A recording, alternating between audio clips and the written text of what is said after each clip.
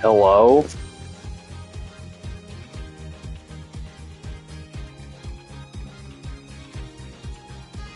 Goddamn shitty motherfucking bitch tits. I can cuss now. Beginning of YouTube without getting marked as like porn or something. We're off to a good start. I started up the live stream, and the PS5 showed it was streaming. And it just wasn't. It does that like every time I try to start a stream.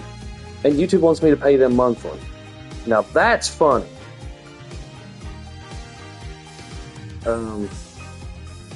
I've got an extended weekend, so I'm going to try to do an episode a day like I said I would.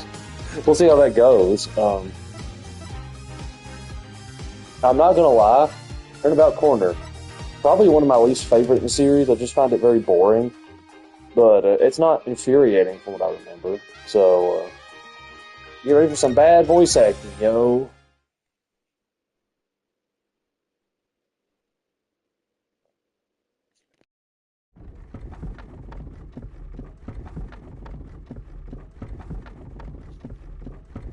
As long as we draw breath, the wheel of fate turns.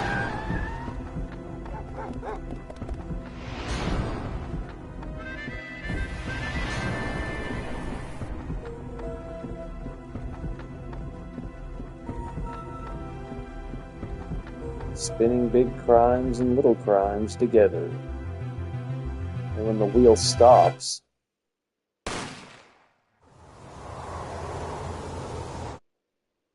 you die.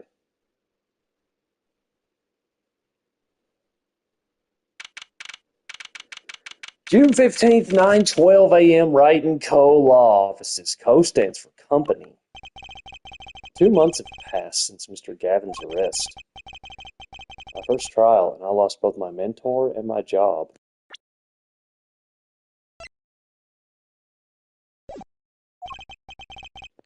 Yeah, I'll admit it, I was screwed. But even when I hit bottom, I told myself I'd never come here. Honest. Here being the legendary Wright & Company law offices. Okay, Justice. Time to stop trembling. Ah, you must be here for the interview. Right this way. There she is. Hello there, you found the right place. Welcome. What's with this girl? It's not like I recognize her or anything. Well, now, shall we begin? Begin what? Right, first things first. Any special talents? Talents? Yes, well, you must have at least one. Well, I guess defending? Defending. An unusual talent, but it'll do. A little jazzing up, of course. You think so? Let's give it a go, shall we? Huh? Go ahead, show me. Defend. Just give it all you've got. Don't hold back now. What are you talking about? I can't just defend here. First lesson. A professional can perform anywhere. Thanks. We want people to be laughing with us, not at us. Thanks. But I'm not sure why they should be laughing at all. What? What exactly do you think you came here to do? What? Defend? No? Excuse me, but do you know where you are? Huh? The Wright & Co. law offices, right? Oh, I was afraid of that. Don't worry, you're not the first.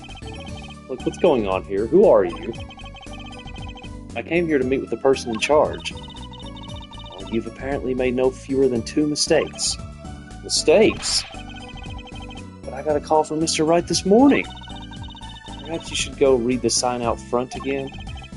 What's there to read? Look, it says right there. Oh. Why does it say Wright Talent Agency? Welcome to the Wright Talent Agency, where you've always come to the right place. I'm Trucy Wright, CEO. I'm a magician. It all came flooding back. The trial. That girl. Hello, sir. Please pick a card. And the locket that Phoenix had. That's right, she's my daughter. I promise I'm not sleepy. Trucy Wright. Here, check out our flyer. So, what's your name? Apollo. Apollo Justice, attorney at law. Nice smooth icon. Give me just a second.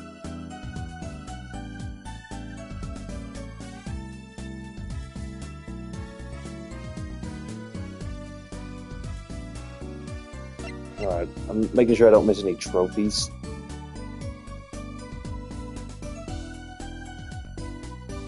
There's some optional stuff to do. I'm just making sure I don't miss them. Okay. Here's one of them. Whoa. Oh, don't touch Mr. Charlie. Mr. Charlie? He's been in this office much longer than I have. Daddy's mentor had a great fondness for Mr. Charlie. He's lived here since Daddy was a rookie attorney. Huh. Mr. Charlie. Right. Now I take care of him. All these legal books must be Mr. Wright's leftovers. There's a lot of unrelated books in here, too. One Trick a Day, Magic for Idiots. You'd think a pro magician would aim a bit higher. That table doesn't look very sturdy. You've never seen one of these? It's a magic table. So, like, you make this teapot disappear? So you might think, but that's not it. Before your very eyes, the contents of the pot change. From Earl Grey to Darjeeling. Whatever that is. Kind of hard to see the difference, I think.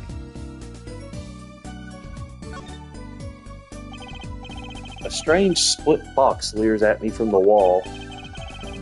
Is this one of those boxes for cutting people in half? That's right. This cabinet is used for an illusion called the zigzag.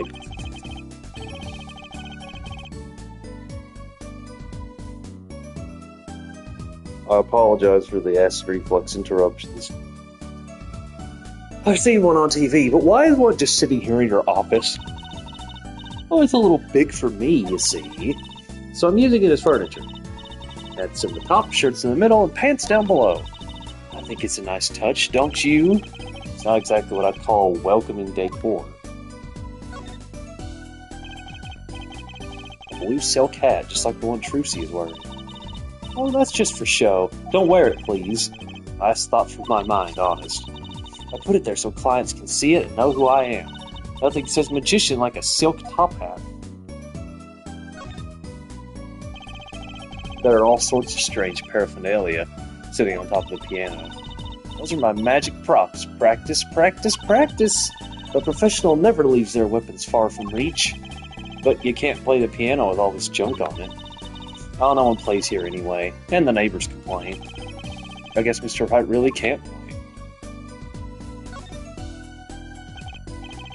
An old sepia-tinted photo of a man in a silk top hat. That's my favorite magician. I want to be just like him someday. Sure, nice. Guess it's good to have a role model, even if he's got to be well over 100. How rude! I love that they can just read your thoughts. Whoa, that fork is floating! Not. Why do you have a plate of plastic spaghetti here? That right there is the whole reason I became a magician. Do tell. I saw a plate just like that in a restaurant once. The floating fork looked so real. That's when I knew. Someday, I'd make magic more amazing than that spaghetti. Spaghetti! That's one of those hula hoop things everyone was crazy about way back when. Really? I had no idea these were that popular. I'm not so bad for myself, actually. Oh, I'm still learning. So you can really make someone levitate with it? Show me! I have no idea how. It's just a normal hula hoop, isn't it? Making sure I got everything.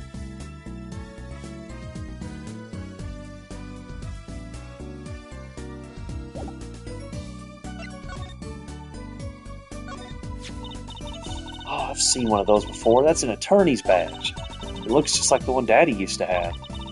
Now, if I take this badge and do this and this, see? It's gone! Hey, my badge! What'd you do with my badge? No need to worry. Just look in your pocket. No way, my pocket? Wait a second, there's something in there.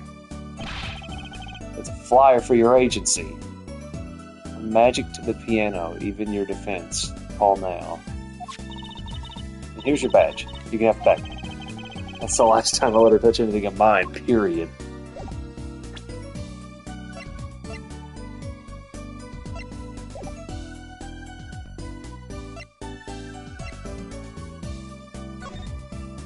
Right, talent agency. So is this really a talent agency? You bet. Daddy started it 7 years ago when he quit law. Of course, we only have 2 people signed up right now. 2 people. Does that include you? Trucy Wright, magician extraordinaire. I've done a lot of stage shows. Paid, too. I'm a professional, you know. Right. Promise you'll come to one of my shows, okay? Let's see. Oh, and the other person our agency represents is Phoenix Wright, pianist extraordinaire. Your dad, in other words. Didn't he say he couldn't play the piano? Our agency doesn't see that as a problem. There are many magicians who can't do magic. At least you're optimistic, I'll give you that. Trucy Wright. So you're you're Phoenix Wright's daughter. That's right. After Daddy quit law 7 years ago, I promised I would keep him fed. So I'm kind of a sugar daddy. Get it? No. I'm in charge of this whole office, too. Pretty amazing for a young lass of 15, wouldn't you agree? 15? How old is Mr. Wright? Daddy? Oh, he's 33 this year. I'm sure there's a good explanation. I hope.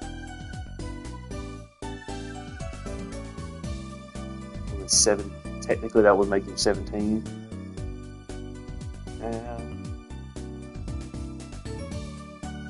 I swear in the DS game, in the original DS version, he was like 40. But if there's a 7-year gap between 3 and 4, this is a much more reasonable age. Question mark? Phoenix Wright. About Mr. Wright giving up law. It's because of that incident 7 years ago, wasn't it? You know about that? Not the details. I remember the news, though. It was a big deal. So I hear. I was too young to understand what was going on. I'll ask Daddy about it next time I get a chance. Daddy, right. That reminds me about Mr. Wright. He gave me a call this morning to come in. Daddy's not here right now. He's in the hospital. The hospital? Yeah, he's on strict bed rest until he gets better. What? Okay, which hospital is Mr. Wright in? I'll pay him a visit. Oh, the Hickfield Clinic. It's quite close. Right, well, I'll be going now, and I'll give this showbiz gig some thought, okay? Wait, I'll go with you. Goddamn. June 15th, 9:45 a.m., Hickfield Clinic. So this is Mr. Wright's hospital. Oh, fucking God. I forgot about this motherfucker. He debuted all the way in the second game. I don't have any viewers, and trust me, if I did, they'd all leave right now, but what voice do I give this man? Trust me, I'm going to need some consultation after this. Visitors, are you? Yeah, are you the doctor? Yep, Dr. Hickfield's the name. Good morning, Doctor. Oh, hey there, Trucy. Cute as ever. You're 15 years old. Is this Daddy's room? Oh, yeah. Except he's gone for a morning checkup. Be back soon. How are you, Miss Trucy? Got any places you'd like examined? Doctor, the nurse was looking for you. Why, if it isn't the daddy of the cutest little thing in town. Guess I'll be off then. Later, Trucy. Wow, what an odd bird that guy was. Good morning. Didn't expect you so soon, Apollo. Mr. Wright.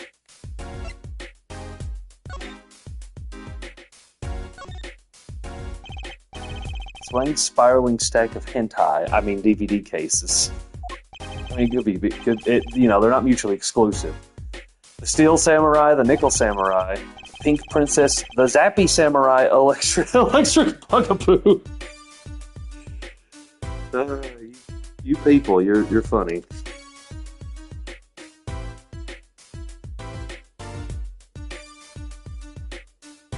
Hold on. PSN profiles is being a stupid piece of shit.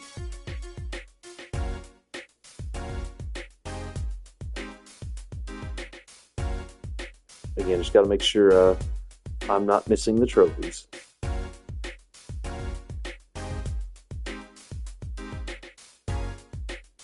Also, I was definitely not looking up Phoenix Wright's beanie on Fangamer. That's not what I was doing. They're all children's action hero shows. This kid I know keeps sending them to me. Like a niece or nephew? Something like that. I like the collection. This kid's parents must be really generous with their allowance. Mr. Wright doesn't seem the type of kid you'd like. Who could he be referring to? Cody from like the third case of the first game? Would he be an adult at this point? I should probably play the trilogy again. You know, I'm like, I've played it 1,000 times. I clearly don't remember everything. What's that on TV? Looks like some sort of action hero show. Oh, I know that one. That's the Sniffling Samurai. Too real. My nose has stopped up something horrible. His booger flick attack is a big hit with the grade school crowd. I had no idea you like this kind of stuff, Mr. Wright.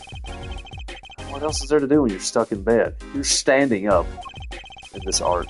Besides, the episodes will just keep piling up if I don't keep up, you know.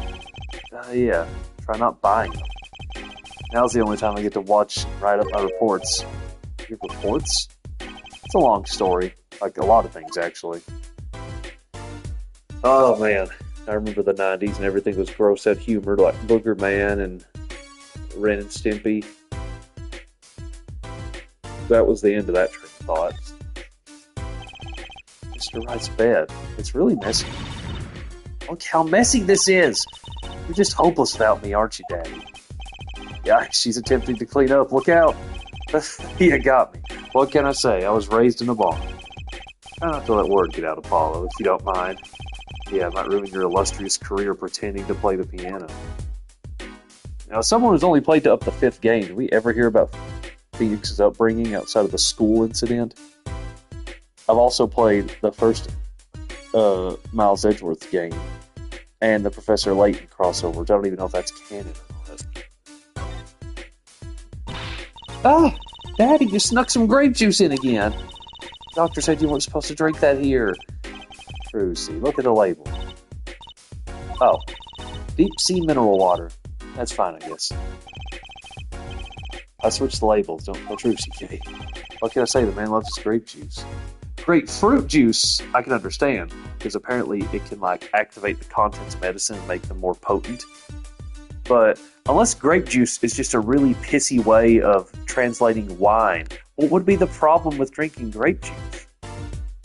I'd rather someone drink that than soda. I'd rather someone drink alcohol than soda. This looks like a child's toy piano. Man, Apollo, you've certainly got an eye. Gotta practice. Well, I want my fingers to get stiff. Bro always keeps his weapon close at hand. Shall I play you a tune? No thanks. Oh, how unfortunate. I so rarely get a chance to play. I need to practice guitar. My fingers are softening up as well. There's another bottle.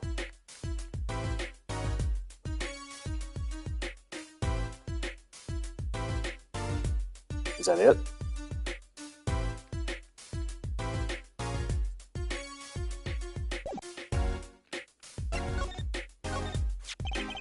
What's that? Looks strangely familiar. How could you not recognize an attorney's badge? It's been 7 years. I've forgotten a lot of things. I guess some 7 years are longer than others.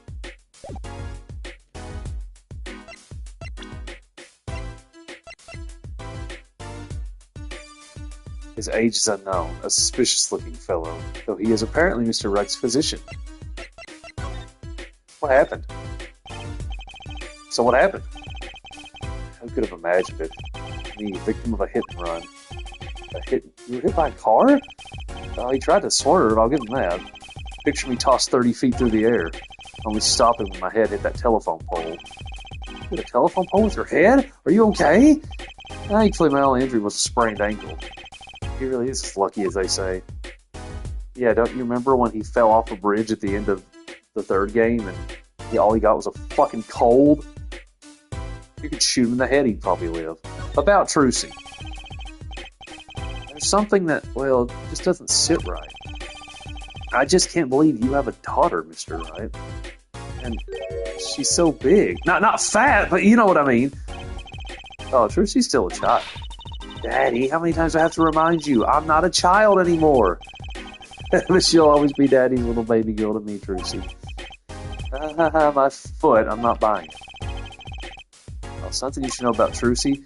She's a magician, right? She told me. Not a mere stage magician. She's a genius. Aw, Daddy. You'll soon come to appreciate her talent. You could just tell me things instead of insinuating. Well, buddy, we got 2 more episodes left after this one. You might as well get used to it. Right Talent Agency. So why did you contact me? What could the Right Talent Agency possibly want with me? No need to get prickly now. I didn't ask to be dragged in like this. Didn't you come into the office of your own free will anyway? Yeah, of course. Help, we're in big trouble here at the office, big. I thought someone was dying. So you don't think this is big trouble? My talent agency represents only 2 people and one of them's in the hospital? That's right, Daddy. How are we going to pay this month's rent? And the groceries? Yeah, that's the problem with such a tight operation. It's a symbiotic relationship. When one of us falls, the other 2 must fall. And this isn't exactly a suitable conversation to be having with a 15-year-old kid.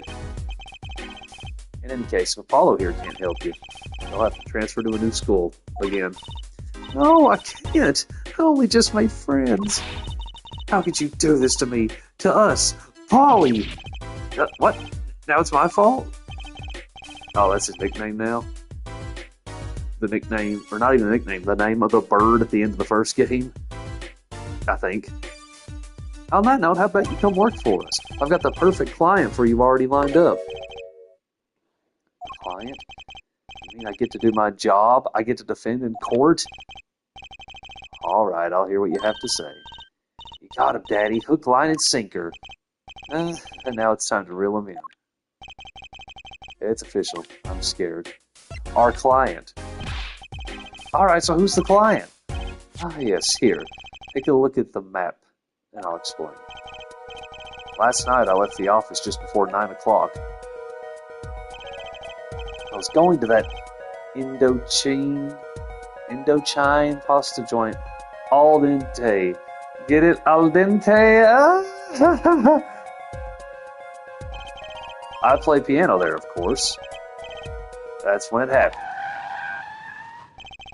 The car sent me flying. Nicked the telephone pole and zoomed away. Creepy, huh? Just a tad. It's almost as creepy as hearing you tell the story like it was no big deal. The car sped off in this direction. So, good luck. Huh? You wanted a client, didn't you? Oh, I'm your client. I'm the guy who knocked me into that telephone pole. Well, hold on. I'm a defense attorney, not a detective. Don't worry. Once you've found the guy, I intend to sue him. And you can stick it to him in court. I'm not a prosecutor either. I'm sorry, but it's just crazy. I'm going home. Don't get so worked up. It was just a joke. Huh? Oh, Daddy. Sorry, Apollo. He just loves jokes, you know. Even the ones that aren't very funny. That much is true. Your real client should be stopping by the office any time now. The office? You mean the talent agency? Well, I'm going. It's not like I have anything else to do. One more thing. Do look into my accident, too, would you? I marked the scene of the tragedy on this map. It's right in front of this park. Should be easy to find. So he's going to make me investigate this after all. Map added to the court record. Shows the area around Mr. Wright's office. I've marked the location of the accident on your map. Find the criminal who knocked me into that telephone pole.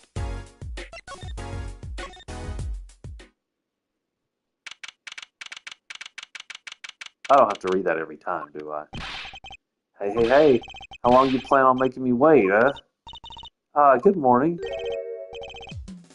Hey there, Trucy doll. Sounds like your pop's had a bit of a rough spot, eh? All's well that ends well, I guess. Those are big-ass eyebrows. This is our client? Hey, so this is that Apollo fella, eh? Oh, yes? Name's Apollo? Look at him there, arms all crossed-like, ready to fight. Yes, sir. You don't mean that literally, do you? The boss told you what I need, right? Don't let me down now, Apollo. Don't worry about your defense, sir. I'm on it. Defense? Your noodle half-cooked? It's too late for defense. My castle's been stormed. My keep's been kept. My noodle stand's been stolen. A noodle? You know, Mr. Eldoon from the noodle stand, don't you, Polly? Do you get it? Do you get? Because his name is Noodle backwards.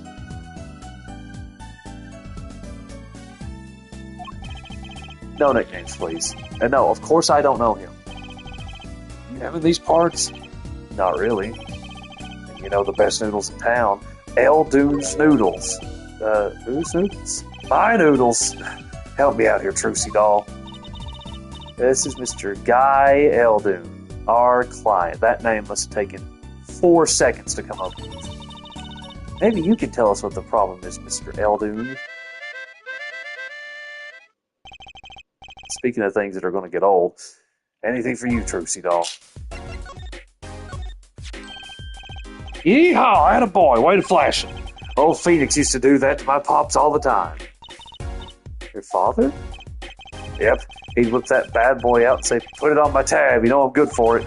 A tab at a noodle joint. That's pretty funny, actually. Sorry, fella, but the only business I'm concerned with is my business. You gotta help me out. Get my business back.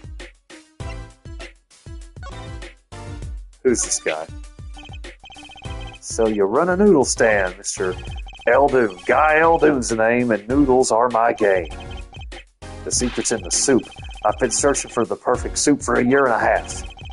Oh, that's not that long, really. My family's been noodle men for generations. Got a lot of expectation on my shoulders. 15 fathers passing the noodle to 15 sons. That's a pretty old noodle.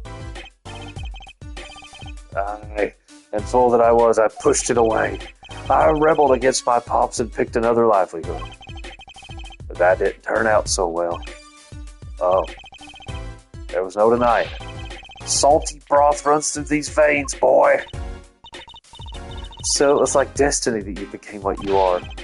Right, destiny's the word. Oh, I fought it, but in the end I was bound by the twisted noodle of fate. Not a mental image I care to linger on.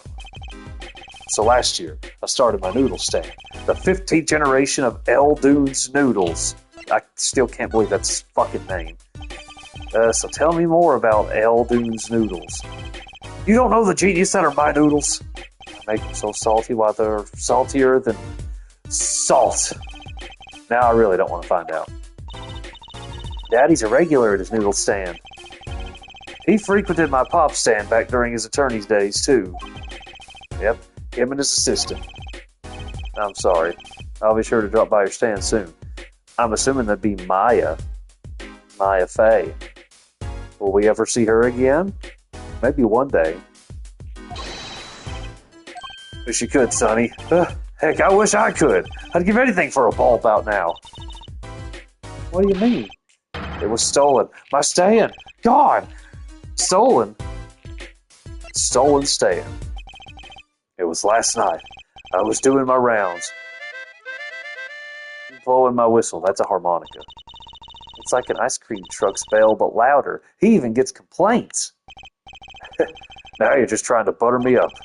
That sounded more like the blues than a whistle. I closed up my stand for the night and parked by the house. Then this morning, dark and early, it was gone. My keep, my castle. Ooh! I'm angry. Maybe some bum carted off Jesus, Paula. Sketching here. Oh, I don't care who did it. Without that stand, I'm finished. Get it? Because his hair looks like noodles and he's eating some of his hair? All my noodle balls were in there too. That's the saddest thing I've heard all day. You know it. Anyhow, that's the deal. Good luck.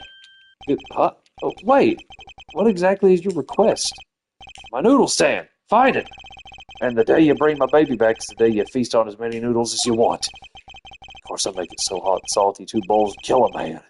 Then I'd really need defense. Speaking of defense, that's what I do. I'm a lawyer, not a detective. This is where I live. You drop by if you need any info, okay?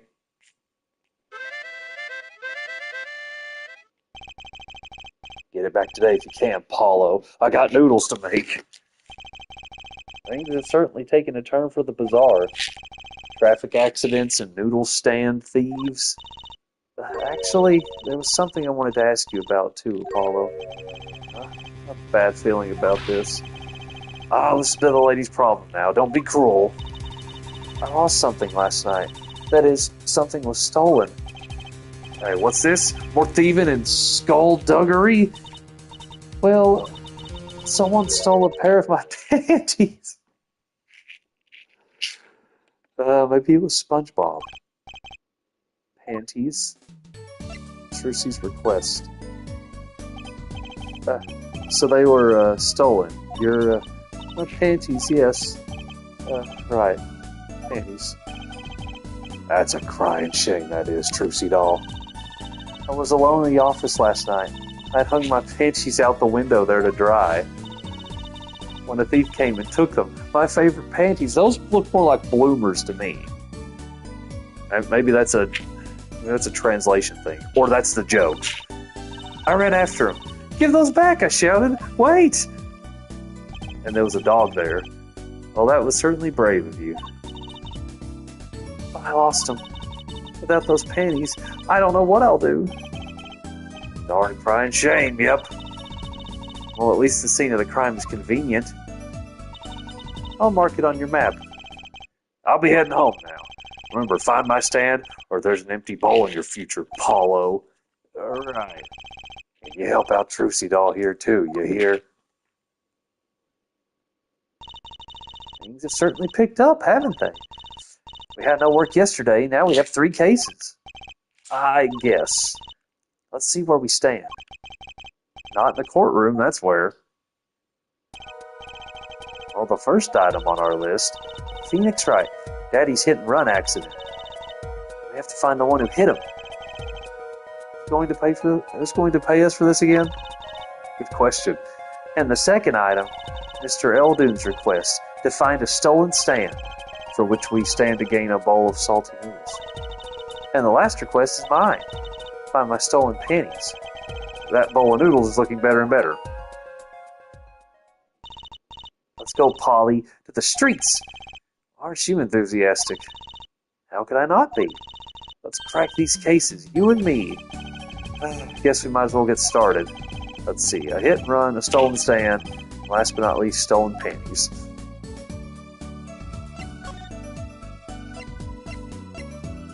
Well, let's go to accident scene. June 15th, accident scene. Well, that's awfully descriptive. 46, proprietor of the noodle stand, Eldoon's Noodles, once stolen stand found.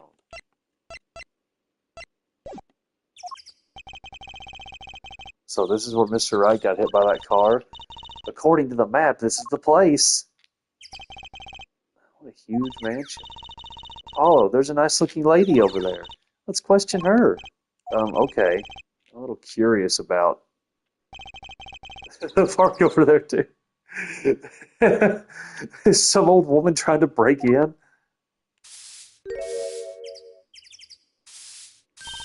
Excuse me, can we have a few words with you?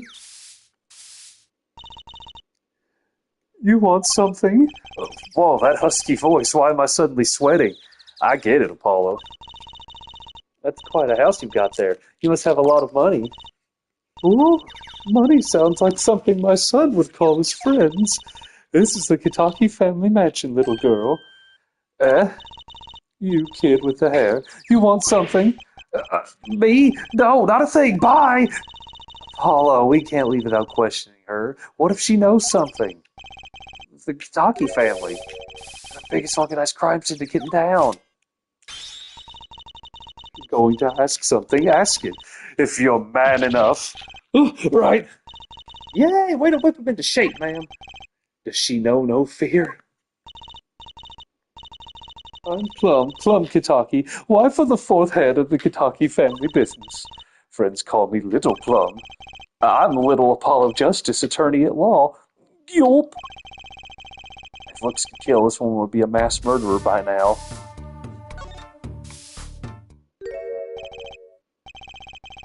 Okay, I didn't know the right analog stick went back and forth. Who's that? She looks like she's from a different game. She's looking at the park.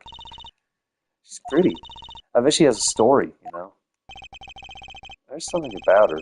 She seems to be in a bit of a rush.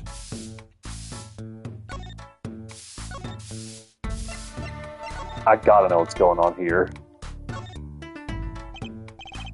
Looks like there's some trouble by the park gate. I smell an incident. Ma'am, there's no entry to the park. Now, don't you tell me where I can't go, young fella. I always walk through this park on my way home. Please get down from there. You'll hurt yourself, ma'am. That's quite the determined old lady. Personally, I'm a little more interested in this park. You know what I think? I bet they're filming a movie. Let's go take a look. Maybe we'll see someone famous.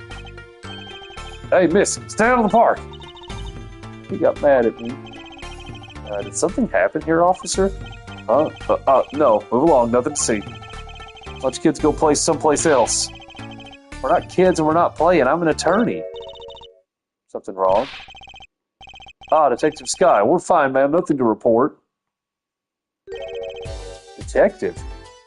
So if anybody's played the 5th case of the first game, which, to my knowledge, is only not present in the original GBA release, and the WiiWare version, unless you got it as DLC. This is the case. That's where she's from. And she was like a little girl there. Like, probably younger than Trucy. Why is she wearing a lab coat? I probably wanted to comment on how people are dressed. And these kids are curiosity seekers, man. They claim to be lawyers. Why don't you kids run along and play someplace else? Look, we're not... Or I might spill something on that pretty face of yours. Want a dose of experimental hydroxyacetylulose trace? I bet that's real, too. Come again? What's hydroxy stuff? Whatever it is, it does sound good. Let's go, Trucy. Try to keep out the riffraff, if you would. Yes, ma'am. That's probably... Isn't that like a racist dog whistle? Or maybe it is when just people like that old lady use it. How are we going to get more information like this? Why don't we ask that nice woman across the street? Oh yes, that nice woman. I don't know what sound to make there. I gotta say, I'd really like to know what happened here. Hey, I said no one goes in! Unless you want a face full of hydroxy yada what's it? No dice.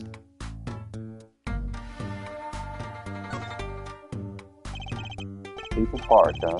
Kind of an odd name for such an empty place. I wonder why it's named that. There's something written on the gate post. Huh? Oh yeah, it says, donated by Big Wins Kitaki. You mean the Kitaki family built this park? It's so nice of them to give to the community like that. Let's not get too friendly with them, shall we? A gangster building a park, odd move for a crime boss.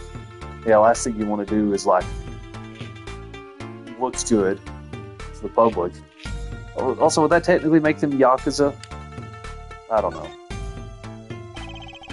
A big trash can on the way into the park. I guess we could check it out. A detective's life sure is a hard one. I'm an attorney, huh? How are they allowed to touch it if it's behind the police tape? 2 pieces of garbage with paint on them. But these are slippers. The Maractus, whatever that is. I'm surprised they made it legible, because I don't recall it being like that in the DS game. These are slippers. They look like those slippers you get at the hospital. This Apollo, doesn't this go on a car? It's a side view mirror. Looks like it was torn off when it smacked into something. Someone. Well, you don't think... I do. This could be from the car that hit Mr. Wright. Wow, he took off its mirror? I never knew Daddy's so strong. I only have room in my pocket for one of these, though. Which do you want to take? Well, probably the only one that's relevant right now. Mirror slipped into pocket. Torn off the car that hit Mr. Wright, presumably, was found in front of Kitaki Mansion.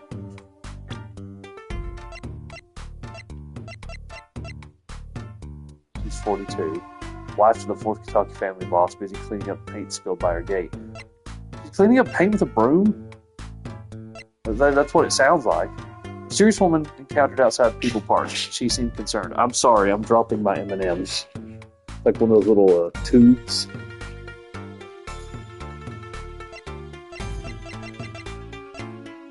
Detective in a white lab coat, apparently in an extremely touchy mood. Get used to that.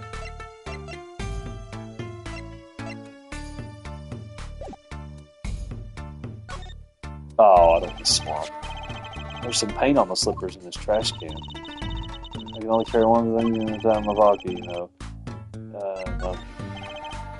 Actually, let's not say we did.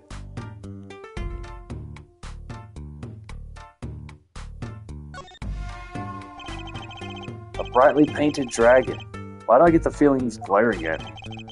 Those paints must have been to repaint this wall. That's right. I called in an artist to do the job right. He's the third so far. The third? The first spilled paint all over the entrance here. The second on my kimono. So No, don't tell me. It's better that I don't know.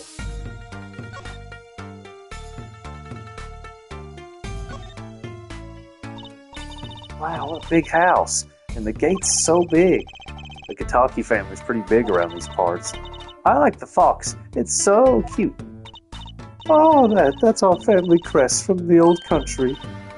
Your family crest? Clever as the fox, and our teeth are sharp. So it's like a motto. You need a crest too, Apollo. Ooh, how about the Scales of Justice? Or a lunar lander? I'll pass, thanks. There's paint splashed all over this gate. What a mess.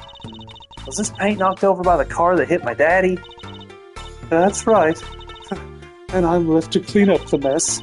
You find whoever did this, bring the scoundrel by, would you? Of course. Then you can make them clean up their own mess. Oh, you're cute. Naive but cute. When I find whoever did this, you can bet I'll be doing some cleaning. There's nothing I dislike so much as a mess. Ooh, I wish I could say cool things like that. I'll bet you do. I'd laugh if my teeth weren't chattering so hard. Gulp.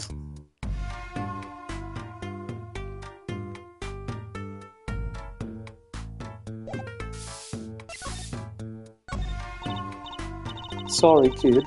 I got no idea what you're talking about. The Kitakis. Plum? That's a really cute name for someone, so... Yes? Whoa. What is it, Apollo? How about you go through me when talking to her, okay, Tracy? That seems like a bit of a needless procedure. I'm a lawyer. I live for needless procedures. Oh, little girl, you should know.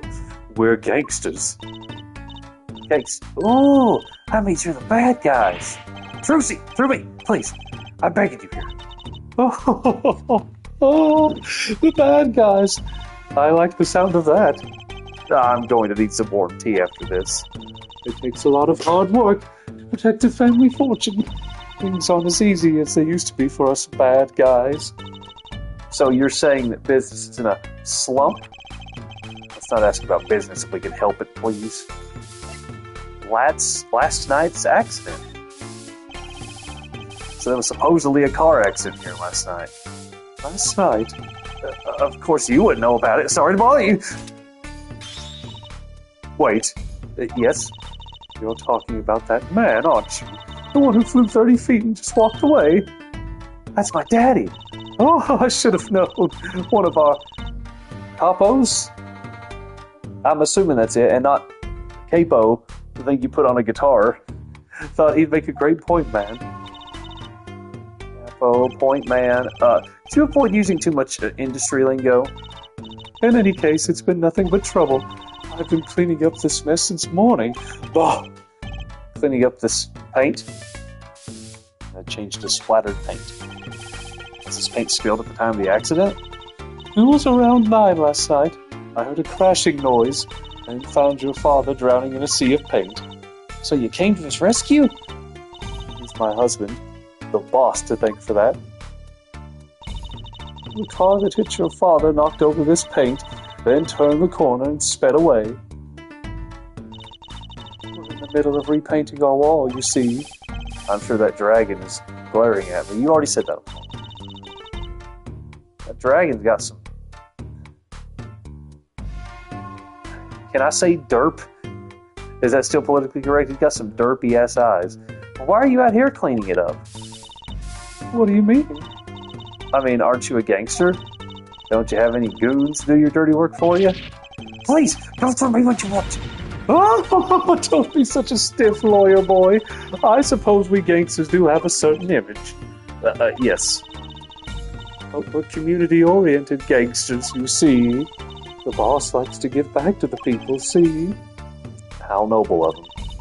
I availed myself of the public facilities to get rid of all the garbage.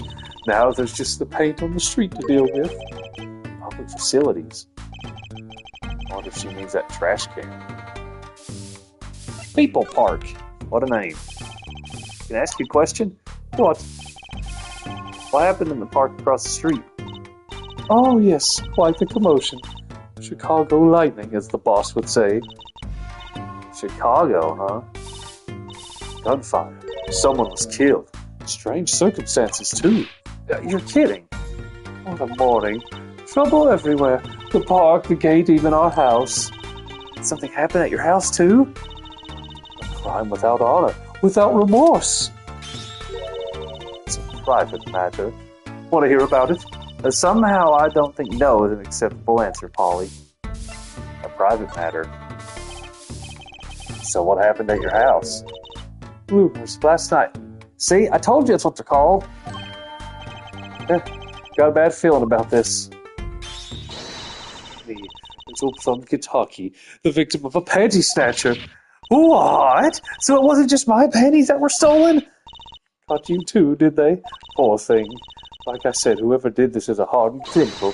It wasn't you, was it? No, of course not. Mercy. I've heard word that panties have been disappearing lately, and the missing panties all have something in common. It's hard to imagine Trucy and Mrs. Kitaki's panties having much in common. I just imagine Mrs. Kitaki's panties. Yelp. And now I've got to... I'm kidding.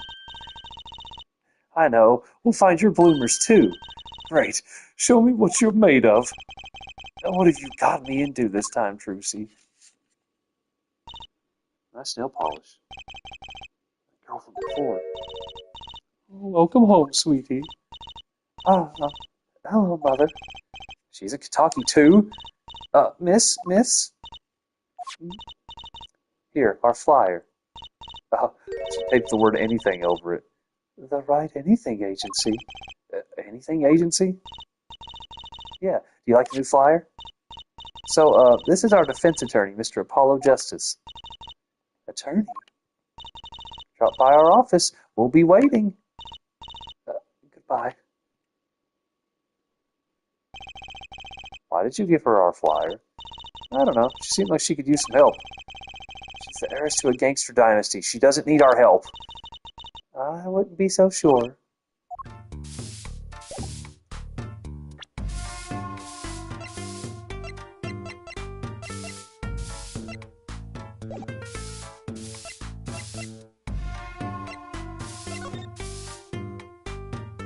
Yeah, because normally, like, these arrows would be on the touch screen. The only thing the touchpad does is autoplay. Scene of the stand theft. No! That's what the sign says. June 15th, scene of the stand theft. So, what's this place? This would be Mr. Eldoon's house, silly. Oh, so this is where his stand was stolen from. I can see a piece of evidence lying on the ground already. Hey! Look, there's a police car parked over there. You're right. What's with the sparkly entrance? What is this place, a hospital? There's a sign. Maractus Clinic. Oh, that's where the thief went. Thief? The one who snatched my panties. He ran into this clinic last night. Wait, maybe that police car's here to find my panties. I doubt it. Well, there's only one way to be sure. Let's investigate. Oh, there you are, Sonny. Oh, you find anything yet? No, not yet. The longer you loaf around here, the saltier your victory bowl gets. Just remember that. There's a bowl of noodles sounding less like payment, more like punishment.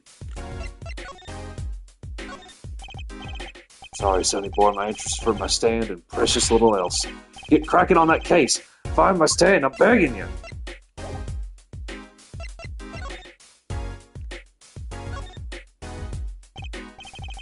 It's quite a sign. I take it that's no as opposed to old. Oh, you like it? Made it myself, I did. I meant to write noodles, but I ran out of space. Prior planning prevents poor performance. Nice alliteration. Lucky for me, it spells a word all by itself, and spruces up my image, it does. It does have a certain power of willful denial thing going on.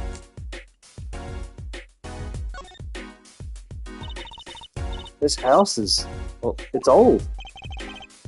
Been well loved, that's for sure. I've lived here with my wife for many years now. It's got character, though, just like my soup. I've always thought character was a positive thing. Doggo. Look, a doggy. Good boy, Salty. I'm sure the dog has a real name, Trucy. Yep, sure does. Name's Spoon. And it's a she, by the way. Spoon doesn't seem so lively. She didn't get her bowl of salty broth this morning, that's why. Poor little thing. Although, let's find that stand soon, for Spoon's sake. I'm pretty sure dogs aren't supposed to eat noodles. I wouldn't know. That's the place. Right there. That's where I kept my stand. Covered all nice and pretty with that blue tarp there. So you use this plastic sheet to cover your stand at night? I see. You see? What? Did you figure out why it was stolen? Well, no, but it does suggest that the thief knew what he or she was looking for. Or they. They clearly knew what was there, what was under that sheet. So it wasn't one of those casual drive-by stand snatchers, you mean? Not bad, Sonny boy, not bad at all.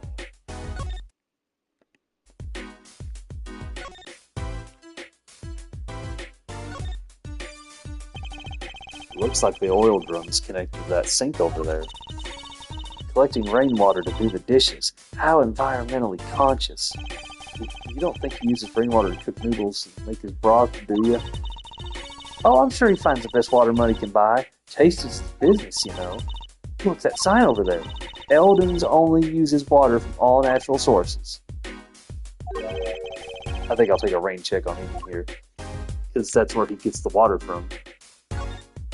Save the light. There's a handwritten sign here. Save the light, indeed. Mr. Eldon's house is practically in the dark here.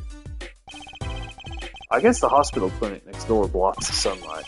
Everything's gone wrong since they built this monstrosity. Broth needs sun or it rots. What's a man to do? I just want my customers to get food poisoning so they can turn a pretty profit. That seems like a lot of trouble to go through for a few extra patients. I don't know why, but I just got like a flashback to Danganronpa, where I used to play it with the PlayStation VR headset. I don't have one anymore, but there were so few VR games at the time that weren't just like demos. So I just put on the headset and played it. There was like a VR Danganronpa game that was like a 5-minute little tech demo. I'm just ranting now. Because Danganronpa is something I need to finish. I only did the first 2, but that's one of those things you can't stream. I don't remember if it's like NIS or Spike Chunsoft, but they're a lot like Atlas or Toei. They don't want you streaming or taking screenshots of their games.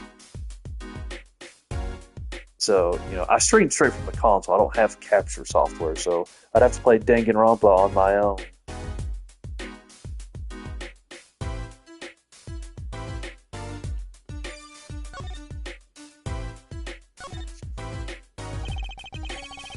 I'd understand if there was an ambulance outside, but a police car? Maybe they're tax evaders. Sorry, miss. No going into the clinic today. Did something happen? Also, where are you? No, nothing to see here. Move along. You'll have to find someplace else to play doctor. Do we look like the writers to be playing doctor? Oh God, I'm not responding to that. We need a little more info on this Maractus clinic. Well, you could ask Mr. Eldoon. He is their neighbor and all. And we should check out that garage. What if the thief who stole my panties is still in there? Bargain. 3 shots for the price of 1. Oh, man.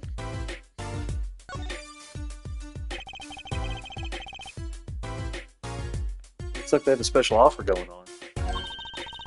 3 shots for the price of 1. Ooh, now's our chance, Apollo.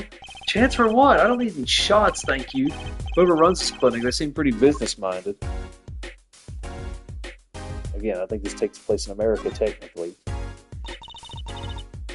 That doorway sure is sparkly. Maractus Clinic, huh? Looks more like a casino parlor than a hospital. It must be quite profitable. Funny, it looks closed. Maybe they're on vacation today?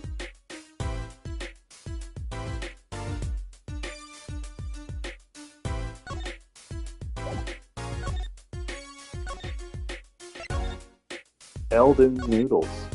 Did you shift slightly? So you're staying.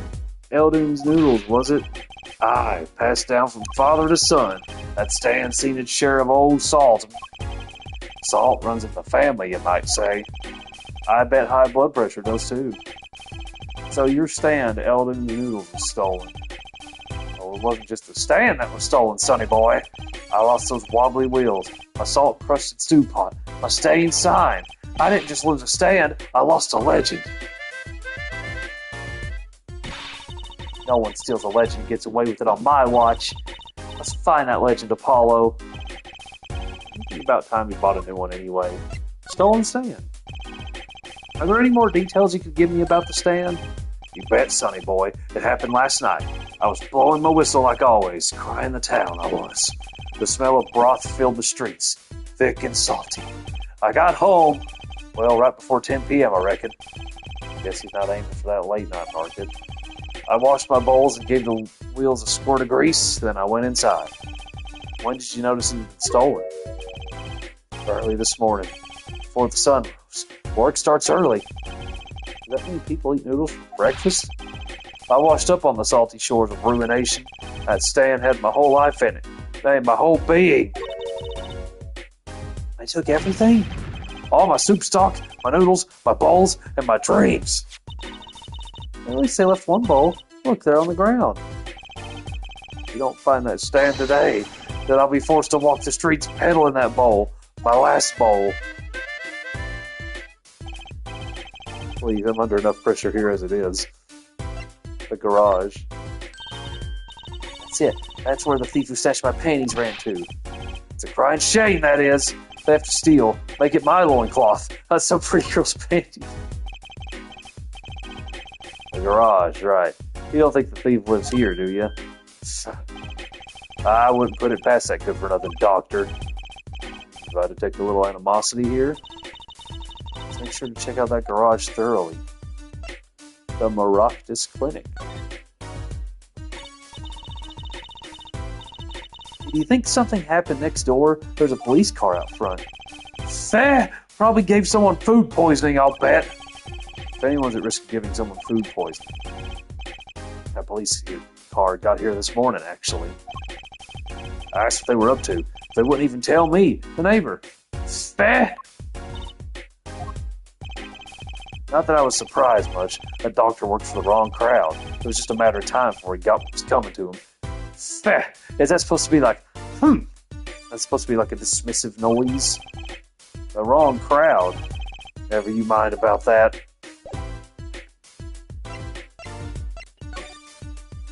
Maractus Clinic garage. There's so much here. This is the place. This is where that panty snatcher ran. Are you sure? Maybe. Let's look for clues. Clues to a panty snatcher. Clues like a pair of panties. Trucy? Did you try not saying panties so many times? There's definitely something I gotta check here. Give me a moment.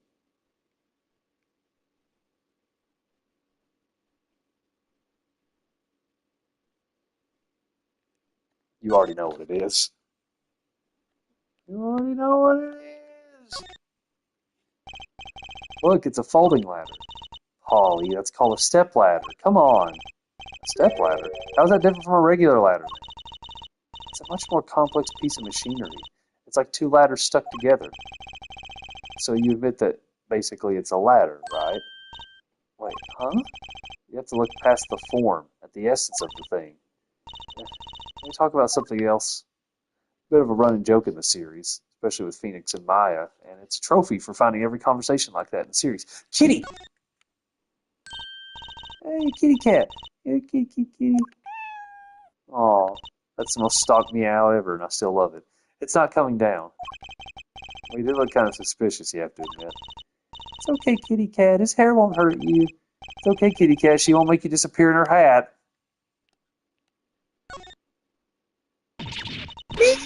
Someone's there! Oh, it's just a gold-painted human skeleton. It's a human skeleton, and painted gold. There's a mannequin hand waving to us from the box behind the skeleton. This place just screams hospital storage, don't you think? It screams something, that's for sure.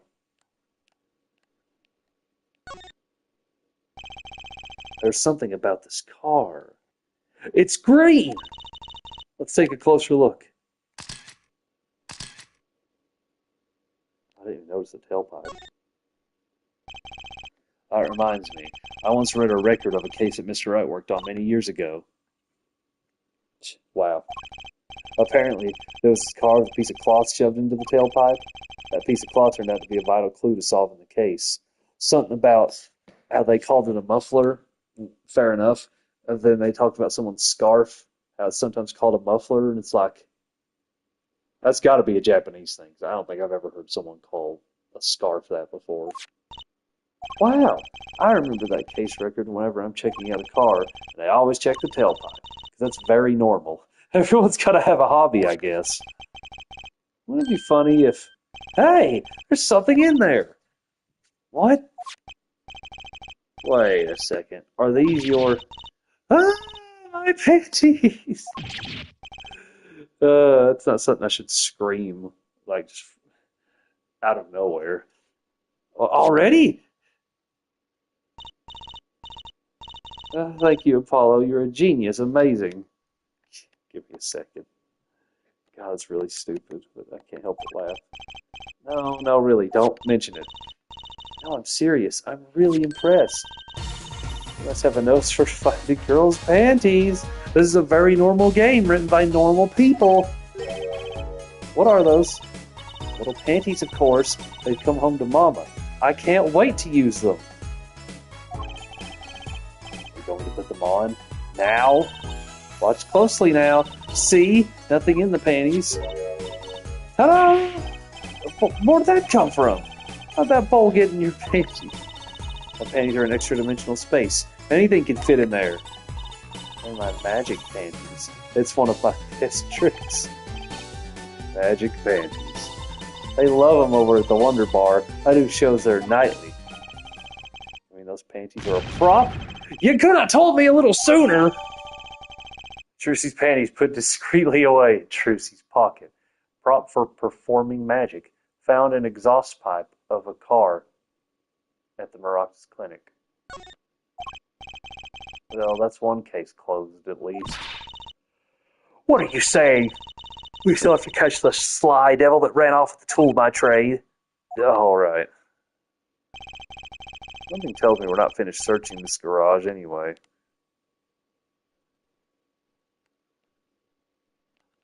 Is that what is that? I don't know what it'd be called. Is that where you pump? Is that where you put gas in? Usually not so high up on American cars. Look, a cell phone. Someone dropped it beneath this tire. If the car moved, it would be crushed for sure. I wonder if it belonged to the doctor here. We should bring it to him later. Cell phone added to the court record. Found in the Miraculous Clinic garage beneath the car. Who could have dropped it?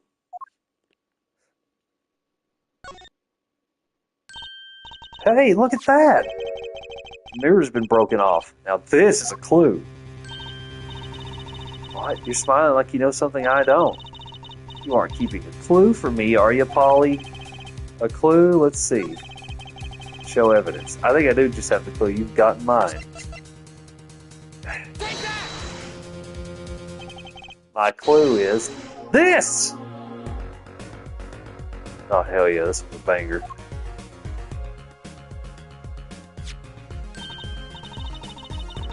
Oh, it's the same color and size and everything. A perfect match. I guess we could check it out. 2 pieces of garbage with paint on them. Look at this, Apollo. Does this go on a car? It's a side view mirror. Looks like it was torn off when it smacked into something. Or someone. Well, looks like we've just solved the case. It's the car that hit Daddy last night. It's sitting right in front of us. Yep. Wow, you put the pro and professional, Apollo. Hey, thanks, Trucy. Apollo. Huh? What is it? Now that we've solved this case, we should go report to Daddy. He'll mope if we leave him alone too long, only him. Okay, he doesn't seem the type to mope, though. This is hardly a case worth reporting.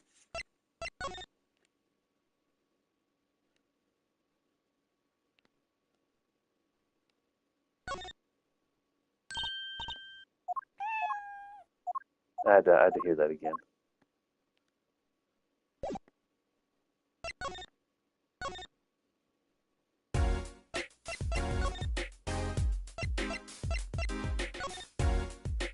You can't just have a map, can you? You gotta move from location to location to location to location to location to location to location. June 15th, Hickfield Clinic. Mr. Wright's gone. Maybe he's gone for an examination. He'll probably be back soon. Let's wait. I think it might take some time. Daddy always loves his examinations. Don't ask Justice. Yeah, don't want to know. Why don't we come back later? Yeah, I guess you're right. Why did you have to come here in the first place? Just to move the story along? Lord.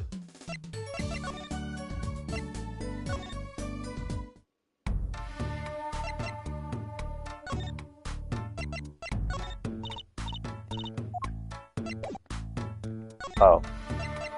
It's yours?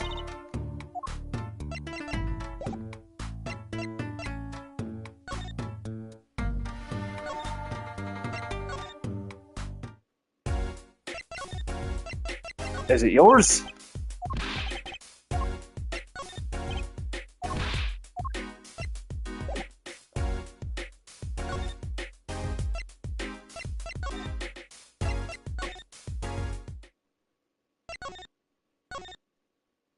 Oh God, I'm in one of those instances where I don't know what to do because it's not obvious.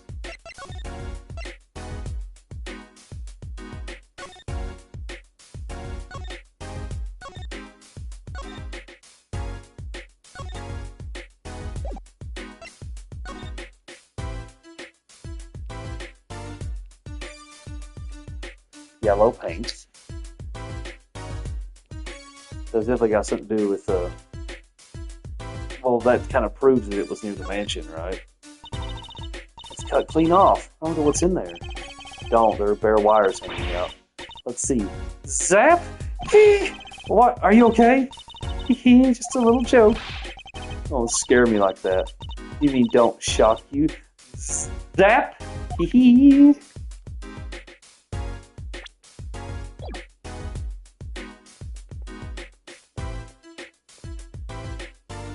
Sorry. There we go. I just said that too. This belongs to a 15-year-old girl, never mind. No clues here. Something the matter? I was just wondering if there was like a switch on these. Of course not! Huh. Mysterious. Oh, do you want to know the secret of my panties? No thanks! I use the magic panties at a stage show anyway. How old's Apollo? 21 or something?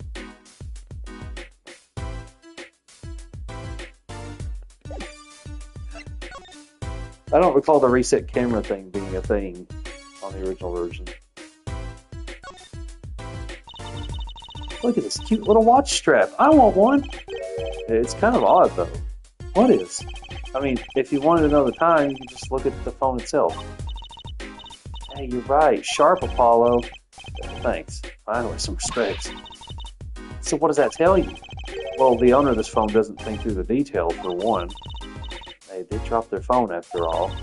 I kind of figured they were a little spacey already. Oh, good point.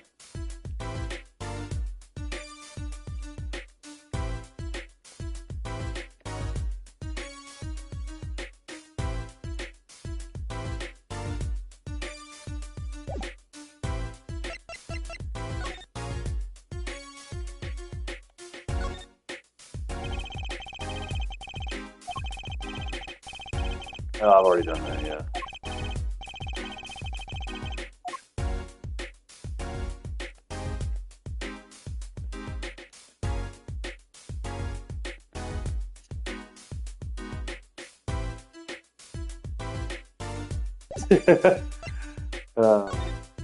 Where do I go? What do I do?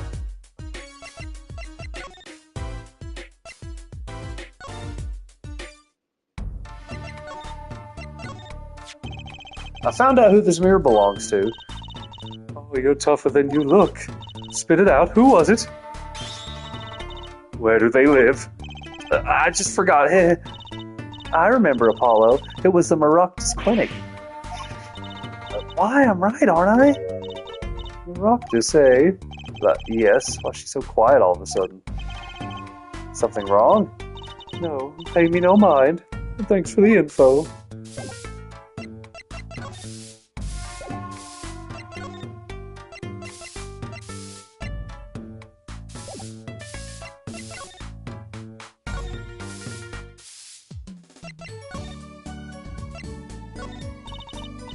What's that, Polly? Oh, I know. You want to see a magic trick. Oh, you've come to the right girl. Watch as I make that evidence disappear forever. Oh, no, don't. Sorry, my bad.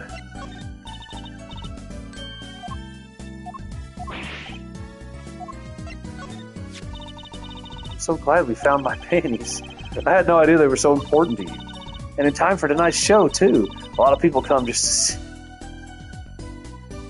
I'm going to take a screenshot of that. A lot of people come just to see my panties, you know.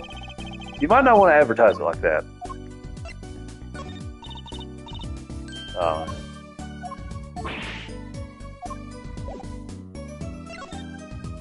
Do I got to do something here?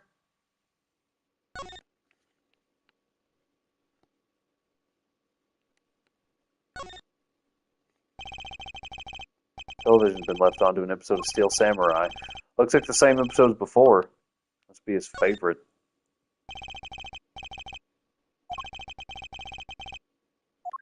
Mr. Wright's bed. Wow, what a mess. Trucy must be in charge of cleaning at home. Swing, spiraling stack of DVD cases. Looks ready to collapse. Better keep my distance. Small children's piano. I guess the man likes pink. Nothing wrong with that. Bottle of Mr. Wright's favorite brand of grape juice. After that trial, I'll never drink juice again. Clearly not a problem with Mr. Wright, however. Why the fuck did you ask me to come here?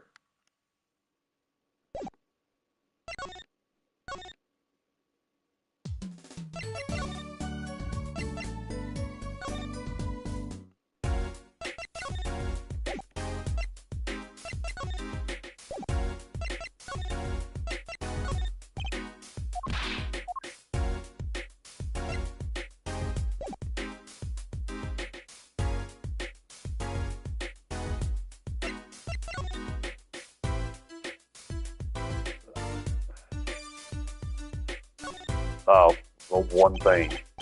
Is this yours, Mr. Eldoon? Hey, that there's the heart and soul of Eldoon's noodles. The bowl absorbed my salty soup. Pretty soon it's going to taste just like noodles. Oh, it does smell like noodles. All my other bowls got taken away with my stand.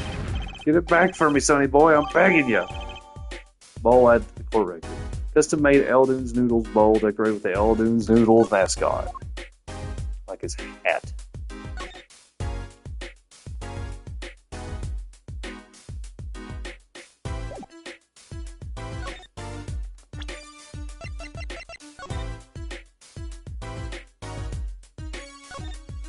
So, it's the Eldoon's Noodles Noodles is the mascot. What's with the redundant S's after the apostrophes after an S?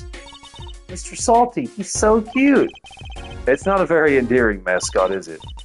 You know, come to think of it, it looks a lot like you, Follow. Especially the red parts. Can I help it if I like red? Ooh, look, I love these little personal touches. Seems a shame to hide it on the bottom of the bowl. When I touched the paint, it flaked off. I must have painted it on by hand with warm professional care. After buying the cheapest paint he could find with cold professional thrift.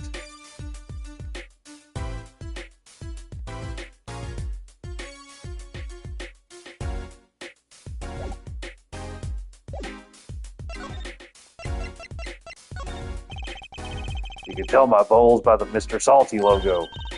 The mascot of Eldon's Noodles. They come to the stand, they sit, they drink deep from that bowl, and when they see the bottom, their face looks just like Mr. Salty's. Genius, no?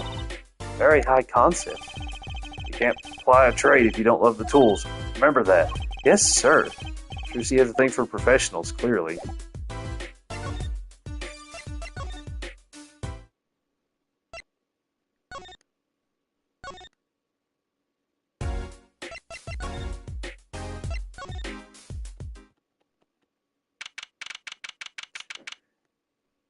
Yeah, you just had to examine everything.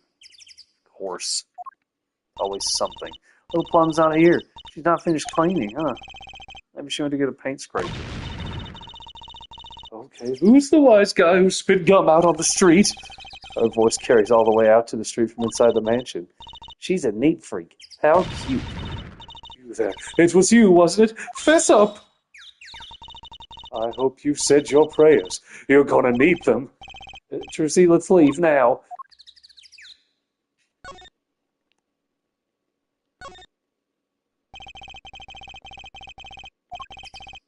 Several colors of paint are splashed across the gate. It's almost dry. It's going to be tough to clean. Impressive gate befitting the Kitaki mansion. It's the nameplate. Kitaki, that's so cool. Short and blunt like any good gangster. Let's change our name. Ooh, how about WAA? Maybe it's too short and blunt. What do you think? No comment. Wow, that's what it sounds like. A colorful dragon turns its baleful gaze at my direction. What the fuck does baleful mean? I'm full of bale. Threatening or menacing. As if to say, abandon all hope you who enter here. Don't worry, Mr. Dragon. Me and Hope haven't been on speaking terms for a while. Oh, that's... Looks like that woman's still causing trouble. Look, no one goes in. That means you. Oh, what's the difference? Let me go. Sorry. That's it. I'm stewing. But I might change my mind for $5. What is she? Some kind of con artist? They're not letting anyone into the crime scene. The guard at the entrance is humming a song. He's got rhythm, actually. Maybe he plays in a band.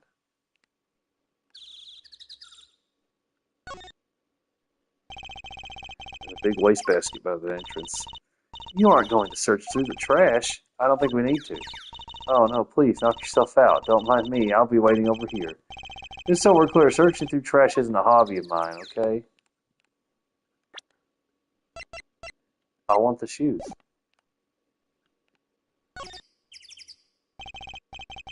Apparently this park was a gift to the Kitaki family, the friendly people park brought to you by organized crime. A very naughty part of me attempted to write, we kill at the sign. That's pretty funny, Apollo. I'll give you that.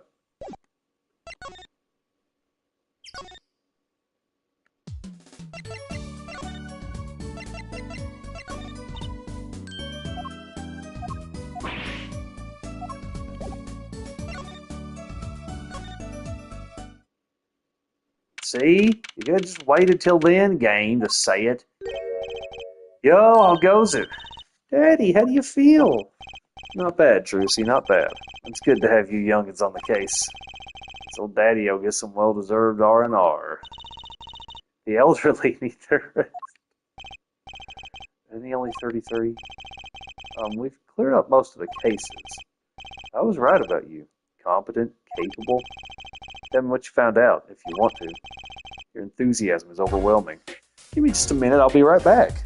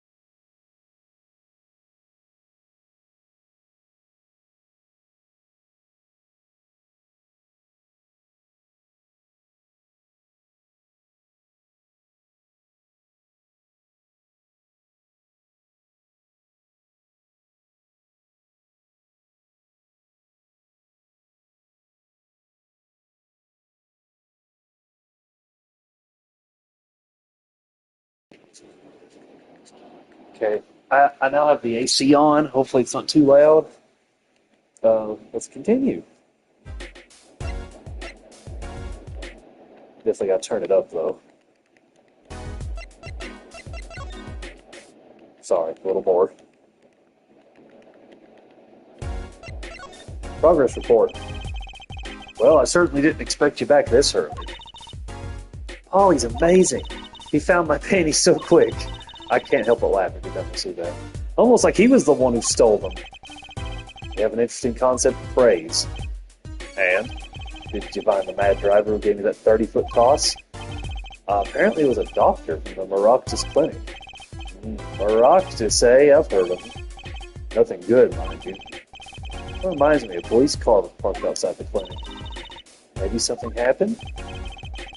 What is this Maractus Clinic anyway? And am I pronouncing it right? Oh, I've heard of the rumors. That clinic's been making good money, in a bad way. Bad? Ties to organized crime. The Kentucky family. The Kentucky family. He did that on purpose. Fucking Colonel Sanders. Some injuries you can't take to a public hospital, see? They use the Maractus Clinic for patch up jobs. Interesting. People Park.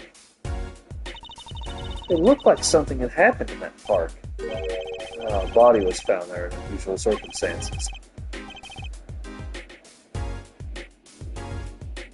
Something more unusual than being dead? It's not our concern in any case. Right, let's ignore that and find the noodle stand. Whatever happened to professional curiosity? Thanks, really. If I get tired of sleeping, maybe I'll head down to this Maractus place. Maybe hit him up for some reparations. A little legal action would do me some good. I was wondering when I get paid. When you solved the case of your accident and found a missing article of clothing. My panties! That leaves a noodle stand. Feel free to drop it if you get stuck. I'd be happy to help with anything not involving money. Goodbye, quid pro quo. Hello, pro bono. Alright. Back to the office to plan our next move.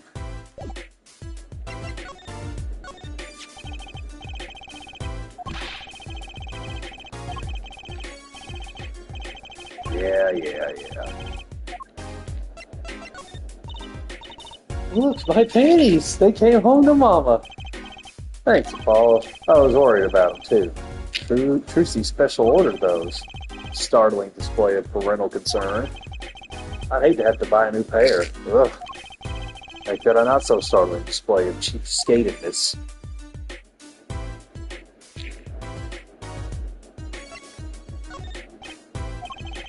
It's actually a relief to be so thoroughly ignored. So this was the thing that led you to the car. Yes, sir. The mirror you knocked off was just the clue we needed. Good work, Apollo. Of course, you might say, I was the one who made solving that case possible. If you don't get points for knocking off a car mirror.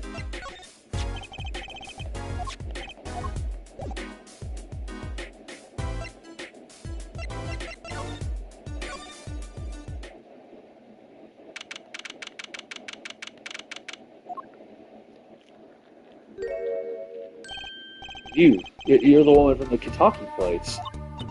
Yes. I knew it. Something's the matter and you want our help, right? Oh, you've come to the right place. This way, please. Thank you. My name is Alita Tiala. Because I think the term's anagram. You couldn't have the same first name unless the last name had all the letters of the first name in it. I have a request. An attorney's badge. So you really are a defense attorney. Please, I'm counting on you. I need your help. Your request. Let me guess. Something's been stolen. Your flyer. It says, now defending, so I thought... What? You want me to defend you? Me? Maybe you could tell us what happened. Were you hit by a car? Did someone steal your stand? Or your panties? No. I'm not the client, actually. The client would be my fiancé, I suppose you'd call him. Fiancé? What happened to him, man? He was arrested this morning. The charge was murder. Murder? Have you heard about what happened at the park?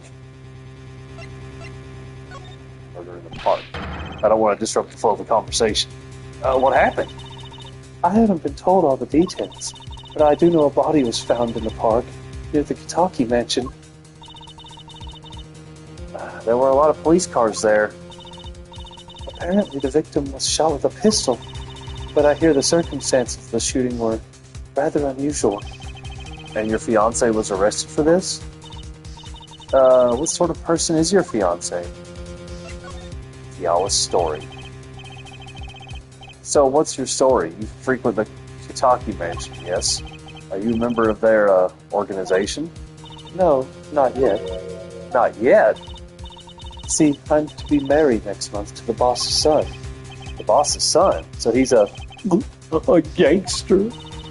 Yes, but the Kentuckys are the locally responsible gangsters. I thought it'd be nice for a change. Quit my boring job, live the good gangster life. I think you're onto something. Mrs. Kentucky. I like the sound of that. I'm not sure your daddy would care much for that. Your fiancé. I thought that had two E's. I don't remember. The fiancé's the Kentucky family's only son, correct? His name's Walkie. Walkie Kentucky. At least I'm pronouncing it right. I brought a photo. And he's a giant fucking dork. Oh, that's quite the photo. Ah, I know. He can be powerful and menacing, but so cute. But if he's the boss's only son, yes, I'm sure he'll take his father's place someday. Hey, I'm a boss already of this agency. Please help my Walkie. Please. Right, our first solo defense case.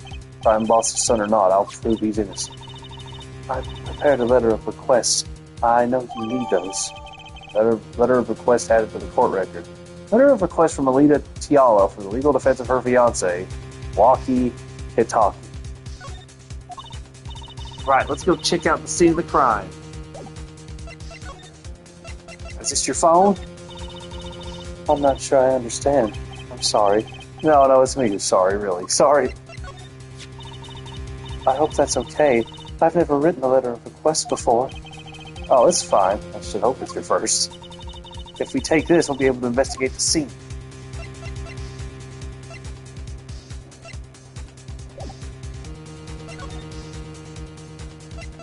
Detention center.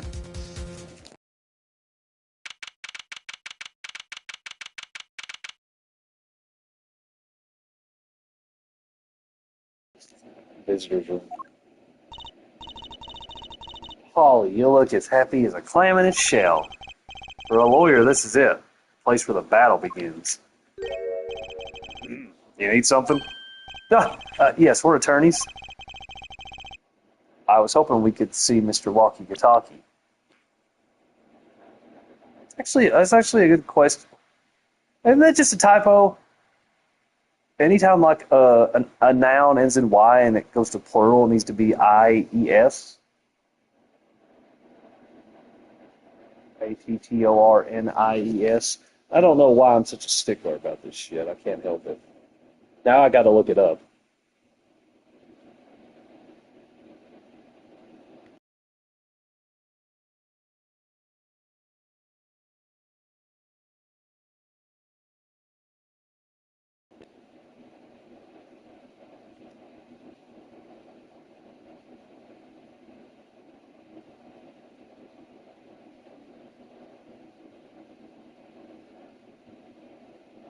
Yeah, that's just a typo. I'm not an English major or anything. It just annoys me. Fix it. I thought we see walkie-talkie. Sorry, he's in questioning right now. It could take a while. Drat. Oh, well, we'll just have to come back later.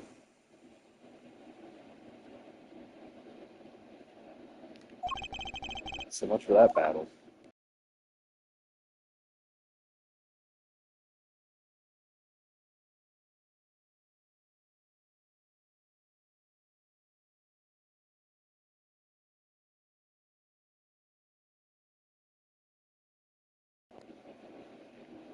You know, I shouldn't be using Twitter now that it's literally like a Nazi haven, but there's this random ass tweet.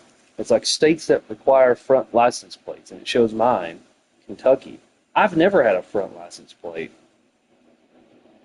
that wasn't like a decorative one, and I've owned like 4 or 5 different cars. I guess it means if you don't have a back one, which, I mean, I guess that makes sense. That's probably like a bullshit thing. Just, you know, they're just trying to like, get attention from it.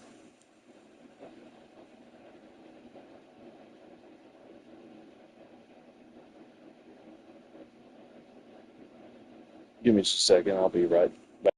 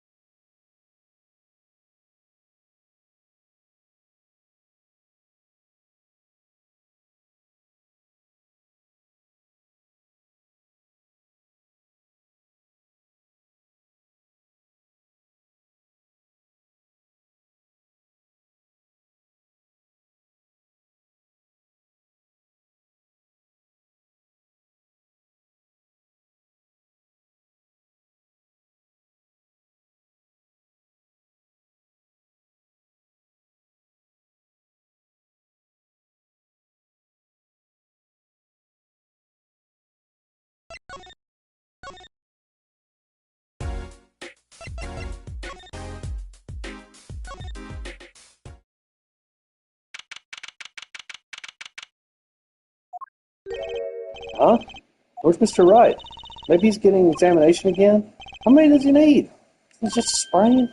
Too bad, Polly. He wanted to show off your request to Daddy, didn't he? What, me? No? Oh, that's a surprise. Let's just come back later, shall we?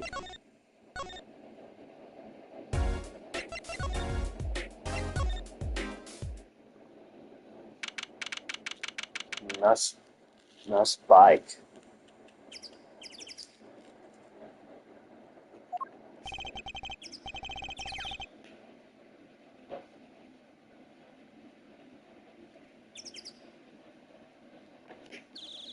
So this is it. My first murder crime scene.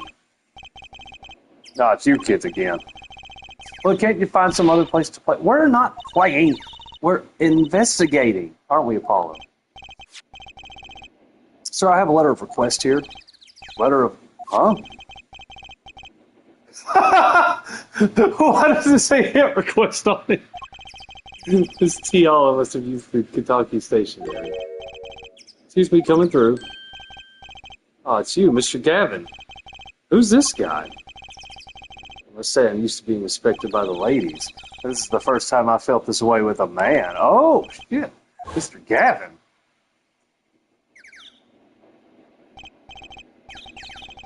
Ah, Fraulein, I don't know how to pronounce that word. What is a sweet morsel like you doing in such a dismal place? Can I help? Yes. The policeman officer fellow here won't let us in. We even have a letter of request. Oh, you must be exhausted standing out here. I will take you to the scene of the crime. Oh, really? By your leave, officer. Yeah, yes, sir, of course, sir. Very well. This way. Fraulein, I'm going to have to look up how to pronounce that. Whee! Hey, what about me? People Park, that's a hell of a mannequin-looking thing. On that note, enjoy your investigation. Thank you. Will we see you again? Ask the wind, Fraulein. I'll be riding on it. If he's supposed to have a German accent, I'm not fucking giving him one. And it's not because I don't know how, it's because I don't want to. And I don't know how.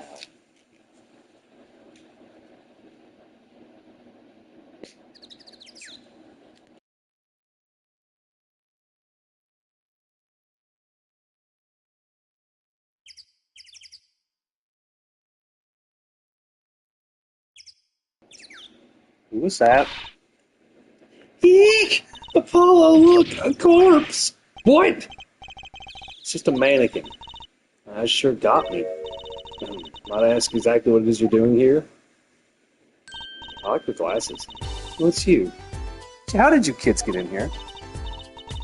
Oh, this guy? Well, he's more like a prince, really. He let us in. Him again. That glamorous fop always getting in my way. Anyway, this scene is off limits. Excuse me? We have a letter of request. One moment. Why is she holding that big magnifying glass?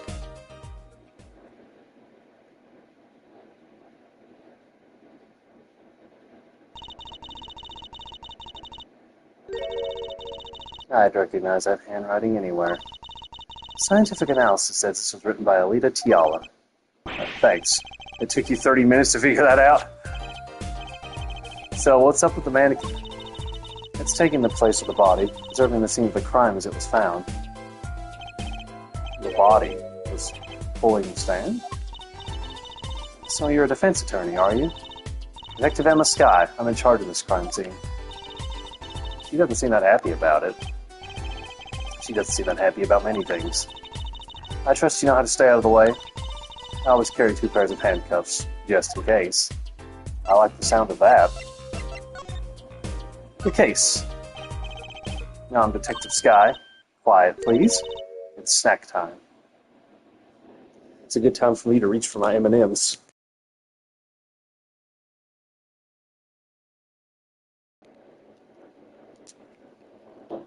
Can you hear me crunching? I'm method acting.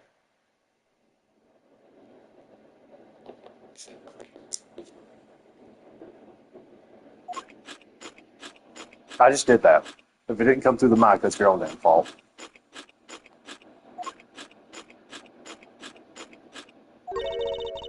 We're not making much progress here. We must not be very busy. I never seem to get a lucky break. Back after 9 years and they won't give me the position I requested. And then I hear he gave up the defense attorney life. Who's he, an ex-defense attorney? I'm just going to assume she won't talk. Yeah. I do like it sped up, though.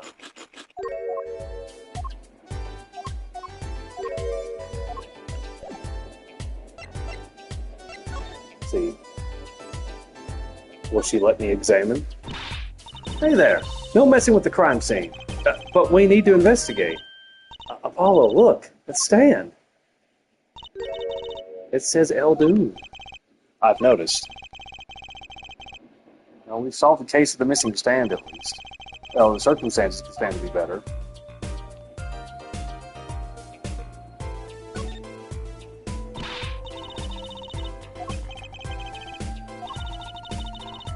There are no missing scene. We need to investigate. Investigations would be carried out by professionals, scientifically.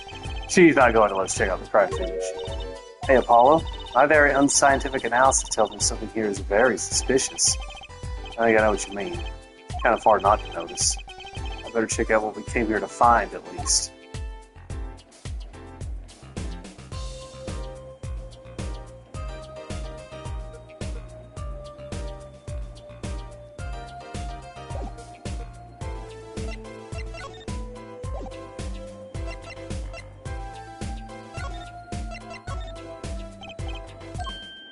Shit. Do I have to present her my attorney's badge or something?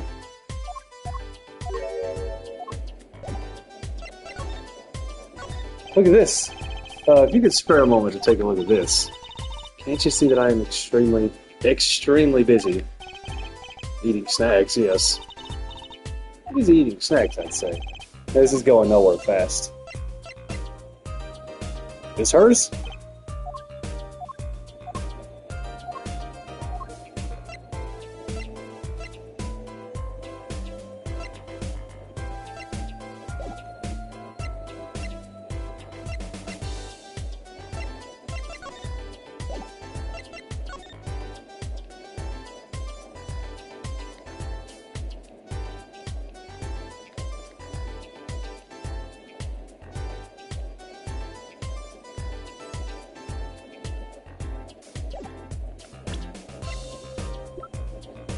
Spitting image of Mr. Gavin. Blew in like the wind, left like the wind. No defendant, heir to the Kentucky family empire and Alita Tiala's fiance. Head detective on the case, obsessed with forensic science, smooth, touchy. Very nice way of putting it.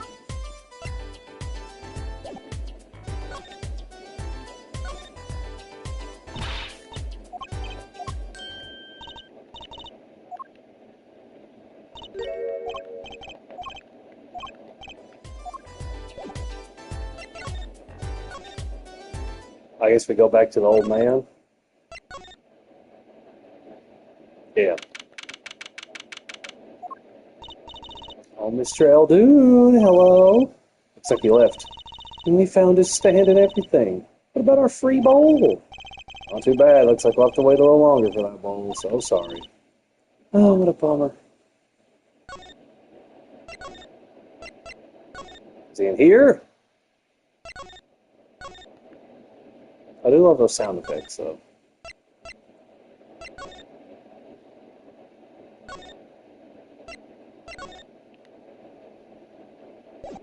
There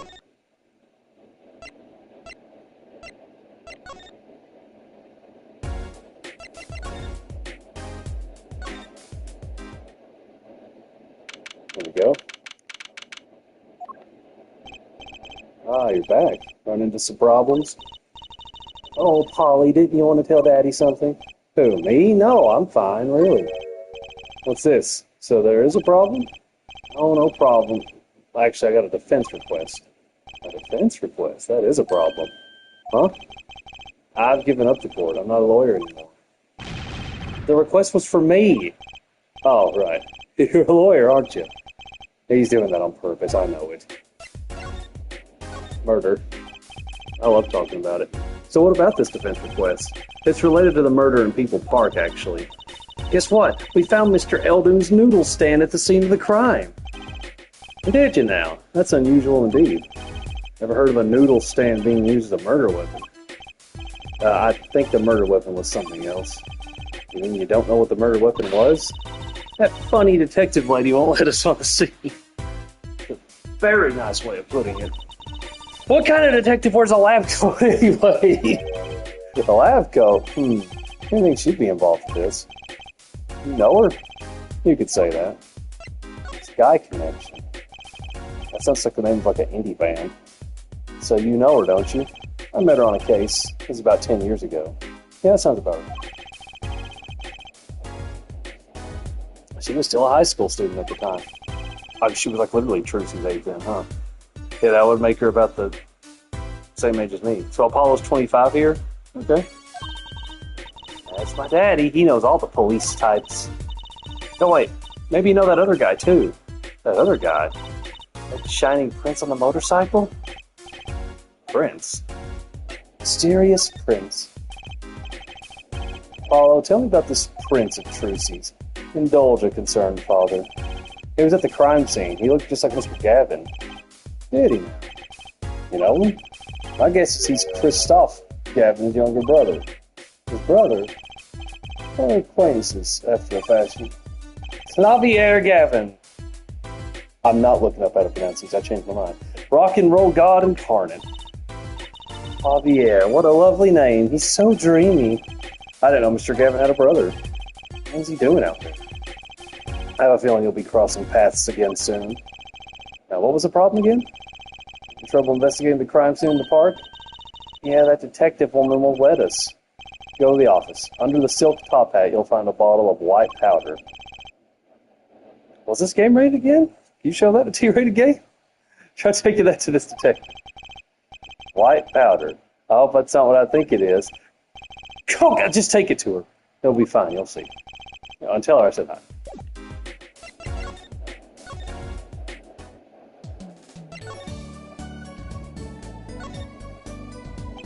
So this must be the silk top hat Mr. Wright mentioned. Let's take a closer look. Huh?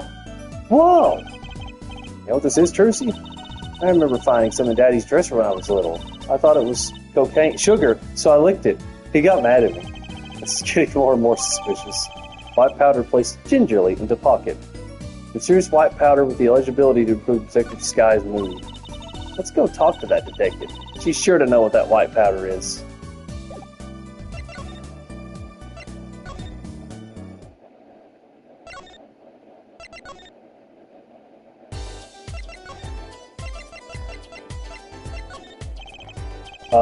Does this ring any bells? Is that... It couldn't. Where'd you get that? I brought it from the office. You work at the Wright & Company law offices, yes? Yeah, sort of. Detective Sky, how do you know my daddy? Daddy? I'm sorry, who did you say you were? Trucy Wright, Phoenix Wright's daughter. What? Mr. Wright has a daughter? You seem shocked. Well, if you're Mr. Wright's daughter and you're his apprentice, I'm available to help you in any way I can. Oh, thanks. I'm sorry about not calling you Mr. Wright's apprentice. This powder is used for detecting fingerprints. Fingerprints? I guess you might call it a memento from the time I spent with Mr. Wright. White powder memories. If you find any evidence of fingerprints on it, please let me know. We'll dust for prints. Well, she's quite the eager beaver all of a sudden.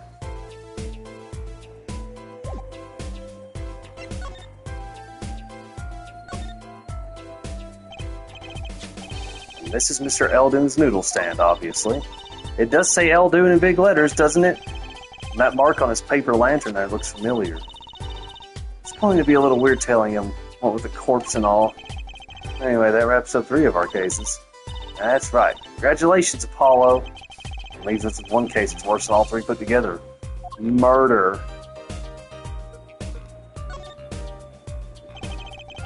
Blue tarps have been placed on the ground around the stand. Apollo, I bet the victim's going to have a picnic here. I guess he could have eaten all the noodles he wanted. Don't touch those. Those are preserving the crime scene. Oh, I guess the police put these tarps here after all. This mannequin's dressed up to look like a police officer. I've seen one at the station. Mannequin in place of a body. The body of the victim has already been removed.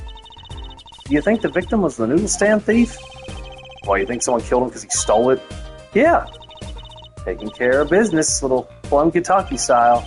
Try not to sound too eager about that, please. There's got to be a good clue or two around here. You and your trash cans. Go ahead, knock yourself out. Geez, can't you see I'm doing... Huh? Look, another pair of underwear. I mean, it's probably scaling, but it looks of the same size as Trucy's. Wow, Apollo, you're a genius at finding panties. Stop saying that. Wait, these aren't... They're not mine. These have been stolen too? Bloomers added to the court record. Found in a trash can at People Park. Distinctive bloomers, to say the least. Again, these are bloomers too. Benches line the river running through the park. Oh, a little urban oasis. I bet children come here to splash around in the water. Oh, that almost looks like a road. That river's a little deep for splashing, and a little dirty. Well, if they could listen to the water and pretend they were playing.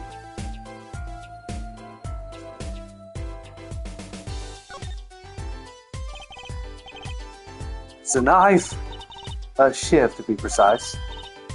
Ooh, lingo. The defendant, Walkie Kitaki, is the son of known gangsters. The police are assuming this belongs to him. Wait, but wasn't the murder weapon a pistol? Oh, look at this. There's a handprint on this shiv. A handprint? And there might be a fingerprint. Let's investigate. Also known as a shiv found at the crime scene. Right. First, choose the fingerprint you want to examine. Choose a fingerprint. Look closely at the handle. See, there's more than one fingerprint there. Those black spots? That's right. Pick the one you want to analyze. Right, let's get detecting. Wow, she's practically glowing with excitement. First, sprinkle some aluminum powder over the print. With a press of X like this. See? It's definitely not a touchscreen like the DS version. The oil left by the print absorbs the aluminum powder, so you just dust it on and blow it off. Blow? We have to get our fucking saliva and DNA all over it? It's like whistling. You know how to whistle, don't you? Just use triangle and... Wow, amazing. It's like magic.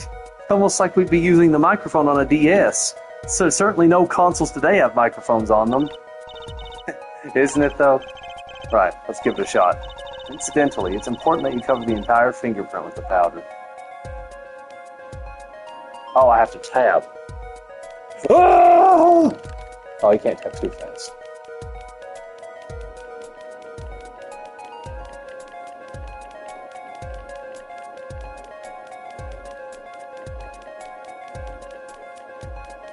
I'm dusting for prints. What's the problem?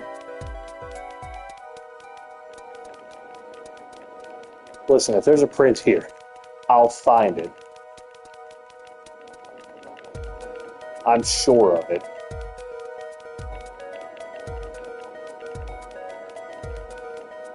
Give me a second.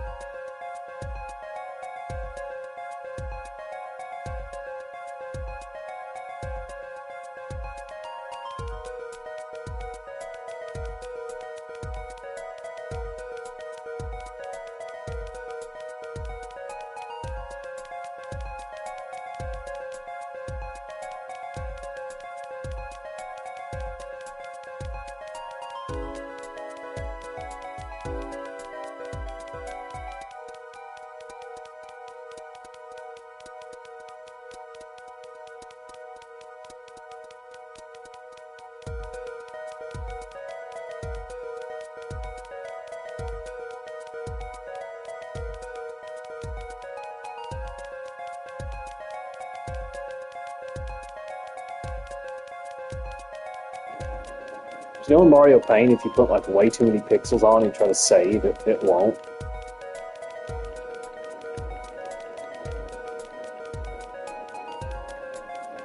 I'm not worried about the bottom because I can't move it much farther than that. But let's blow.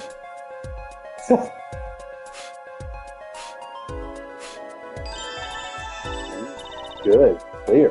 Quite impressive. Next, to match the print. The police office has samples, so you can tell whose finger this print belongs to. That doesn't sound like as much fun as actually finding the print.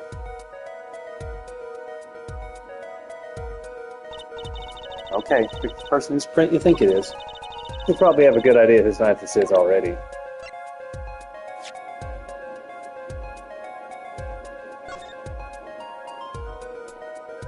Comparing.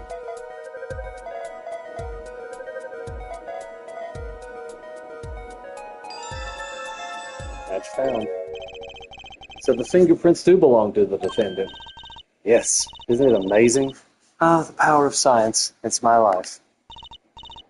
Apollo, she's sparkling, and I'm dimming. Sharp spirits up. The real fight is yet to come. Chin up, Polly. Trials need to start, and I'm already losing. Knife added to the court record. Found at the crime scene bearing Milwaukee's prints. The case. The report came in late last night. The body was found much as you see it now. Except it was a real body. But why? Why was a body pulling a noodle stand? If I knew the answer to that, I wouldn't still be here. Well, what was the cause of death? Bullet wound to the temple. He was shot by a pistol. A pistol? Not the easiest thing to come by in this day and age. You could definitely tell this was retrofitted to be American. Unless you're a cop or a gangster. I don't even think Japanese cops have guns. At least not on them. Incidentally, the victim's name was Pal Maroctis. Guy and Pal, really? I just received the autopsy report, in fact. Maroctis is the redundant S after the apostrophe autopsy report added to the court record. Time of death, June 14th, after 10 p.m. Cause of death, single bullet to the right temple. I mean, really, what's up with this case? It's enough to make me want to run off pulling a mysterious noodle stand behind me. Not so mysterious, actually. We should tell her, Apollo. After all, we know where the stand came from. Unlikely story. I didn't come here to play games, you know. Actually, we do know where the noodle stand came from. The noodle stand's owner is... Phoenix Wright. Guy Eldon. Who's this old guy? This is the proprietor of Eldon's Noodles, Mr. Eldon himself. He's famous in this part of town. Not bad. I guess Mr. Wright picked the right kids for the job. That saved me a lot of work, thanks. Noodle stand added to the court record. Mr. Eldon's noodle stand. Victim died pulling it. What sort of person was the victim, anyway? I want to make sure I didn't miss any optional trophies, or like presenting stuff like an idiot.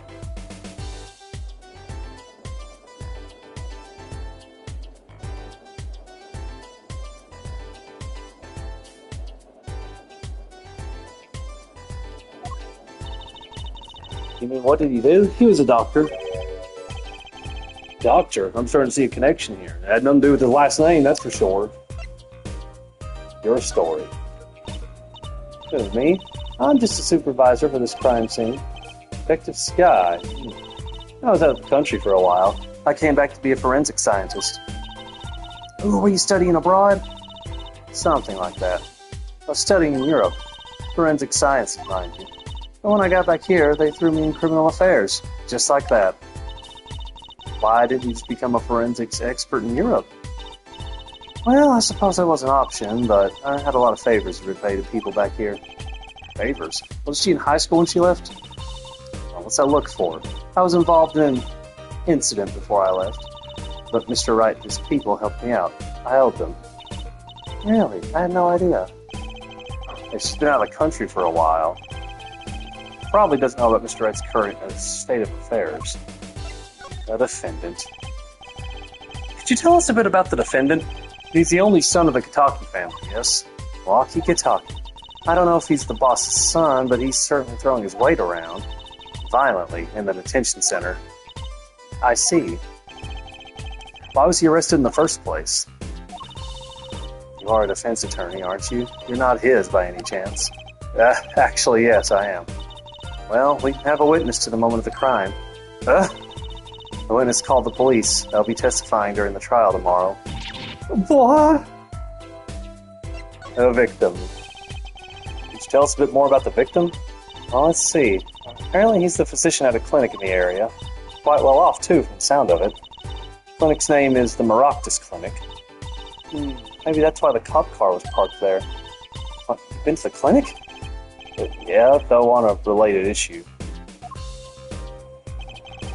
I told the detective about the case of the stolen noodle stand. I see. So that means Dr. Maroctis stole the stand and pulled it all the way here? That would seem to be the case. But why?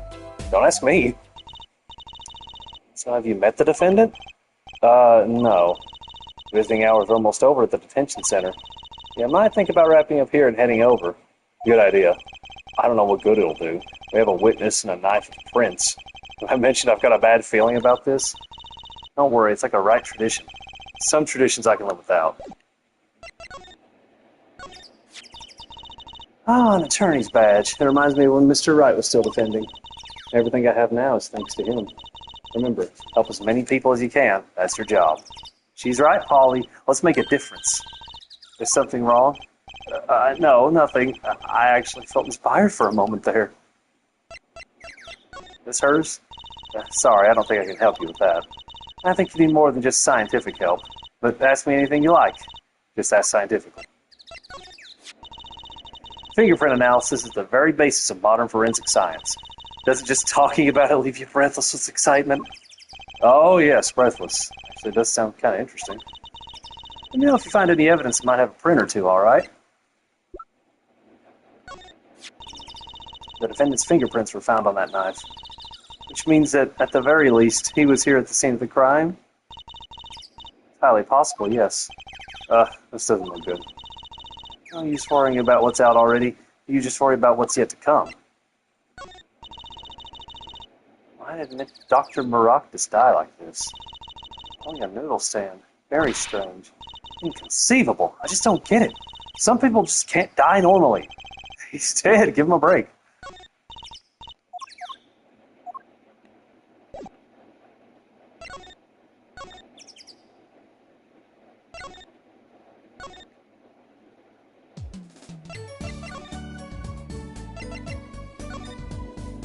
Give me a second. I got to refuel.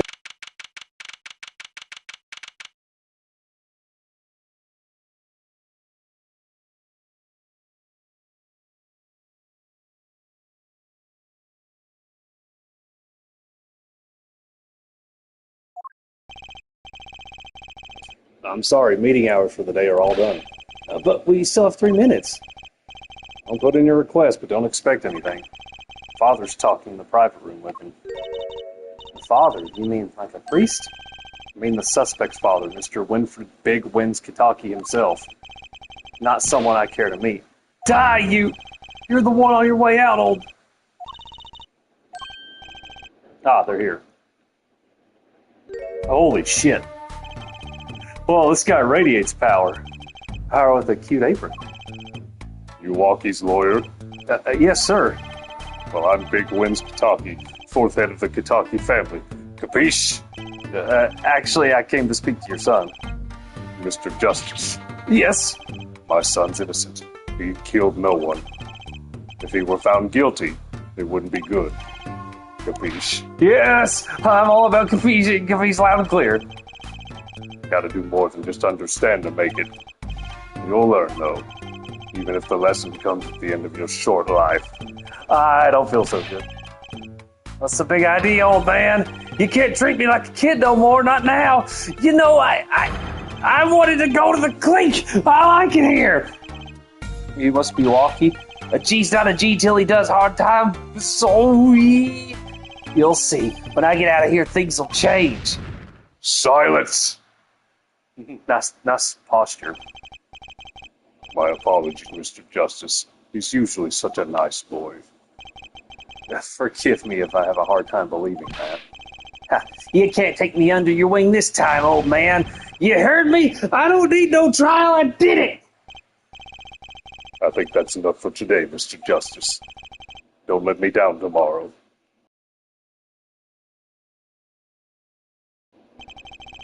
So much for talking to our client. But we made so much progress today. We even found my panties. I had fun, at least. Of course, the biggest mystery of all remains. How am I supposed to build a case for the trial? Oh, almost forgot. It's time for my show. Tonight I'm performing at the Wonder Bar. You should come check it out. To be continued. Fucking hell.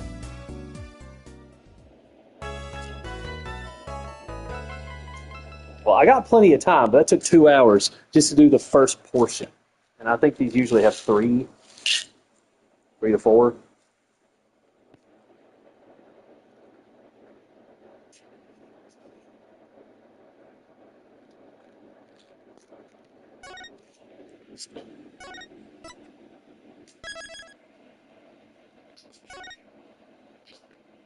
Trial day 1, trial day 1. I know it's supposed to be like in segments. It's just, you know. No reason not to. I got the whole day ahead of me. June 16th, 9:46 a.m., District Court Defendant Lobby number 2. Huh. Mr. Wright's not here today? Oh, that was Apollo. He said his old foot injury was acting up. Old injury? He was all smiles yesterday. Yes, he smiled when he said we'd be fine as long as you're there, Trucy. Yes, fine. We'll be fine. Here comes justice! I started my voice training at 5 this morning. Ooh, do some now. I want to see. Here. Huh? Oh, okay. My name's Apollo Justice and I'm fine! You sound more like a self-mantra with voice training. I'm fine. You know what I'm saying? You know what I'm saying? Good morning. Yo, sup?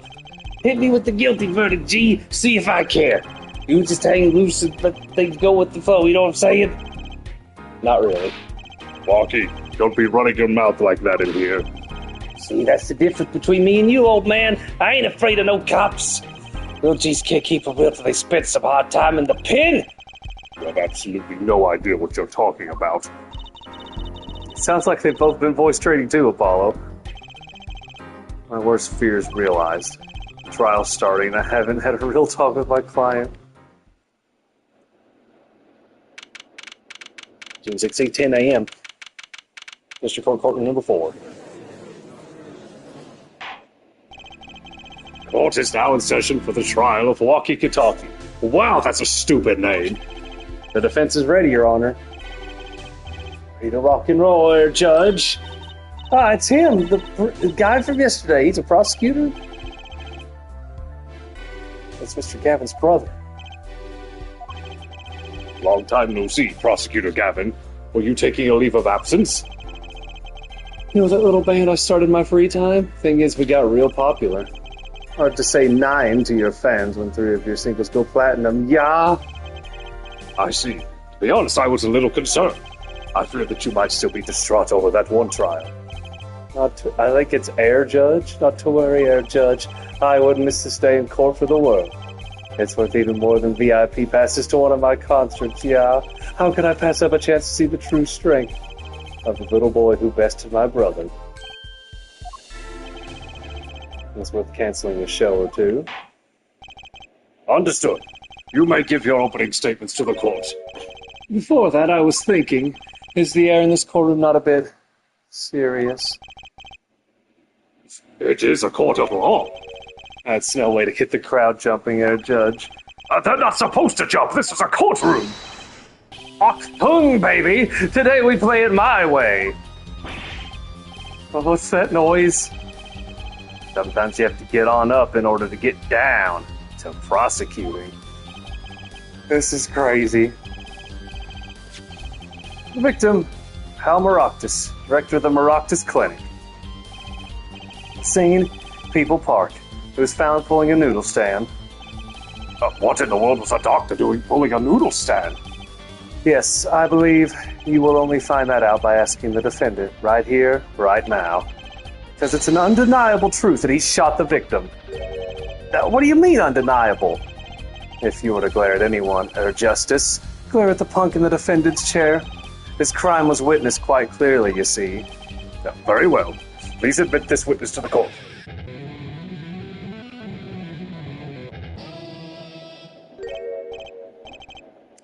I don't know if he's as cool as Godot from Ace Attorney 3, but he's pretty damn close. 9. Not yet.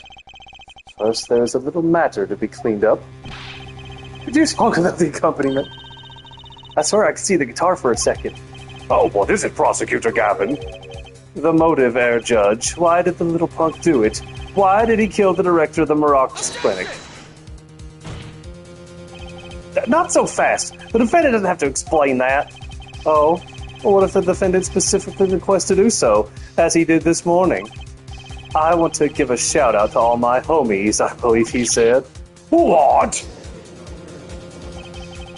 What is right? They always say that on stage you hit the crowd with speed and ferocity. Sounds like he got you good, huh, Polly? Well, this is highly unusual, but the court will now hear from the defendant concerning his motive in the crime. So you, son, are the defendant, Walkie, are you? I ain't your son, old man! You step to a Kentucky, you best prepared to step strong. You step to a public official, you'd best be prepared to step into jail. You gotta hand it to him, Walkie sure has guts. It's not his guts I'm worried about.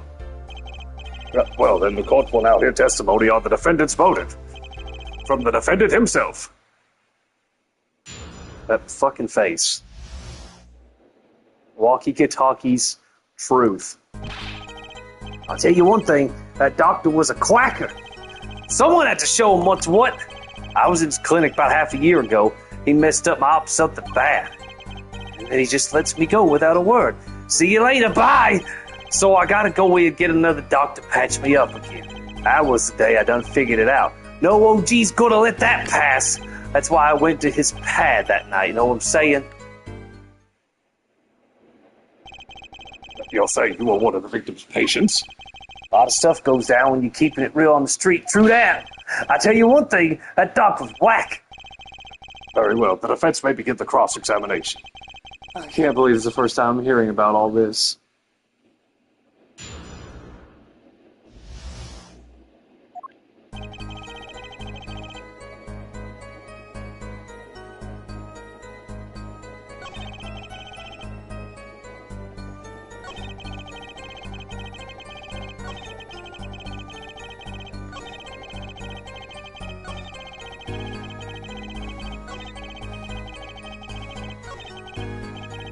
Oh, this sounds bad right from the get-go. Well, there won't be any get-go if we don't get some more information. Alright, first gather the facts, then for enough to spare later.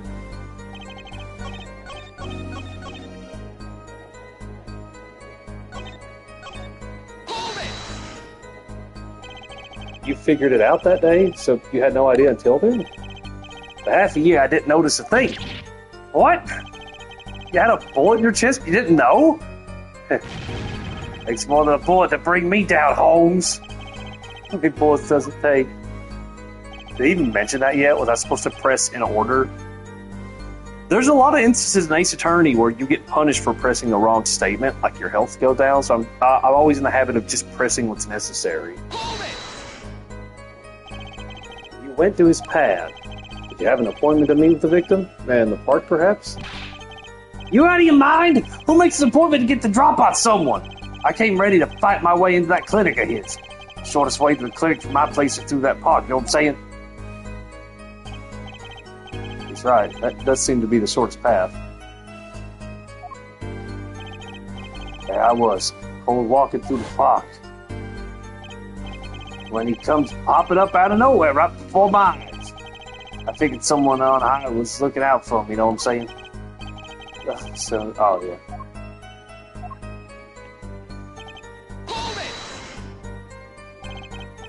First of all, the word you're looking for is quack. And isn't that a little harsh? He's your family doctor. Who asked you, pointy locks? Who do you think you are? Your lawyer? Look, I ain't trying to hear that. He was a quacker, plain and simple. By someone, you mean... Was there anyone with a score to settle with this doctor? Besides you, I mean? You better ask somebody else, Holmes. What do I care? I made up my own mind and did what had to be done. Straight gangsta style! Why were you so mad at this doctor? Yo, sit back and listen while I drop it, G-Man.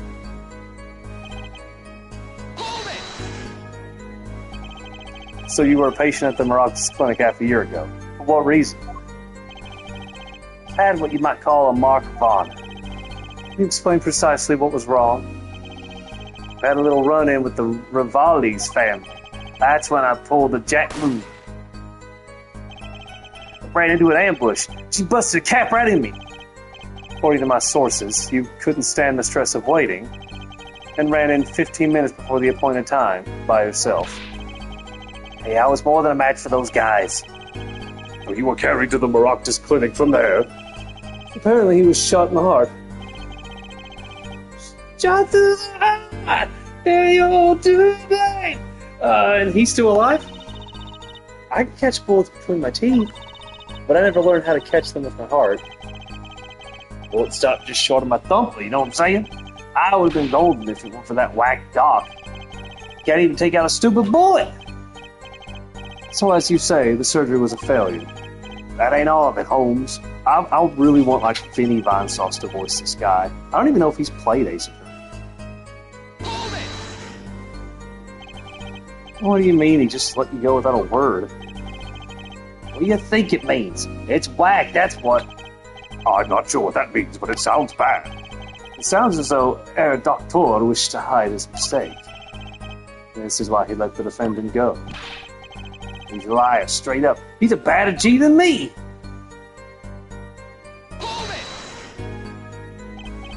So this bullet is still, you know it, I can still feel it. Right there in my chest, pressing up against my heart. Words are like a bullet shot straight into my heart. Or something to that effect. Incidentally, that's from one of our hit singles. Well, that sounds like a straightforward case of malpractice. Word, G-Man! Wasn't no accident, that's for shizzle. It seems that there were issues with this doctor. Man, putting him down was like doing the world a favor. Why? Please consult your lawyer before saying things like that. Chin up, Apollo. Back straight. But why did this mistake only come to light that day? It was found during the family health checkup. The family checkup? That was the wackest thing of all. All us G's lining up, taking eye exams and all that. Better die young than fade away, Bizoy. Bizoy. A relief to hear. Eh? What's a relief? Oh, did your father not tell you? That bullet you carry so close to your heart, if not attended to immediately, will kill you. What? Dr. Maroctis had knowledge concerning this ticking time bomb in you. Knowledge that could have saved your life. No way! That's whacked! There's proof. Your checkup report. Rocky's checkup report added to the court record. Results from the checkup formed in June, metallic object found near heart. How ironic that you would kill the one man capable of helping you. You're almost as careless as he was.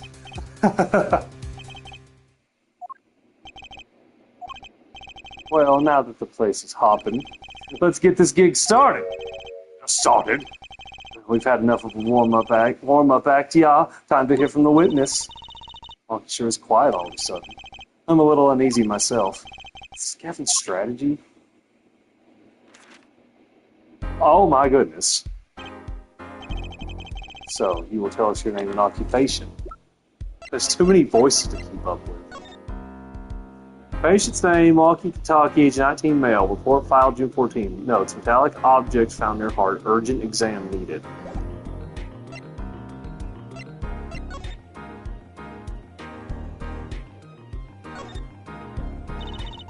These bloomers sure have a distinct design. You certainly know who they belong to at a glance. That way she doesn't have to write her name on them. Genius! I would think writing your name would be easier than drawing a plum blossom.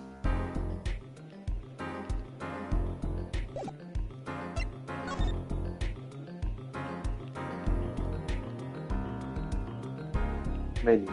Ramen, rice ball.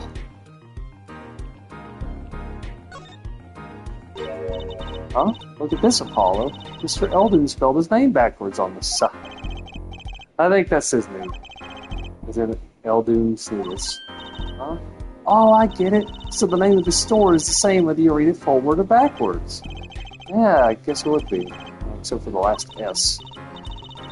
How about a store called Team Meat? And is that who made Super Meat Boy? Close, but that would be Team Meat backwards. What kind of store is that? Why a store that sells meat? It's not meat unless it's Team Meat. Soup.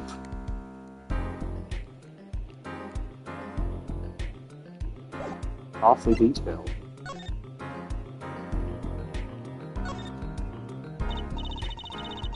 So the defendant's prints are on this knife, but that would mean he was here the night of the crime. I suppose I was to examine that at the crime scene. That's what I call irrefutable scientific evidence. Neat. Not so neat when it happens to be evidence against our client.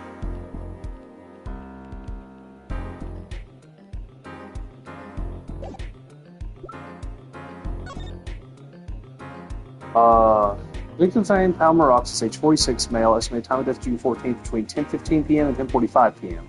Cause of death, damage to brain resulting from bullet wound, point of interest, entry point, right temple.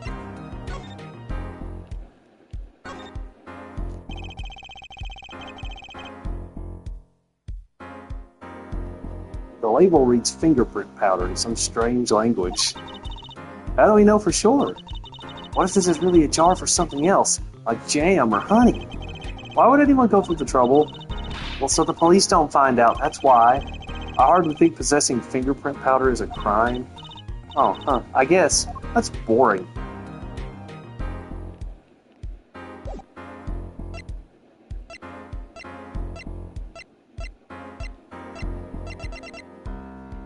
He's 24. Star prosecutor leading a gold record-selling band, Mr. Gabby's younger brother. I'm assuming the album's went gold.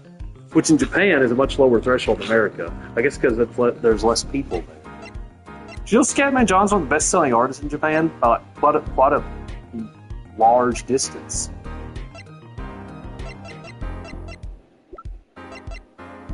Winfred Kitaki, age 56. Fourth boss of the Kitaki family, while his father wears an apron, don't ask. He can do what he wants. He's 14 years older than her. I mean, they're both middle-aged. Not that weird.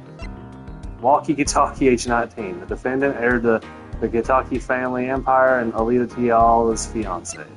We have a same age as Guy over here. Pal Maroctus, the victim. Director of the Maroctus Clinic, died pulling the noodle stand. I'm going to have a really hard time not making this motherfucker's voice just plums. Also, especially because I haven't narrated, voice acted for 2.5 hours straight since Deltarune, which doesn't have nearly as much dialogue. So excuse me if my voice is getting hoarse. So you will tell us your name and occupation.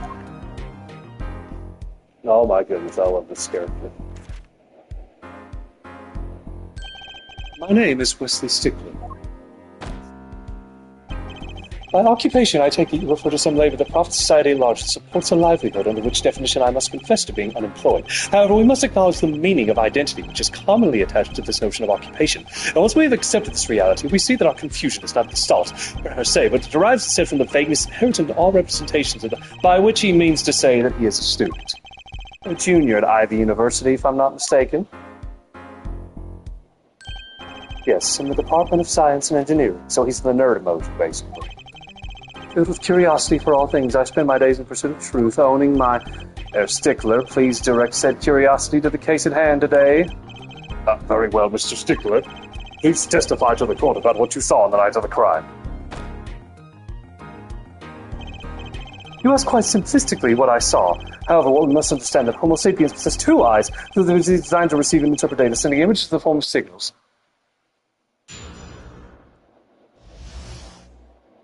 A night in the park.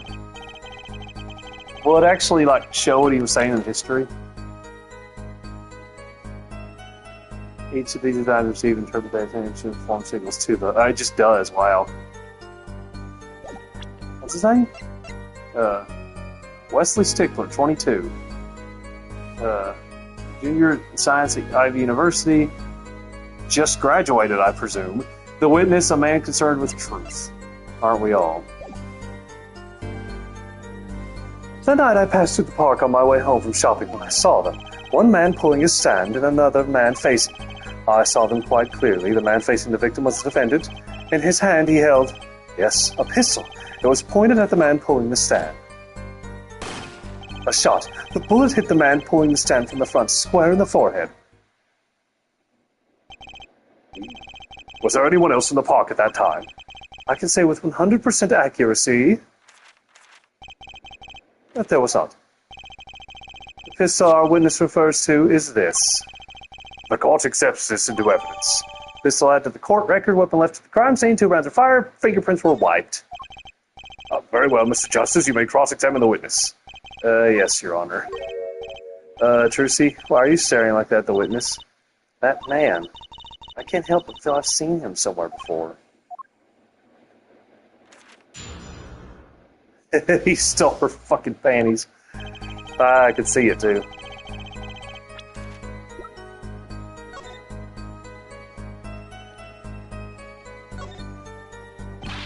Whoa, don't point that thing at me! Don't worry, I can handle myself around guns. Magic guns, at least. The ones that pigeons come out of. Very reassuring. It's supposed to be the serial number.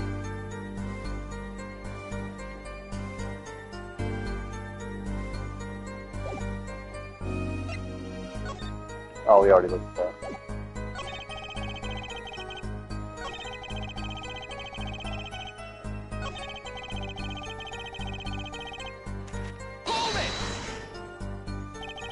Are you sure the pistol you saw is the same as the one just submitted as evidence?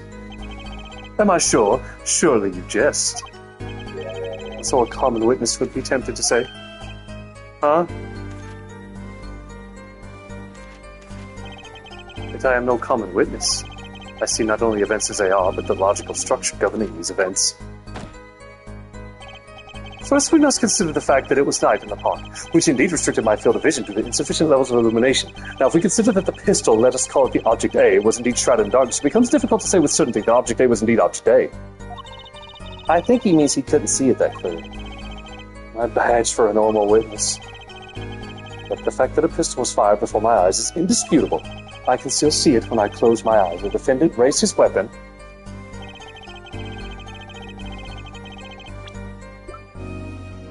Two rounds were fired. Are you absolutely certain only one shot was fired? Yes, of course it was one shot. Why do you ask? Aha, contradiction, finally. Mr. Stickler, according to the court record, the pistol was fired twice. A clear contradiction. Good eyes there, Justice. Cool. Real cool. Huh? You really think so? If there's no reason why this other shot had to have fired that night. Meaning? This pistol came from the Gitaki family mansion, yeah? I think it's not unreasonable to assume the pistol had been fired once before that night. During, perhaps, another altercation? He's got a point. Judging from his smug expression, I'd say Prosecutor Gavin had that answer ready before he even spotted the problem. Did eyes just fucking bug out there, or... I don't have to look at that. He seems pretty confident in his testimony. They always make the biggest mistakes when we're our most confident. He's got a weak point somewhere, Apollo. Find it. Right. Better give that testimony another listen. I wonder if I presented the pistol there if it would have gave me the same dialogue.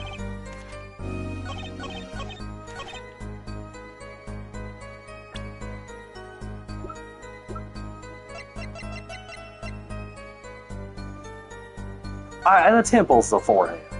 That's like a semantics thing, right? I guess I'll just start pressing everything.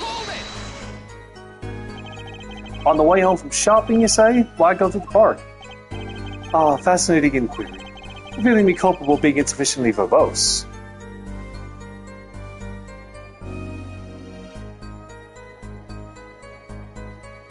Oh, that was me. I did that, which gets rid of the HUD, and I assumed he was going to do one of his super long, drawn-out animations. Let us consider the time saved by passing through the park on the way home from the store. In that time, I am capable of solving 2 GMAT problem sets. On average, it requires me 3 minutes, 24 seconds to complete one such set. Ergo, the time to complete 2 is on average 6 minutes, 48 seconds. However, in the case that the questions are in the verbal category, admittedly not... That's enough. I get the idea. Mr. Justice, the court hopes to finish cross-examination sometime this month. Please, I have a recording booked after this trial. And I've got a show to perform. Hey, sorry you're all so busy.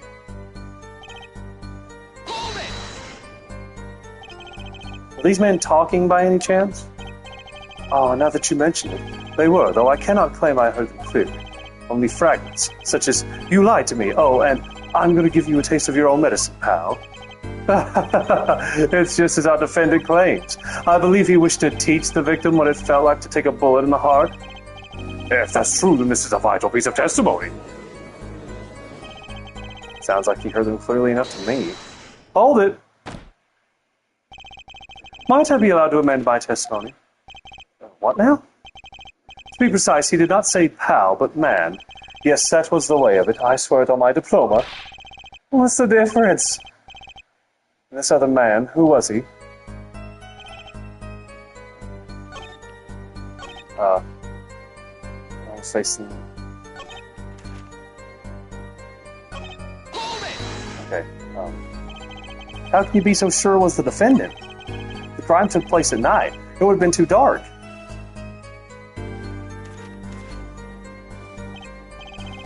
Perhaps I was remiss in not mentioning this earlier.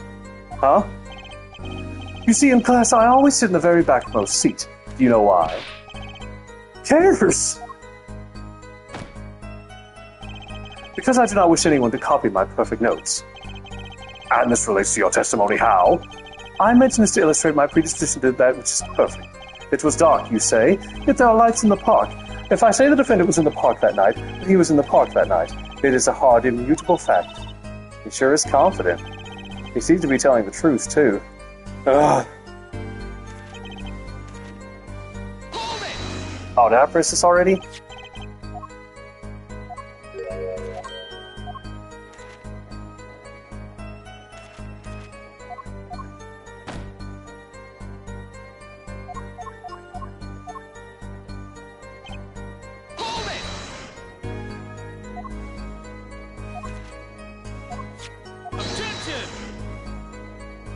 See, he's got a normal voice. I don't have to give him an accent.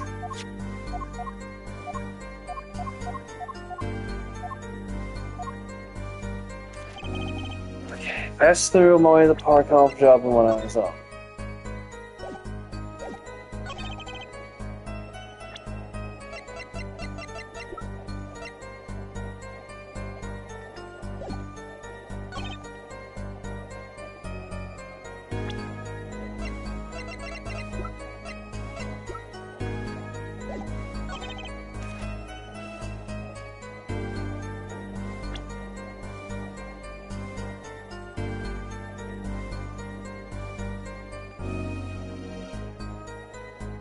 I'm sure the pistol you saw is the same as the one just submitted as evidence.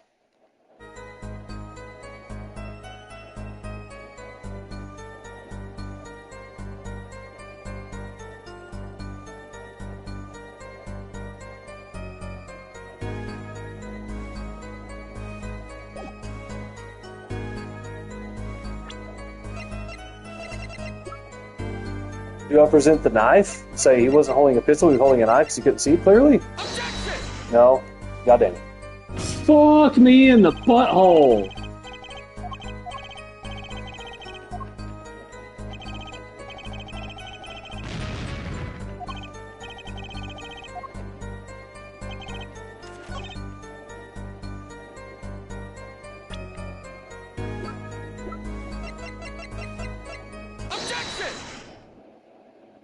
Because he was shot from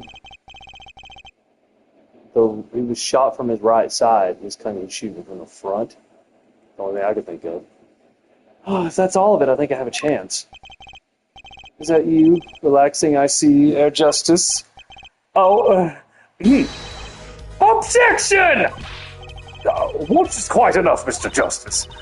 Apollo, pace yourself. The trial's not over yet. Right. Look at this. The autopsy report? Is there a problem with the autopsy report? It's outdated. I mean, a problem. Problem. Yes! The problem is the location of the entry wound. The location? You testified that the killer shot the victim square in the forehead, did you not? I have already determined your angle of inquiry. Allow me to explain. It is quite simple, really. First, understand that when I say square, I speak not of geometrical absolute. What I mean by this, for example, the wavelength of the light emitted by krypton particles, we all know. In addition, it is a well-known fact that krypton particles are rare and invisible to the naked eye, which points to a basic fallacy in your line of reasoning, namely that, Mr. Justice. I got a little tongue-tied there. The defection of a meter is 1,650,763.73 times. Definitely wasn't going to read all that quickly. Yes. Was your objection to these krypton particle things? This is the big time, and you're obsessed with something so small. You disappoint me. No, I'm obsessed with something big. I love this game. I mean, there's a bigger, less nitpicky problem here. Do tell. Just look at the autopsy report. The location of the entry wound was the right temple. Temple? Mr. Stickler, you said quite clearly the victim was shot square in the forehead. It's a contradiction, isn't it? It is, right? Finally. Air Justice, oh, Air Justice. Yes, your tactics are outdated. Trying to shake the witness by objecting to trifles. Even I said it was kind of pedantic, but I get, when you think about it, I guess it's not. Surely you haven't forgotten the fatal wound your master suffered 7 years ago? Phoenix, right, was it? Look, I know the wound was in the wrong place according to this testimony. Oh, man. That face. A forehead. Forehead? Let us imagine you are walking through the park. You see two men facing each other, one with a pistol trained on the other. What would you do, forehead?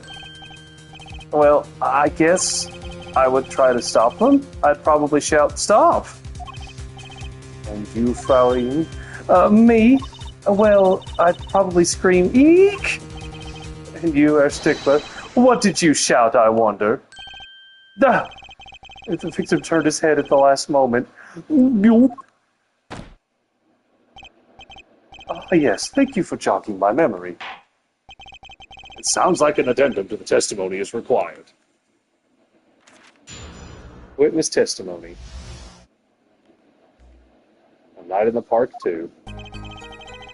As soon as the killer raised his pistol, I took action. "Cease this at once, you two!" I cried, with composure. The victim turned in the direction of my voice, and a shot rang out, whereupon our cowardly killer, the defendant, appeared to have become frightened. Tossing the pistol aside, he fled from the scene. I see. So you attempted to stop the crime? Indeed. With composure. Well, maybe the criminal wouldn't have fired if he hadn't shouted like that. That's a good point. That doesn't really matter now, fortunately. Let us consider this new testimony, shall we? Observe the diagram, if you would. The witness, Mr. Stickler, was it? Stood here. He shouted, "Oh, stop, please," or something of this nature. And the victim responded by looking in the witness's direction. If the killer were to have fired at just that moment, as we can see, the bullet would have struck the right temple, as in the report. That does seem to be the case. Witness the power of a junior in Ivy University Department of Science. Very well, Mr. Justice, you may cross-examine the witness.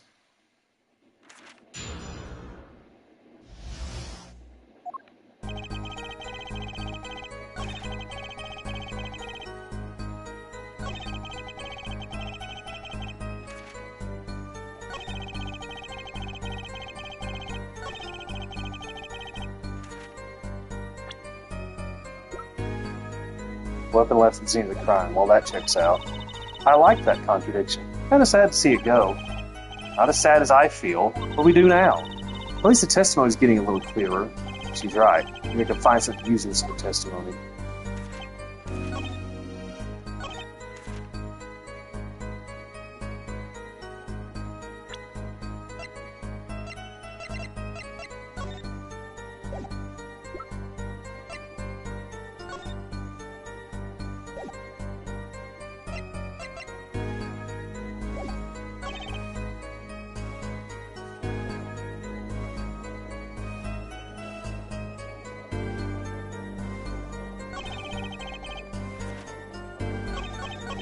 I'll just have to press. I don't see anything so far.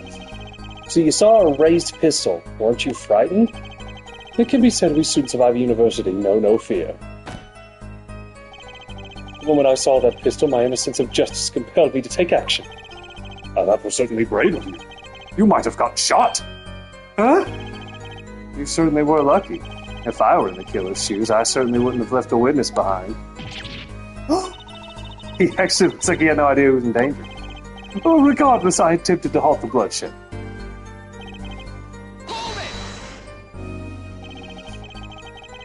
Are you sure both men were able to hear your voice?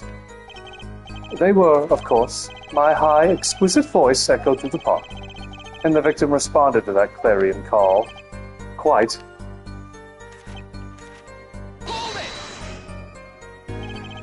Did you hear the gunshot at the same time as the victim turned?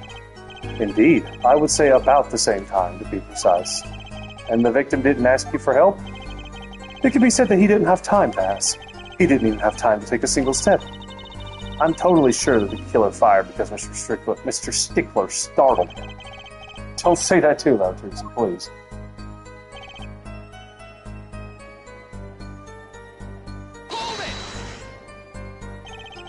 Can you describe the killer's actions more clearly?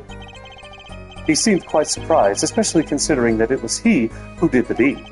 As we can see, human psychology is a tangled web indeed. He simply couldn't believe what he had done. He shot, he panicked. A common tale, but true. Unfortunately, before I could take further action... You didn't try to apprehend the criminal? It all happened so fast, I'm afraid I hadn't the time. Was there something about that strike you as odd, Apollo? What? The killer was in a hurry, right? He fired the pistol and tossed it right away. According to the testimony, that's what happened, yes. In that case, I'd expect to find something that we didn't find. Find something. Find what?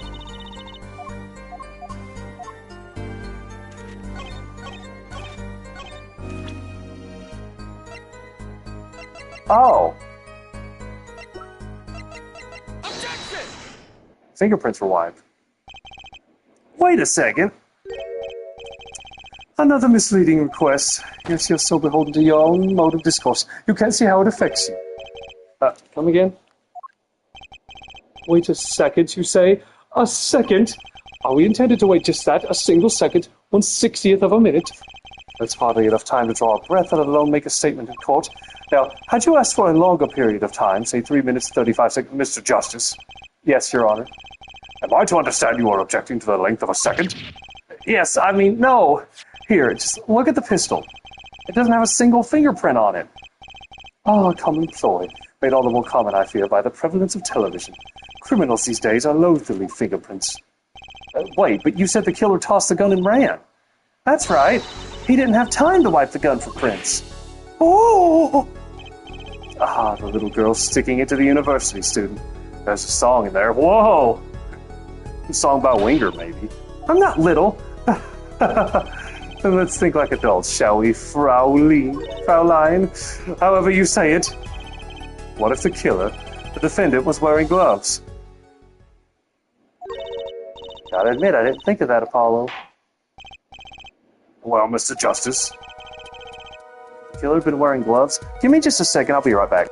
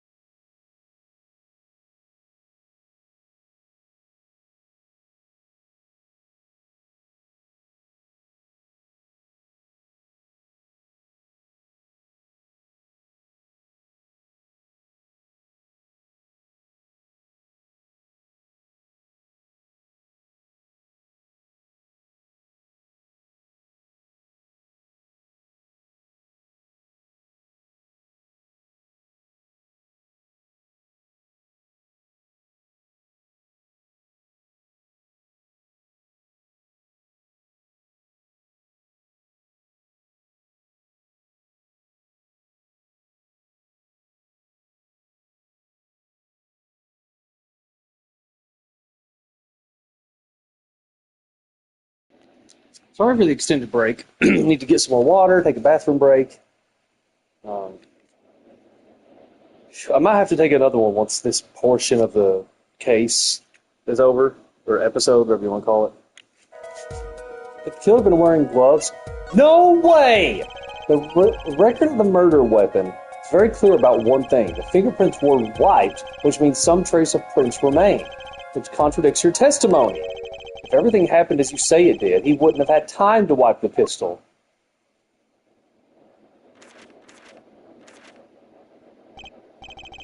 That may be. But it does not change what I saw.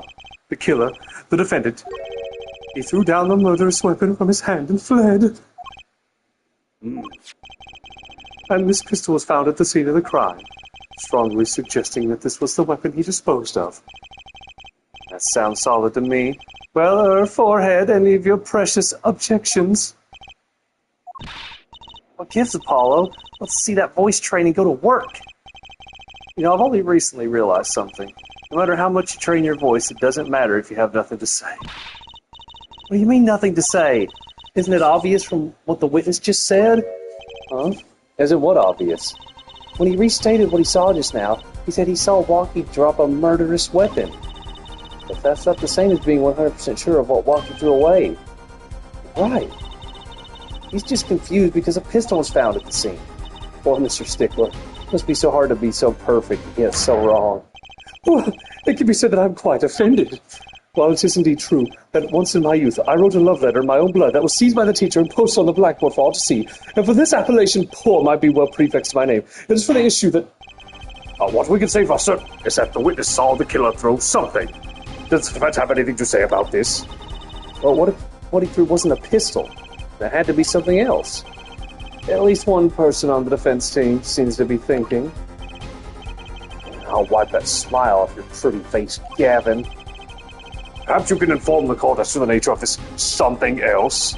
What did the killer throw away before fleeing the scene? Take that! Is that a sword? I saw one of those on the late-night movie last night. Great, a sleep-deprived judge. This knife was found at the scene of the crime, with the defendant's prints on it. His prints? This single piece of evidence proves two important things. One, that what the defendant threw down wasn't a pistol. Two, that the defendant wasn't wearing gloves. Indeed. Oh, forehead, you're forgetting the two other things you've just proven. Huh? One, that the man the witness saw was the defendant, Mr. Walkie-Talkie. Two, that the defendant was holding a knife with the intent of harming the victim. Oh. Indeed. Never underestimated Gavin as a lesson here. This court is of the opinion that our witness is fond of making assumptions. In that light, I believe it would behoove us to hear about what really occurred. With less assuming, please.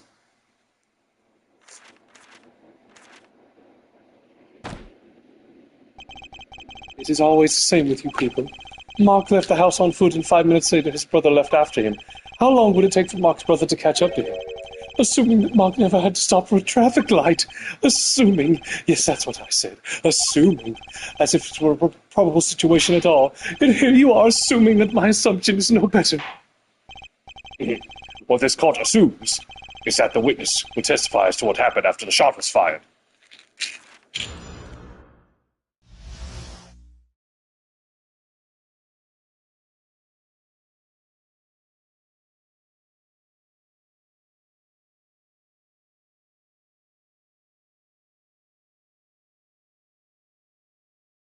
From shot to call. Sorry? I could not prevent the killer from leaving the scene, nor could I simply leave the scene in good conscience. Ergo, I used my cell phone to call the police. Oh, is that your little cell phone? It's awfully cute. Until the police arrived at the scene 10 minutes later, I saw no one else.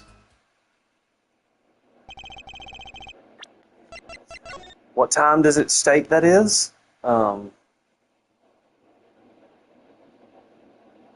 9:30. He died at between 10 and 10:50. After 10, yeah. Why didn't you chase the killer? He was, as you say, a killer. Of course, I could have run him down, yet what would he have done when cornered? Sadly, it takes more than an aptitude for solving quadratic equations to know that. Did the testimony earlier not prove the defendant's presence at the scene? And do we not also now know that there was no one else there? It seems clear that we have our killer, does it not?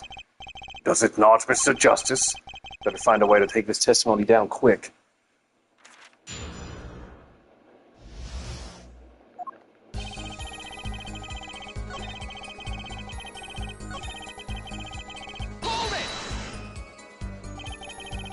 Wasn't your first thought to call an ambulance? What, they're different numbers in Japan? It can be said that I have dabbled in medicine. The injury I witnessed, namely a single shot to the head, tends to result in death. Ergo, there was no need for me to call an ambulance. Oh, a perfect syllogism. A proof in 3 parts. Exquisite. Simply exquisite. He actually looks like he's going to cry. It's... In America, if you call and say, like, someone was shot, I'm just assuming the operator would know to, like, send police and medics. I don't even think you would need to say it, but again, I don't know how Japan works.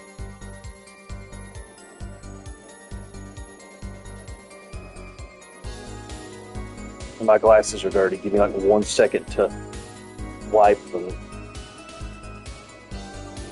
You know, it's been a while since I played, but do you think he sits at the far back of the class because he's farsighted, like myself?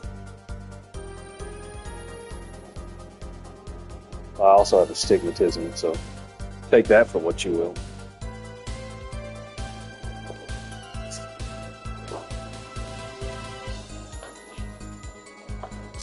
That's because you're blind as a bat, boy! Can you tell us in detail about those 10 minutes? I stood in a state of heightened awareness. Anything could happen at any moment. Anyone could appear from any direction. Is that all? No one came. Nothing happened at all. I saw it all, which is to say, I saw nothing. It was late at night. It's not odd to think there would be few people around in the park. So he just stood there watching? Not much to go on there. Bruce, if you got something to say, by all means say it. This witness is way too self-assured. There's got to be a weakness somewhere in this testimony.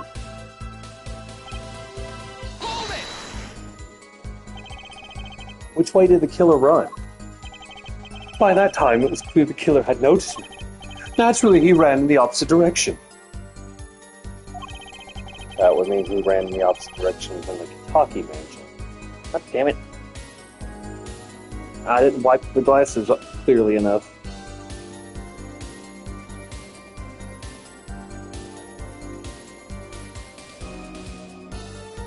I hate it when that happens. I'm so sorry. I'm not trying to, I'm not trying to stall.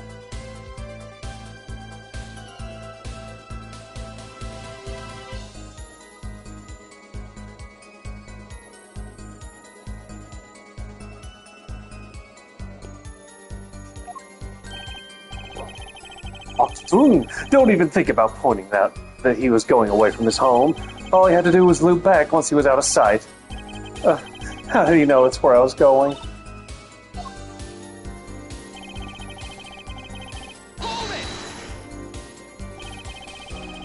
You're certainly composed for someone who had just witnessed a killing. If one is to devote one's life to the pursuit of science, one must never flinch at the sight of a little blood, nor be so moved by a chemical discovery that one drops one's flask upon the lab room floor. Ooh, cool answer. Very cool. So nothing strange about how he acted. Lucy looks like she has something to say. Oh, I can't find a single problem with that testimony. Had enough at last, forehead. Maybe it's time to back off a bit. No! The defense still has some questions that demand answers, Your Honor. Your opinion, Prosecutor Gavin. Oh, let him play attorney until he's satisfied, I say. I will amuse myself by composing my next smash hit in my head. Very well, you may continue with the cross-examination. Oh. Let me guess I have to say no. Or I have to say, yeah, I'm done. Okay.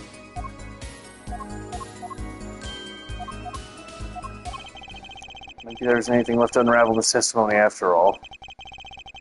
Some of us have glamorous careers we'd like to get back to this month, or forehead.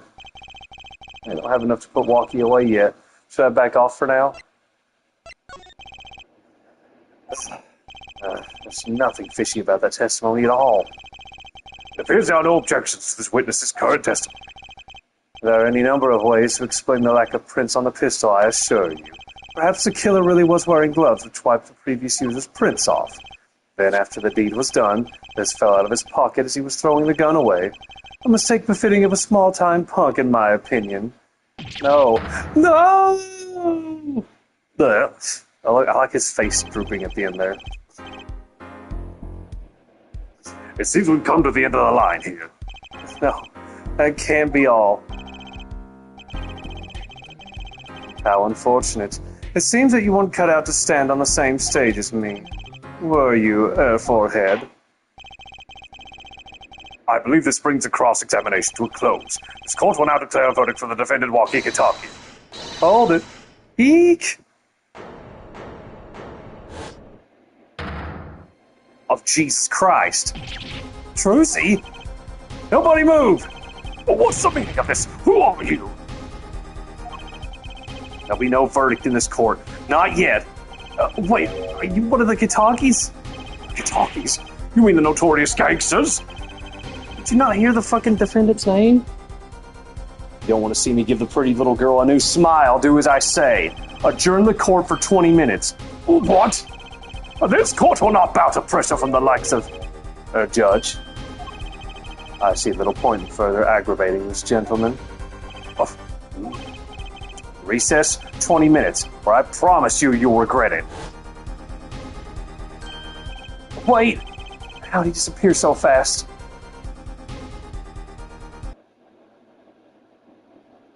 Into the defendant lobby, Apollo!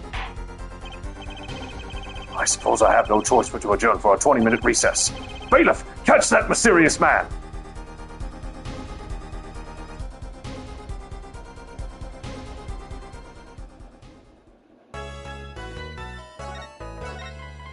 Oh, Jesus. So much drama. It's chapter 3, huh?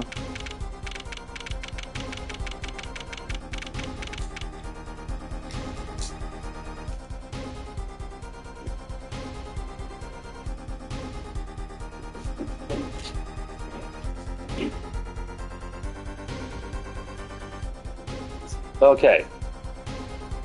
June 16th, 11:17 a.m., District Court Defendant Lobby number 2. Trucy! Trucy! Move quick, Apollo. Good show, good show.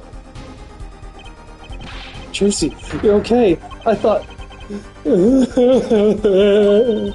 Don't cry, Apollo. It's good for nothing, gangsters. There's something you just don't do. I'm pressing charges. Wait, just calm down, Apollo, or else... Oh, what the heck is that? Surprise. This is one of my best tricks, the amazing Mr. Hat. You look marvelous, darling. He's a big hit on stage at the Wonder Bar. Yes, I am a big hit. Ha ha ha. Well, what do you think? Do you like it? You mean you... Trucy, there's some things you just don't do. I'm pressing charges. Apollo, now is not the time to be threatening me. It's you who's being threatened here. Huh? Remember what you said to Walkie's father yesterday? You promised you'd save his son. That testimony was rock solid. What are you suggesting I do?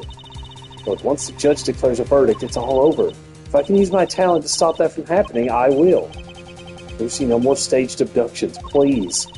I'm not talking about magic, Apollo. I know when the witness is incompetent. I can perceive what he's feeling. It might not mean anything, but it's all we've got.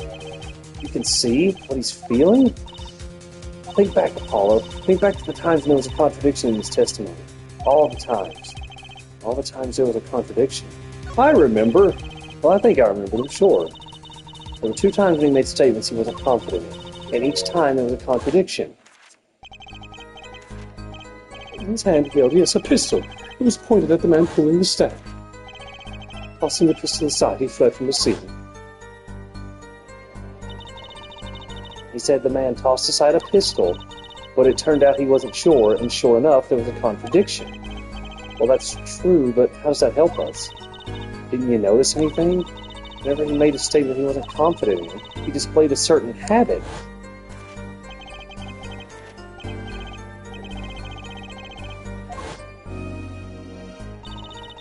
Did you see it? The very moment he said the word pistol, his fingers got all tense, and he fiddled with the corner of a page in his book. How am I supposed to see that? Well, I could see it. How else do you think Daddy went 7 years without losing a game of poker?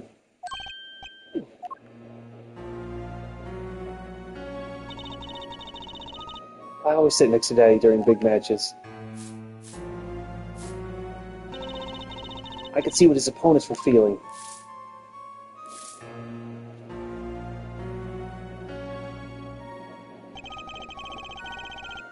Hey, that's how Mr. Wright won all those games? It's not cheating officially. I wasn't looking at their hand or anything. And I wasn't there all the time either. Daddy's quite good at poker after all, but not good enough to go undefeated that long. Great, so he cheated. What does that do for us? I don't believe this. You have to listen to his testimony one more time. And scratch that. You have to watch his testimony. Perceive the truth. Watch a testimony. Perceive the truth. The only thing I'm perceiving is that I'm going to lose. Not true. Daddy said so. He said you have the power, Apollo. Mr. Wright said that. Watch the testimony. Perceive his true feelings. Is she serious? Time's up. Sorry, I can't think of another way out of this one, Apollo. What was that she said before the trial started? Mr. Wright's not here today? Seems old foot injury was acting up. He smiled when he said we'd be fine as long as you're there, Tracy. Is this what he meant by us being fine? Well, methods aside, she did avoid one guilty verdict already today. Time to show this court what I'm made of. Get ready for justice! Let's do it. Apollo, I'm starting to think I can do this. I knew you could do it all along. Oh, one more thing. Try to cover for Mr. Hat as best you can. I just flew in from the coast, and boy, are my arms tired. Right.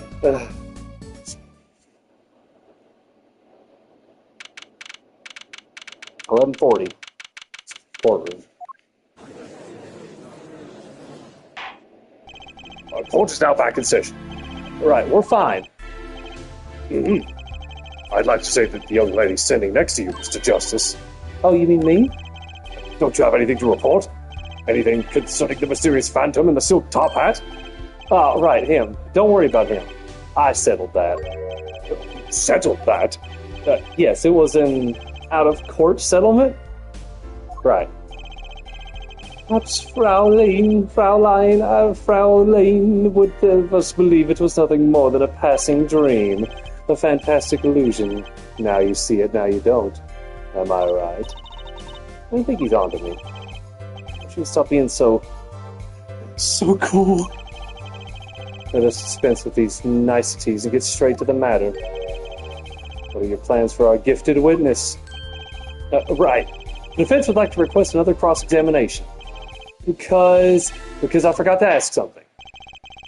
There was no issue with the witness's previous testimony. I will grant your request. However, but this court will not permit stalling for time. Understood, Your Honor.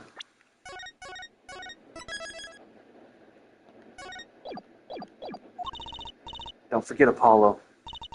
When he isn't sure about something, he has a habit of fiddling with his book. What if you ran into someone who was like a full-blown sociopath or psychopath and just had no nervous twitches and was like super confident telling the worst lies? I thought his hair was black, but you can see from that angle, I guess he does have like a gray shaved stubble. I mean, I've seen people go gray before his age, so, it is what it is.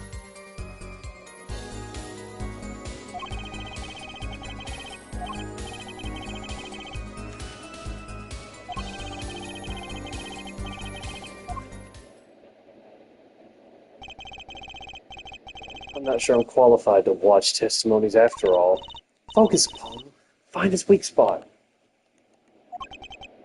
Focus. If only it were that easy. My ears hear what he says. My eyes see his expression.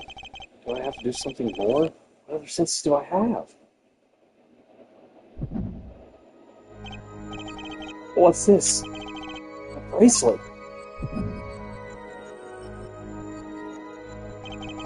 What's going on? My bracelet feels different somehow. I think Daddy was right. You can see it, can't you, Apollo? You're almost there. Find the weak spot in his testimony. I know this sounds crazy. My bracelet's trying to tell me something.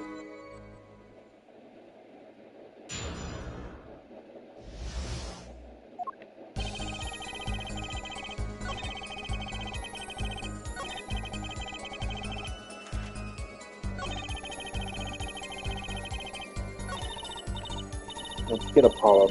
You have to focus to perceive the truth. I'm not sure I entirely understand this just yet, but I've perceived one thing. My bracelet is reacting to his testimony. This has to be the key.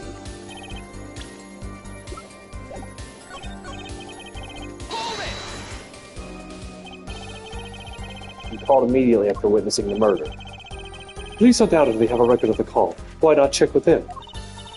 Wait, Apollo. This has to be it. Wait, you mean his habit? Don't forget Apollo ain't sure about something he has a habit of filling with his book. The only time he even had the book open was here. Which means this is the place to look for this habit. I don't know how I know, but I know. You know what? It's my bracelet. It's different somehow. I can feel it reacting to something about the witness. Your bracelet? She's looking right at it. That's where you would touch it on the touch screen. I'm not sure I get this focus stuff you were talking about, Trucy.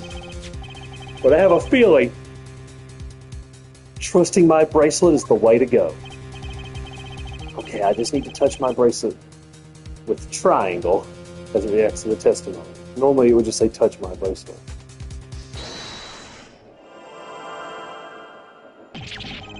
What's going on? I can see the witness's face, his expression so clearly. It's filling my mind. I can see nothing else, hear nothing else. Apollo? Trucy, what's happening to me? This is what I meant by focusing. Focusing. In this state, you can see everything, Apollo. Everything the witness does. That's great, but this is kind of freaking me out. Just look for Mr. Stickler's twitch, his habit. You remember it, right? Sure, when he says something he's not sure of, he fiddles with the page of his book. You got it. By now you're looking at the witness's face. Your eyes are sort of bugging out. I'll bet they are. First, move your focus of attention down to Mr. Stickler's hand. His hand? You know what to look for now. You have to be looking at the right place. She's right. I can only see his face like this. I could try changing my viewpoint.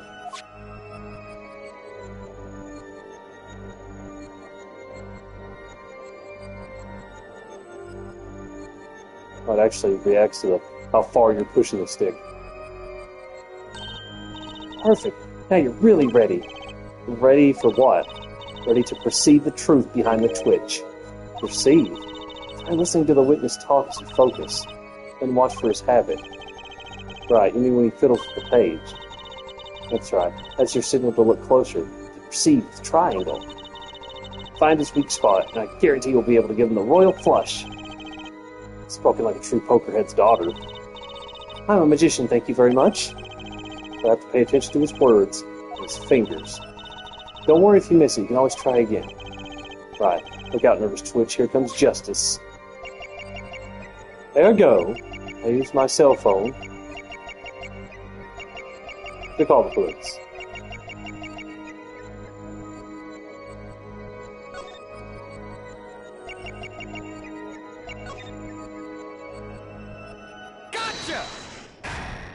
Gotcha! I use my cell phone. It's the part where he's lying.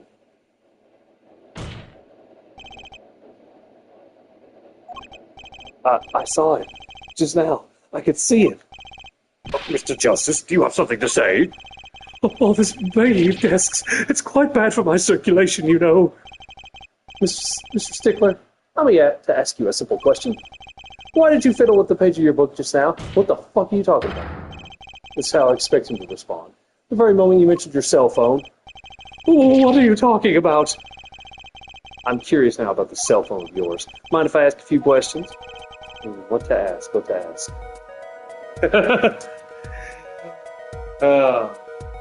I guarantee if I say ask for his number, it's gonna seem like I'm asking him out.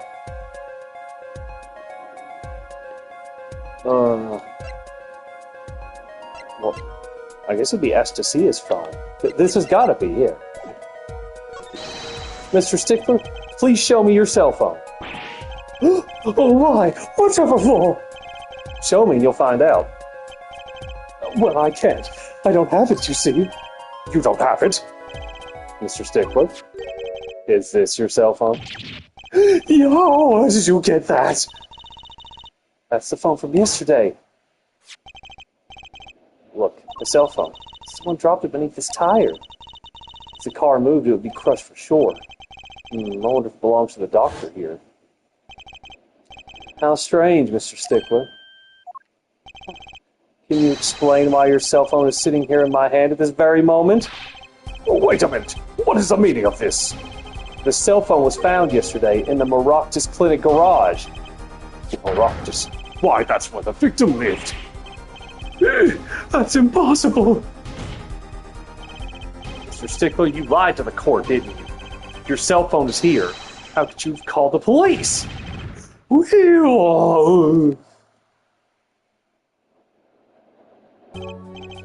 It's true. I didn't have my cell phone that night.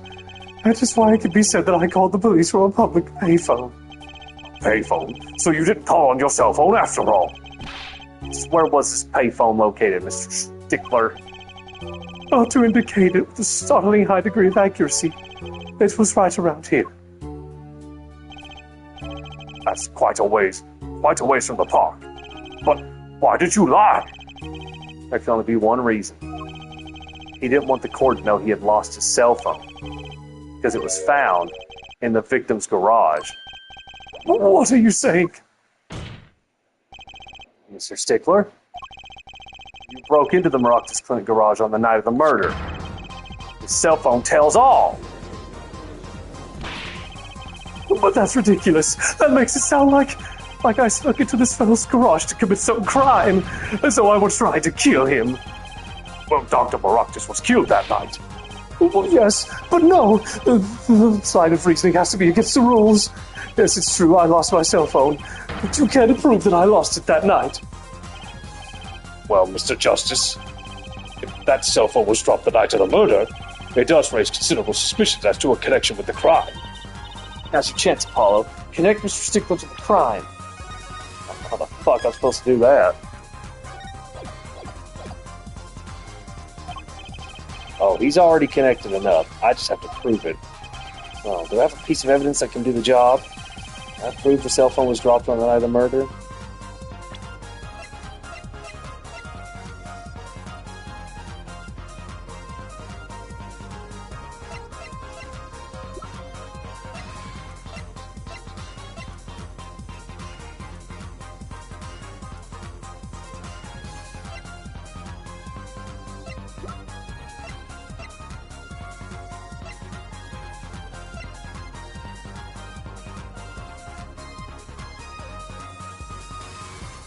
Because that was the night that it had the hit and run with Phoenix. Of course I have evidence. Ooh, I like your swagger, forehead. Hit it! The court will see this evidence, Mr. Justice. Hit it, as they say. The evidence to prove the cell phone was dropped on the night of the murder is... That's a side view mirror. As it so happens, Dr. Maroctus' car was in an accident that took place the night of the murder. An accident? An accident. It happened a little after 9 p.m., just outside People Park, our murder scene. Dr. Maroctus' car hit a pedestrian. What are you trying to say? From the absence of a mirror, it's clear that the car was parked after the accident, which means it was parked there after 9 p.m. on the night of the murder. If your cell phone had been dropped before the car was parked in that garage, then it would have been crushed. I find it funny that, they couldn't go to the scene of the murder without, a detective there. overseeing it, but they're just like, I was at the garage and I saw there was no mirror there. Trust me, I'm a lawyer. After all, it was lying on the ground right under the wheel. There we go, Mr. Stickler. The only time you could have dropped this in that garage was after 9 p.m. the night of the murder in the park. I don't know what the fuck, how you make that sound. Mr. Stickler, you know what this means? You did break into the victim's garage that night. This is the most unexpected. Mr. Justice, are you naming the witness as a suspect in the murder of Pal Maractus? Oh, stop. This is too much. This can't be happening. Prosecutor, say something. I suppose it is worth saying this. No connection has been found between Wesley Stickler and Pal Maractus. That is, other than this. I believe our next testimony will be most revelatory. Is the witness prepared? Yes, Your Honor. I know that face. That's the face of guilt.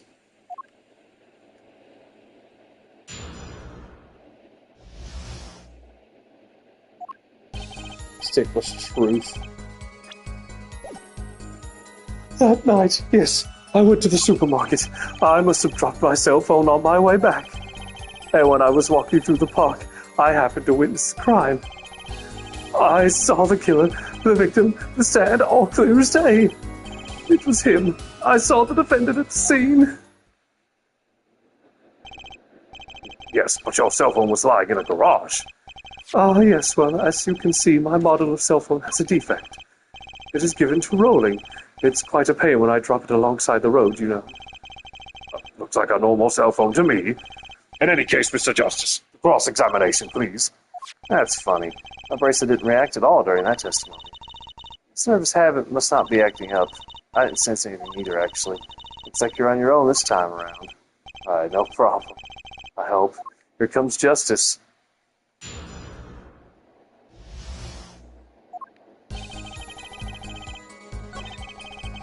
Oh, the bracelet's grayed out. I wonder if I, get more information if it'll glow.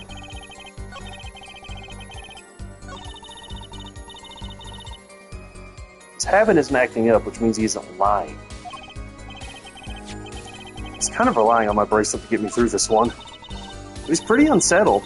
The odds are really high that he can get something out of it. And gleam in your eyes. You're a gambler's daughter through and through. I'm a magician, thank you very much.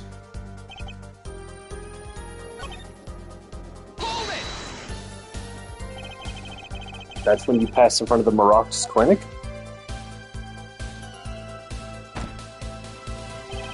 Why, yes, that's correct. That was a pretty suspicious pause there. Mr. Stickler, do you think you could be a bit more specific? Please show us the exact route you took on the night of the murder. Of course. The supermarket is here, along the main road. My way home from there takes me past the Maractus Clinic. This is probably when I dropped my cell phone. Yet woe as I walked on, unaware of my loss. I walked right into that fateful park.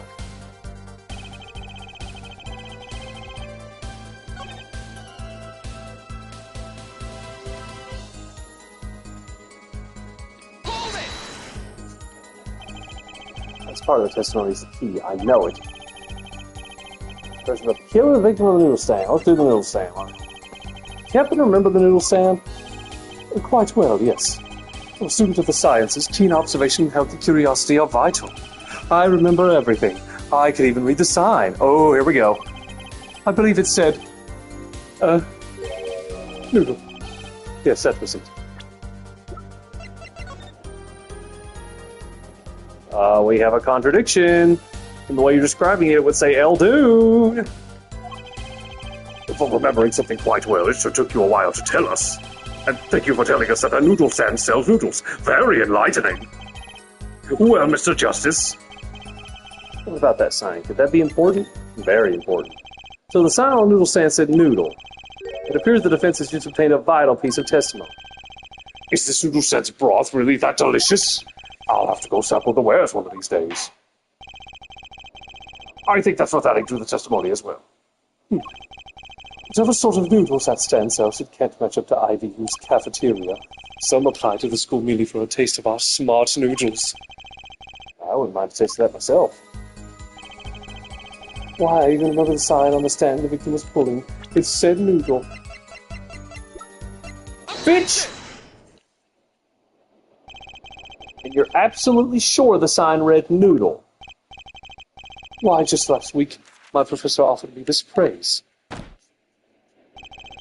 At least you have good eyesight, Stickler, I'll give you that. It read without a doubt noodle.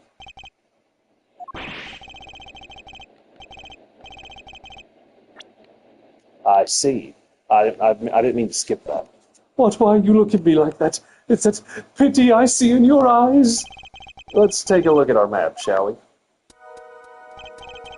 So you're claiming that when you saw the sign, you were standing here, was it?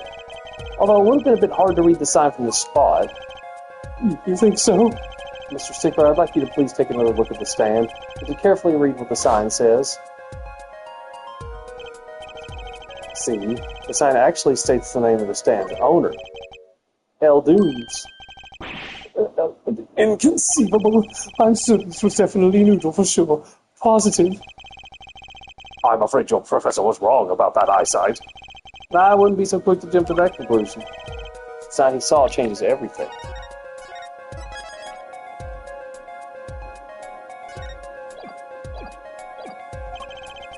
The witness says the sign said noodle, and he saw it right.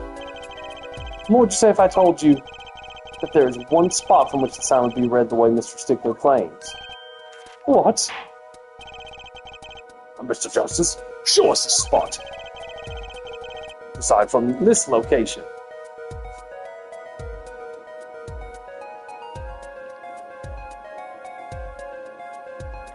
What is that? What am I pointing to? The witness was standing here, on the opposite side. How do you know that? When viewed from the south, the sign on the stand reads Eldunes, as we know. However, observe the other side of the stand. Well, this side says noodle. Exactly. The name of the stand is split between the front and back sides. Mr. Stickler, you lied to the court. You witnessed the crime from the northern side of the park, not the south. You got me. So what? So what? Does it matter if he saw the killing from the north or the south side? It makes no difference at all. He's right. Travel far enough to the south and you will end up going north. Even on a global scale, directions are utterly without meaning. Actually, maybe he's right. What does it change? I'm nervous. Every time something's coming up, I gotta say it. It changes everything, Apollo. Gruesome. Remember his testimony from before?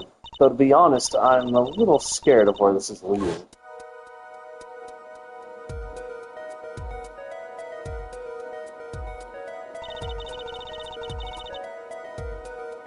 The killer and the victim are facing each other here.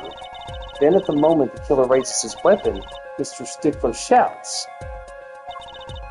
At which point, the victim turns his head to look, and the killer fires his pistol.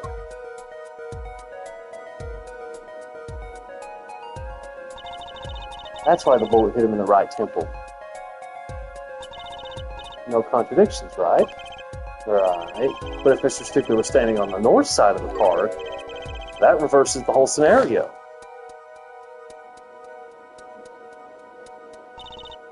Completely. If Mr. Stickler shouts from where he is now, and the victim looks in his direction,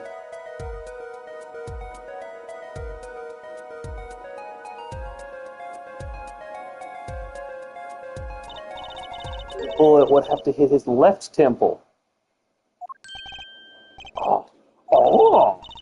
In other words, someone standing at point K couldn't shoot the victim in his right temple. It's impossible. That's right.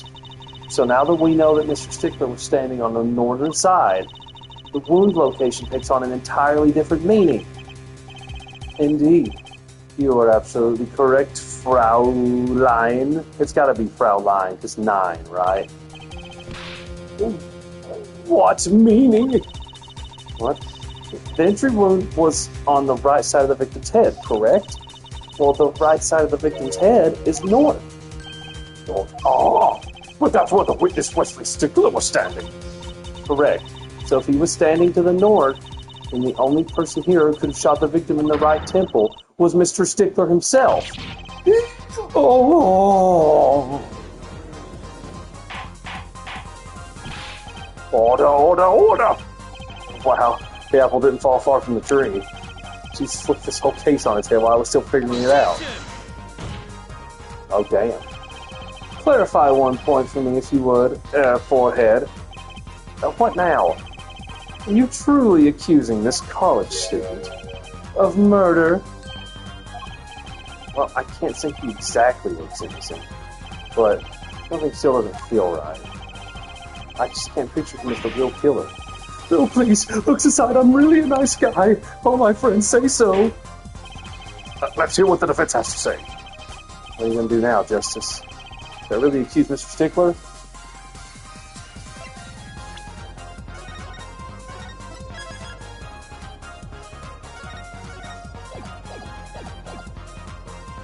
I think he's the panty snatcher. I don't think Wesley Stickler's a killer, but he's not innocent either. His unusual silence tells me that much. Mr. Stickler, you seem unusually quiet.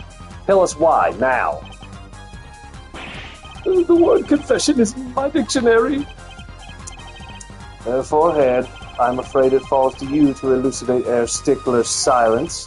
Mr. Justice, you did say you were accusing the witness just now for a crime other than murder. Your reason? The court's all ears. I know he's guilty of something, but what crime other than murder is there? Do I have evidence that shows his involvement in some other crime? Your evidence, the court's all eyes, Mr. Justice, shows evidence that points to the witness's involvement in a crime.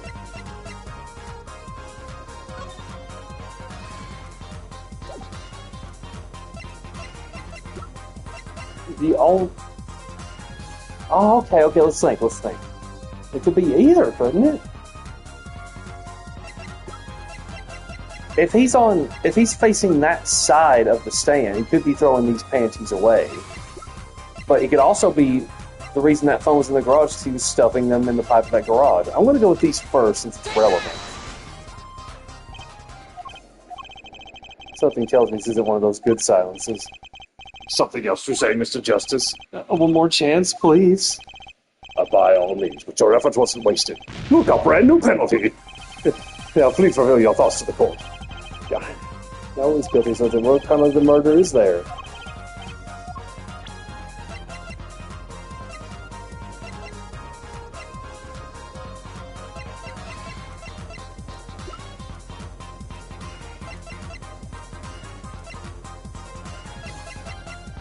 These? It's either that or the phone itself. Like I said, it could have been either. The evidence is this! What? Is that women's underwear? Hey, those are mine.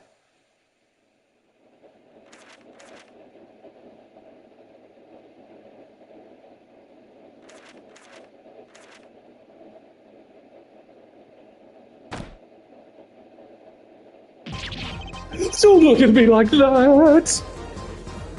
I love the delayed reaction. Order, order, order! Mr. Stickler, while I can't say this comes as a shock, It's not what it seems by Pythagorean theorem. Well, what did he say? I swear it.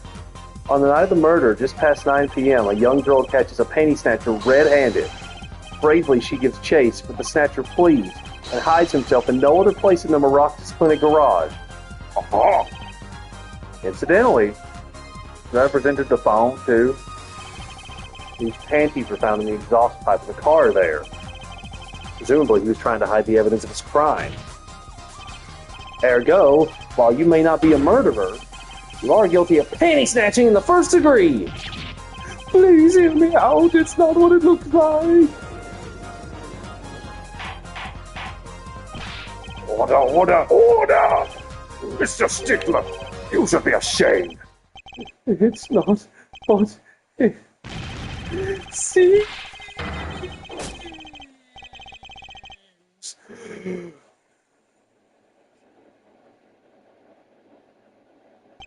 Let's break down.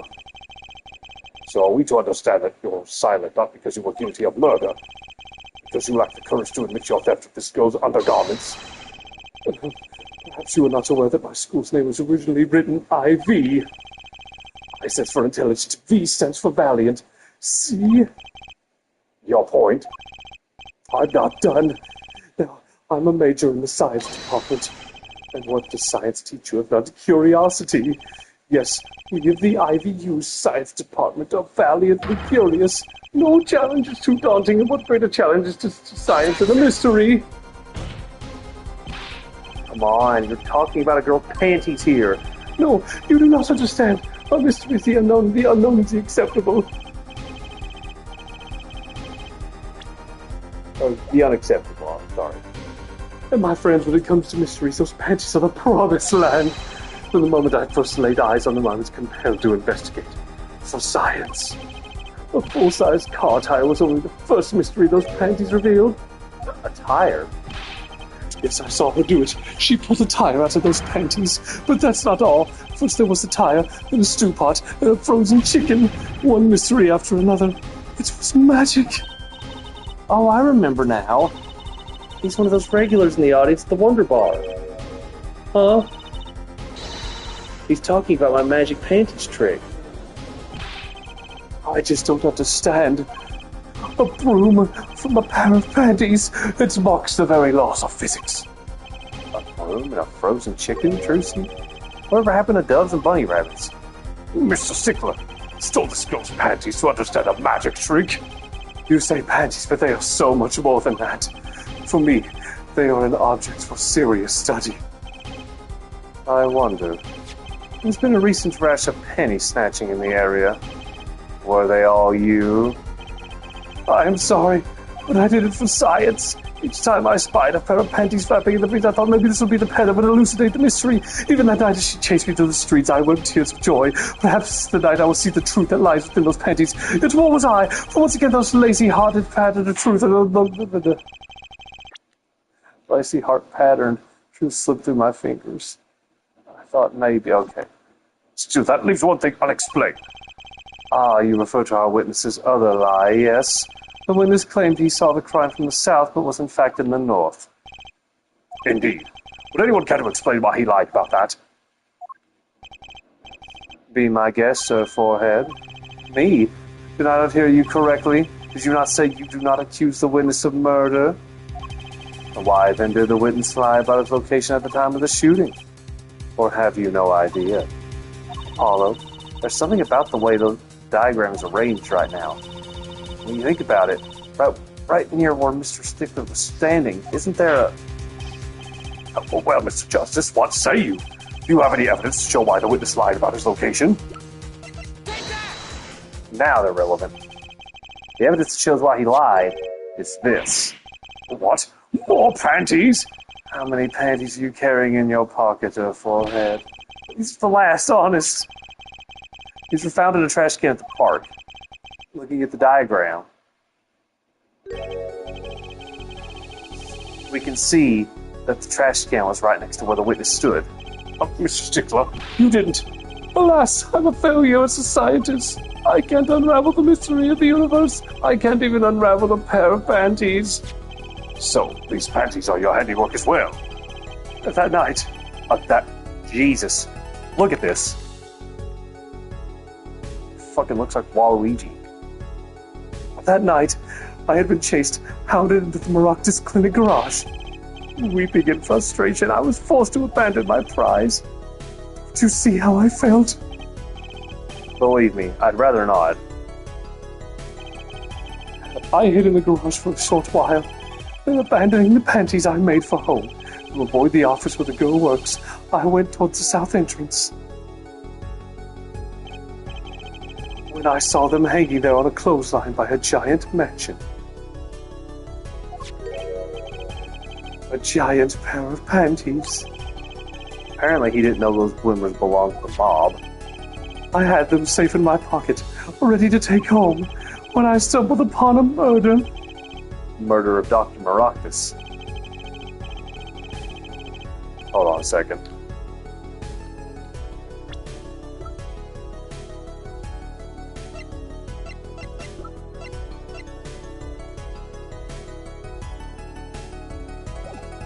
Never mind.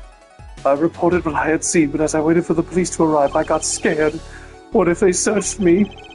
That's when you dispose of the bloomers. Yes, it was a severe blow to the progress of science, but one that had to be borne. A fascinating if disturbing tale.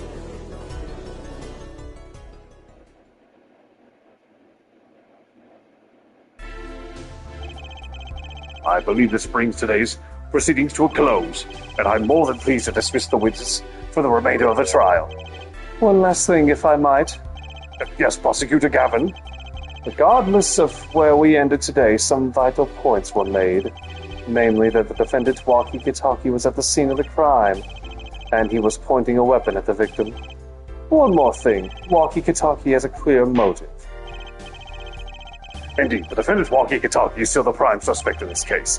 The only suspect, in fact, assuming there was no one else on the scene at the time. Yet a mystery remains. The location of the wound in the victim's right temple has yet to be explained. The court requests further investigation from both the defense and the prosecution. Yeah, baby. No problem. Very well, this brings the trial for the day to a close. Court is adjourned. To be continued.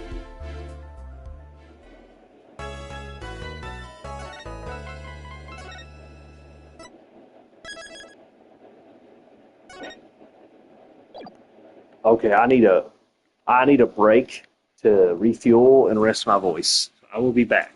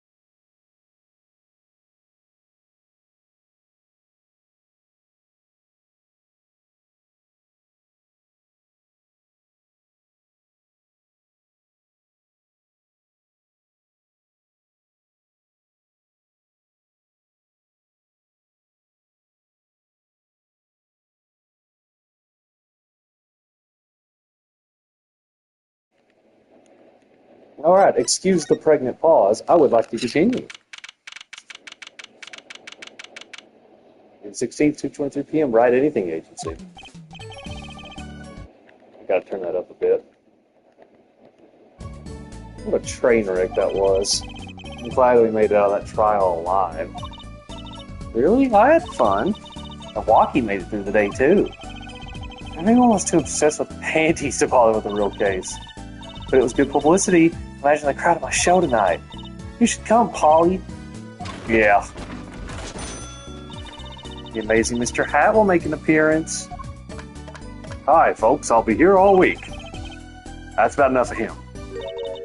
Hello? Ah, Miss Tiala. Thank you for today. The trial went well. Oh, right, no problem. Do you think Walkie will be okay? Well, he's not guilty yet. Please, you have to help him. We're supposed to get married next month. Oh, congratulations. Way to put the pressure on, guy. Please let me know if there's anything I could do to help.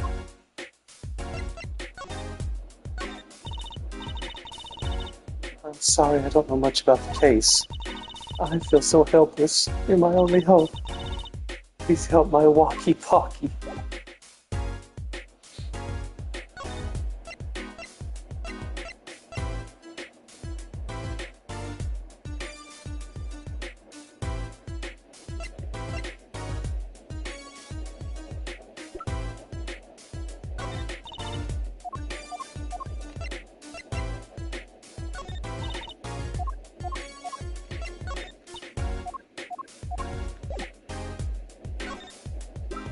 Hold on. Okay. Marriage. Are you sure about marrying into the Kitaki family? I'm fine with it, and I love Walkie with all my heart. Aw, it's so sweet. So it doesn't bother you that you'll be married to the mob? I don't think so. My parents are against it, of course. Say, where did you and Walkie first meet anyway? Good question. Miss Tiala doesn't look like the type to have gangster connections. Oh, we met at my old job, actually. Office romance. She's not very forthcoming with information about herself, is she? The Kitakis. Did you know that the boss is trying to get out of the business? Really? Mr. Kitaki wants to quit being a gangster? He's trying to transfer his assets into a normal company. He only announced it recently, out of the blue. I hear there's quite a lot of confusion in the ranks. I wonder if this explains that apron. I can't imagine Walkie going along with that. He's highly motivated, isn't he? That's not the word I would have used. He said, I'll be the next big boss and keep the family alive. I think he's at that age when boys want to make a mark on the world. That's not the way I would have put it. His father moves in a lot of circles. He's really focused on profits. The Kitaki family's been making a killing recently. Again, not the way I would have put it. But Walkie says it's not about the money. They have the gangster tradition to uphold. Oh, a generation gap. They've even got their ever-classic what about the family business thing going.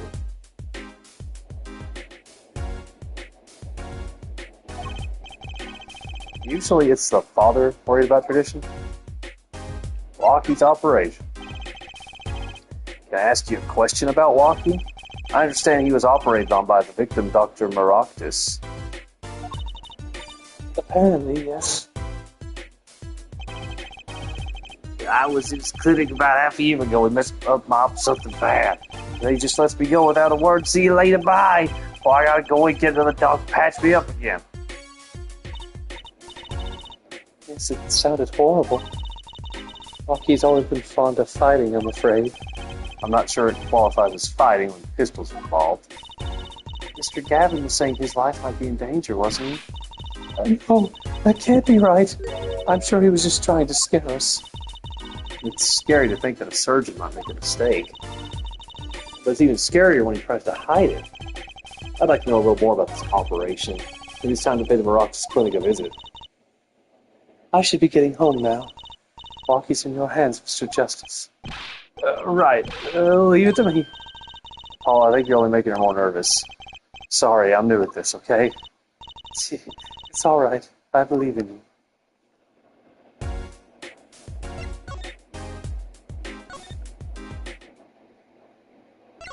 No one here.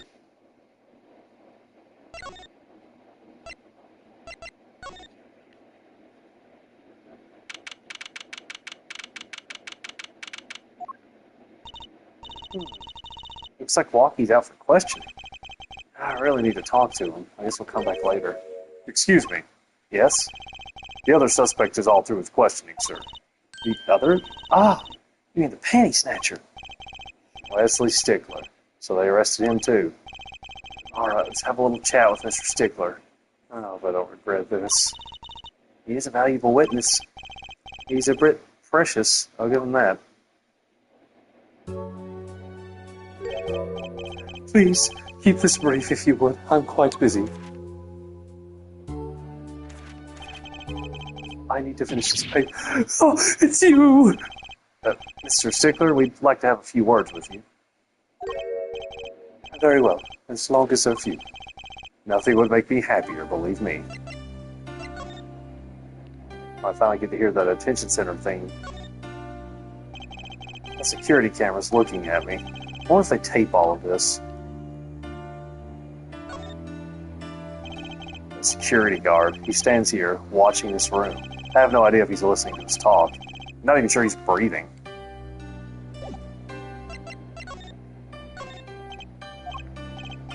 Fine, ignore my evidence, see if I care. I wonder what he's thinking. On second thought, let's not go there. That's it, the mystery, the unanswerable riddle. Actually, they're just a normal pair of panties. What? How is that possible? It just takes practice, that's all. And you must teach me. You must. Think, if I could produce a pencil, an eraser, a textbook, and a lunch, all from a pair of panties, my life would be complete. He's serious, isn't he?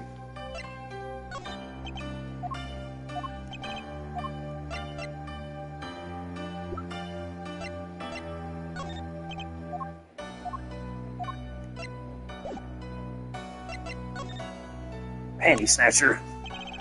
Mr. Stickler, on the night of the murder, you stole... Wait, I can't help but feel that I'm being misunderstood. How exactly? Yes, that night I obtained a pair of panties. It's true. However, it was my burning curiosity that drove me to it. Nothing more. You wanted to know the trick to my panties, right? You're here too. I guess I was supposed to present that evidence later. Oh, great Trucy, teach me. I must know the secret of your panties. My very existence hangs in the balance. Please make me your apprentice. Apollo, help. I don't know. I think you'd make a great lovely assistant. Don't say that, Apollo. What you witnessed. Could you relate what you saw the night of the murder to us one more time? Well, why not? Though it hardly differs from the testimony I gave in court. The defendant was there in the park that night. Of this I'm quite certain. He was pointing a pistol, or something like that, at the victim. That's when I shouted, "Stop, you two! Let's resolve this like gentlemen!" And the next moment, a shot was fired. And this is all true? Really? My panties are gone. My innermost heart revealed. What further reason could I possibly have to lie? I can't think of anything you want to hide more than panty snatching, true.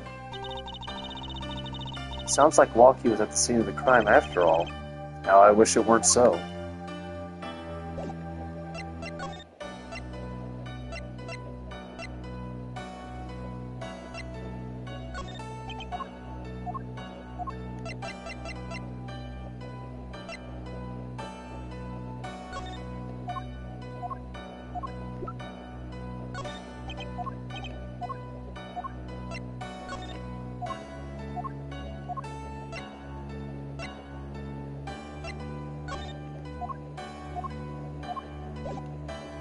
I'll come back later.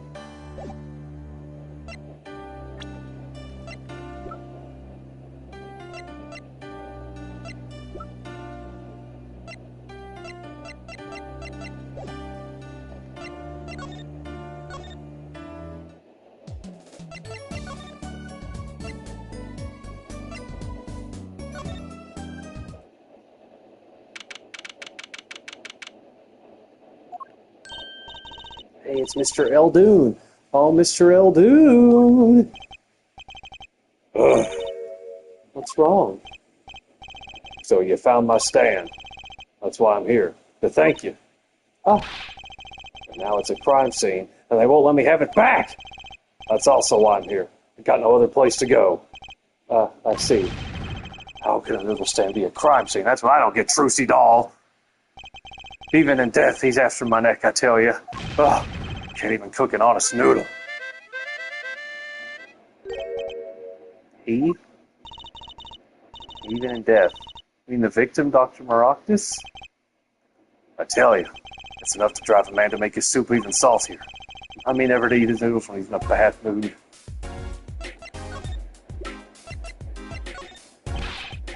That's right, Sonny.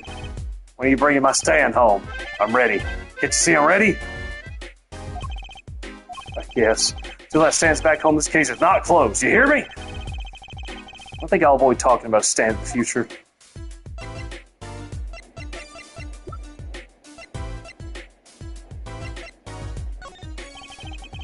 That's one of my bowls. See the Mr. Salty mark? Mascot of Eldoon's Noodles. They come to the stand, they sit, they drink deep from that bowl, and when they see the bottom, the face looks just like Mr. Salty's. Genius! No, I think I read this before. Very high concept.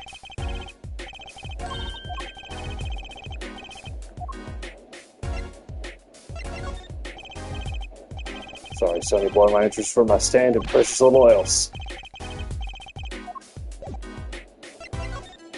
The noodle stand. That stand. Generations had served up the very best noodles us Eldoons could make. A tradition of noodles and salty broth. It's more than a stand, it's history, I tell ya. Watch what you say or it might become true. That's a great story, Mr. Eldoon. A single stand passed down from generation to generation. Of course, to be honest, I didn't plan on doing it. That's right, you said something about that. About you rebelling against your pops, was it? Good memory, Trucy doll. I was a go-getter back in my day. Until my friend next door butted in. In the end, I was left with nothing but this dusty old stand to earn my fortune. Mr. Eldoon, I don't mean to pry, but what exactly did you do before you became a chef? Ugh, let old noodles lie, that's what I say. Started to get an idea of what he did anyway. He stole my dreams and left me with nothing but noodles. Now I don't even have that. Is he also a doctor? Mr. Eldoon, if I might ask, what exactly happened between you and the Maroctus clinic? I couldn't help but sense enmity there. Enmity? I hate him. Hate him. Him acting like he smells like roses when he's rolling in mud. Excuse me? He's the only doctor at that clinic, you know. Pretty impressive, huh? I'll tell you the secret to his success. Bob. You mean the Kitaki family? They're always having one of them turf wars or whatnot. Always an entry or two that needs fixing. Maroctus saw a chance for some business. So he started giving the Kitaki family a good deal. A deal? Every fifth operation for free. He stole the idea from my pops. 1 free bowl of noodles a week, he used to say. Can a doctor just decide to do that? What about the insurance companies? Oh, no doubt it's illegal. They got him in good with the family. Pretty soon he was getting all the business in town. Leaving me here in the dark, up to my neck in soupy noodles. I think I figured out Mr. Eldoon's former occupation. Can't hurt to ask Apollo. Eldoon's past. Mr. Eldoon, or should I say, Dr. Eldoon? Figured it out, did you? That's right. I was a doctor. A surgeon until the year before last. So Mr. Maroctus was your rival? You like those onions they put in the soup broth? Yeah, kinda. Take a spoon, you drink some broth, those onions will find their way in there. For people who like them, well, that's just fine. For people who hate them, I hate onions. Hate them! Always sneaking in from the side, getting in the way of a good tasting spoonful. Well, that's what he was. An onion. Onion boy, that's what I called him. So you weren't exactly friends. and pal Maroctus. Ever since preschool, we were getting into each other's face. No matter what I did, sure enough, he'd come following along. Then he'd do it better than me. Just blow right past me without so much as a howdy. I see. That's right. I was a surgeon long before he was, you know. And that no-good onion boy comes along. Well, Trucy, looks like we found ourselves a new suspect. Don't say that. Thanks to him, I was forced to trade in my scalpel for a ladle. Sorry, pal. Didn't mean to weigh you down with an old man's ramblings. No, it's fine. By way of apology, if you ever get yourself in a spot of trouble, you drop by. You're investigating Maroctus, aren't you? Yes. Well, you want to know about a doctor, you ask a doctor. That's all I'm saying. You just think of me if you need something, Trucy doll. Right. Thanks, Mr. Eldoon. I guess the time spent listening to him complain wasn't entirely wasted.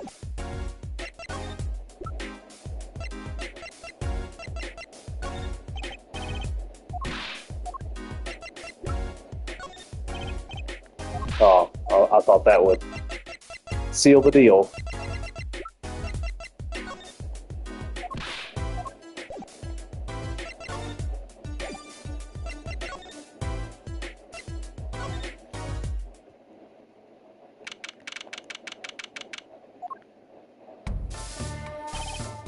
Yipes! She's back!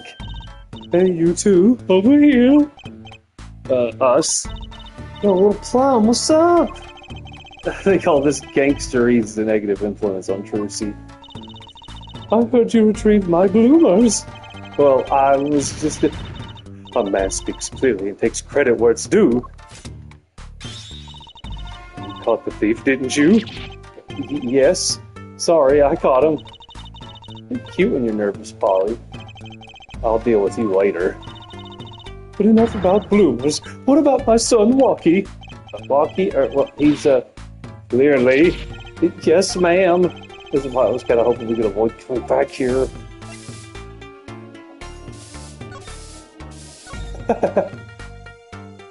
Yeah, she's got some moves. They took that old lady at it again. Look, I told you yesterday the park's off limits.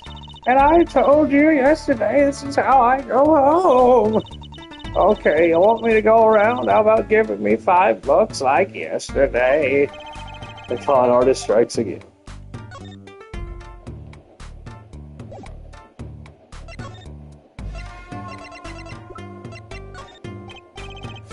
About these. Hey, my bloomers, thanks for that. I owe you one. I thought you might like them back, so... Oh, no. Why don't you keep them as a souvenir? Oh, no, I couldn't really. Thanks for the offer, but I could use those in my magic panties act. I'll pull shivs and pieces of Godfathers out of them. Great, now your props are going from bland to dangerous. Sorry, kid. I got no idea what you're talking about. Can you tell me if this knife belongs to Walkie? Oh, that's his knife, all right. Bought it for him for his birthday. That's a pretty hardcore present. I remember him falling asleep with it clutched in his arms. Oh, I know the feeling. I'll bet he was just as happy as I was with my plastic spaghetti. Give me just a moment, if you please.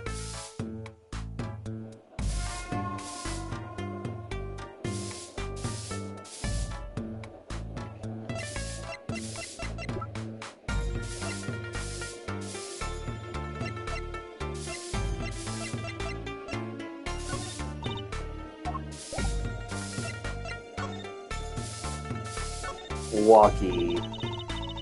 He's really everything you'd expect in a boss's son. I'm going to be a gangster, dude. Life does have an appeal for that age, particularly for boys. Oh, don't look at me like that. Shot in Turf War about half a year ago. Guess we heard the story from Walkie. But he didn't tell you the whole story. You know, even if he had a pistol, then he couldn't have shot anyone. What? He acts like he's hard, but he couldn't shoot someone to save his life. I should know. I'm his mom.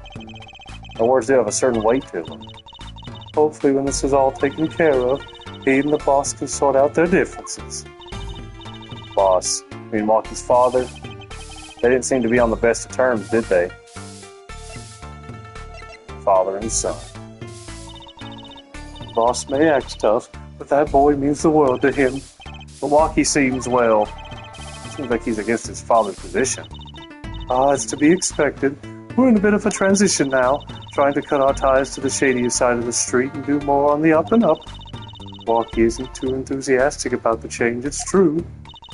But why the change? Is the gangster thing just not paying the bills?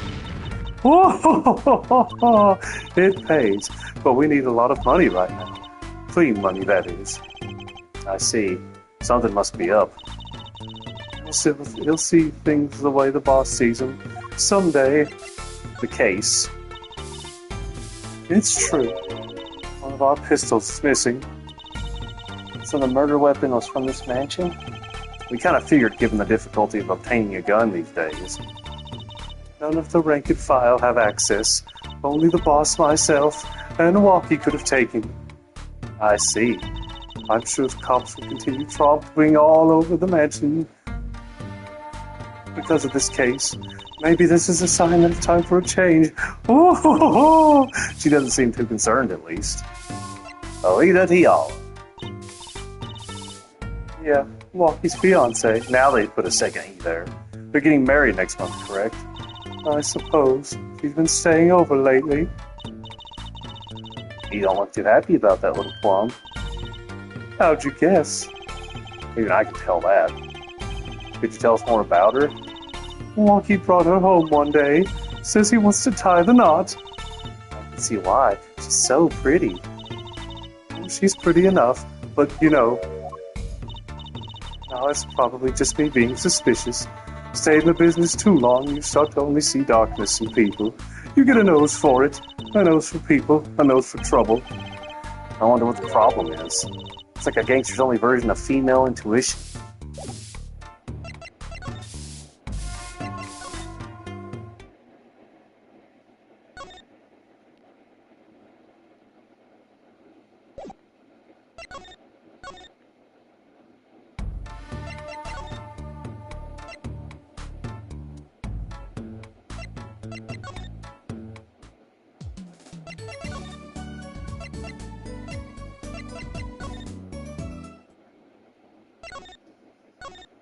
I gotta do something, that's for sure. Oh, there's one more place.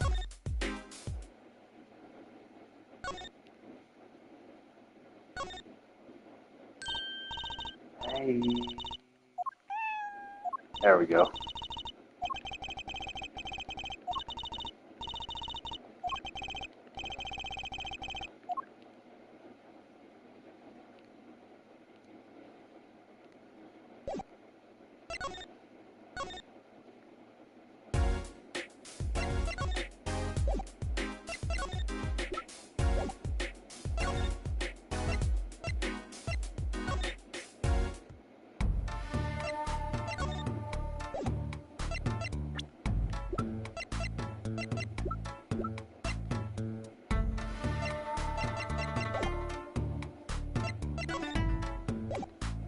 Can't present profiles, huh?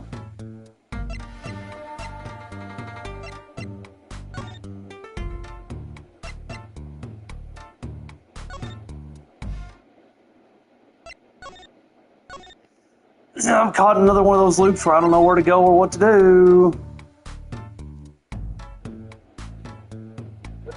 Great.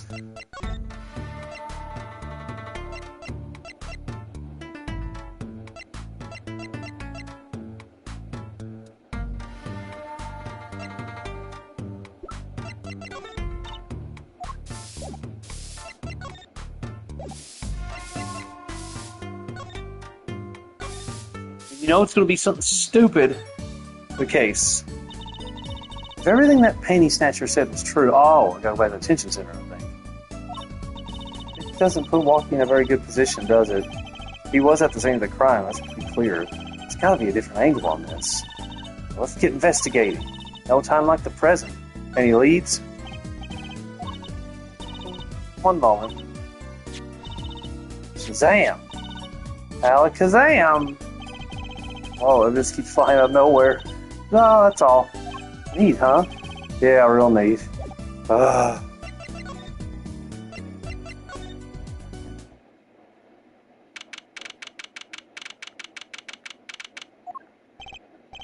was hoping to meet with my client. Walkie-talkie's just finished questioning. I'll bring him out. Great, finally. Yo, what's up, my little imposter? What you call me? Sam, it's you? Sorry, G, thought you were Lita. A little imposter sure is a strange nickname. It's a think thing. You wouldn't understand. Did I say imposter? I meant poster. Like poster girl, aight? You couldn't drop part of that. Why not drop poster? Just call her girl. Because she's so much more than that, G. She's like an angel. A fallen angel. So what can I do you for? You don't look so chipper today, Walkie. Worried about your heart condition, maybe? Fade away, boy. Relief to hear. It's a relief. Oh, did your father not tell you that bullet you carry so close to your heart? If not attended to immediately, I can kill you. Man, I ain't trying to hear that. Man fights to protect what's valuable to him. You know what I'm saying? I miss my fallen angel. Hey, you go get a leader for me. You're my lawyer, aren't you? Lawyer, not gopher. Yeah, whatever. He seems preoccupied. I'm not sure he even looked at my evidence. Alita, man, Alita. Your fiance. So I hear you'd be married next month? Straight up. We poured the nut 40 out on the stoop. Alita, oh Snapple Cakes. She's so fine. I think he's smitten with her in his own weird way. I was wondering, how did you two meet? I asked Tiala, but she was very vague. Well, man, she wouldn't tell you. I best hold my tongue, you feel me? What? Yeah, what's past is past, she knows that. And I'm with Alita, I feel like there's things worth protecting out there, you feel me? And my Alita, she's down with that all the way. And so both of them were mum about their past. Maractus Clinic. Do you think you could tell us what happened with you and Pal Maractus? There's something you should know. The Katakis are having what you might call a feud with the rival's family. So about 6 months back, I go into Rivale's turf packing a knife, right? And you were shot? Oldest thing I ever seen. One shot to the heart. My homies weren't too late. It's a miracle that I lived. It's already considered one of the 7 wonders of the Kentucky family. You know that? So you were taken to the Maractus Clinic then? You should have seen that face as they wheel me in. You can't just let the boss's son die, you know. I'd hate to have been in that doctor's shoes. Mr. Kataki's scary enough when he's not angry. But the bullet that hit you, it was never removed? And it's still threatening his life. That doctor, he did it on purpose! Follies paid him off, I'm sure of it. I need to hear more about the night of the murder, that much is clear. Walkie's future. Life in the family's a G thing. It's about being a man. You know what I'm saying? Sorry, I'm not up on my G thing. I'm not even sure what a G thing is. My old man, he's gone soft. He says the old rival gang days are over. He just wants to make money. Isn't that a good thing? Man, there ain't no soul in making money. Better live fast and die young, for shizzle. Wait till I run the yard, and everyone will know what time it is. That's right, OG time all the time, represent! Paula, why does he keep talking about old guys? I don't think that's what OG means, Tracy.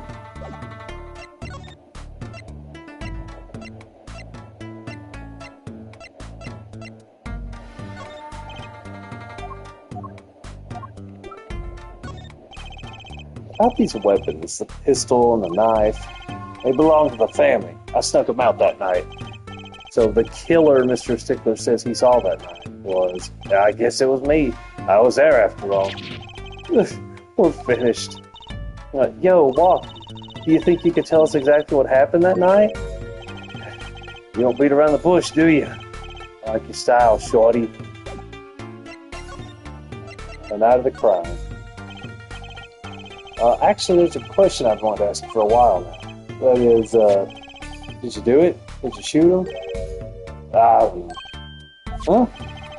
The day that checkup when I found out about the bullet by my heart, I borrowed a gun from the family stash. Figured I'd give that doctor a taste of his own bad medicine. I don't like where this is going.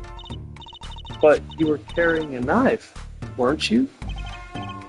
Oh, that? Yeah, well, be too careful, I'd say. I'm on my way to the clinic, right? When I run into him in the park, he's dragging his noodle stand behind him. Like, you didn't put him up to that? Like, you know, in the movies? If you value your life, you'll bring the stand. Shorty, you're more whack than I am. And that's saying something. I was serious. The thing is, I don't remember what happened next all too well. You don't remember? The way I see it, if there wasn't anyone else there that night, and I guess it probably was me who did them in, you know what I'm saying?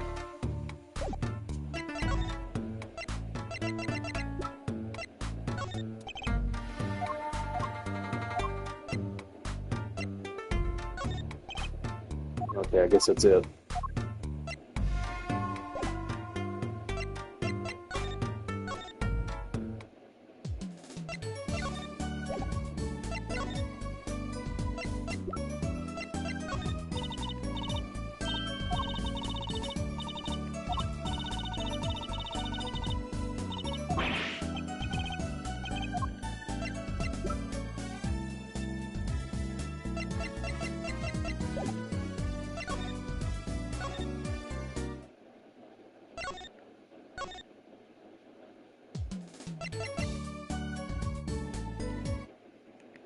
One and a half hours, not too bad, I guess, all things considered.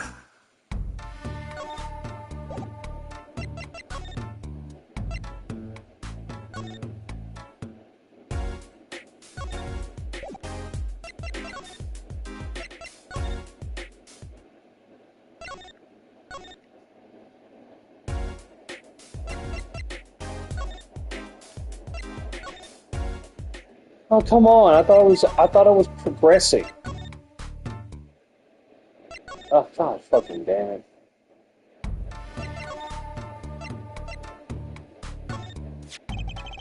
This is the mirror we found. From the hit and run, huh? It's funny how it all ties together like this. You chase after a hit and run and end up Walkie's attorney. Of course, you'll find the real killer soon, won't you?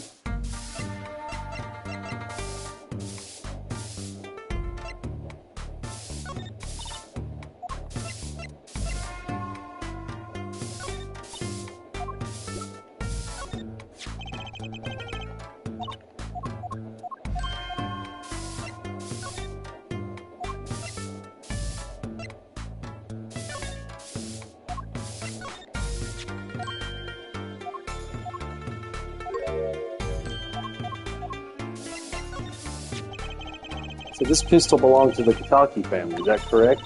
It's one of the pieces we keep... Oh, did I already read this? Those we used to keep around. They're all gone now. Oh. Police came yesterday and took everything. Everything but my broom. You think you should have given them that too? You kidding? Can't clean up very well without a broom.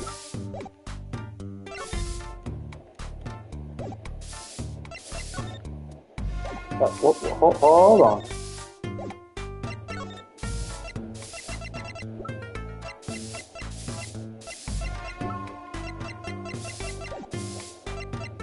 Do I need to start examining random bullshit? Is that it?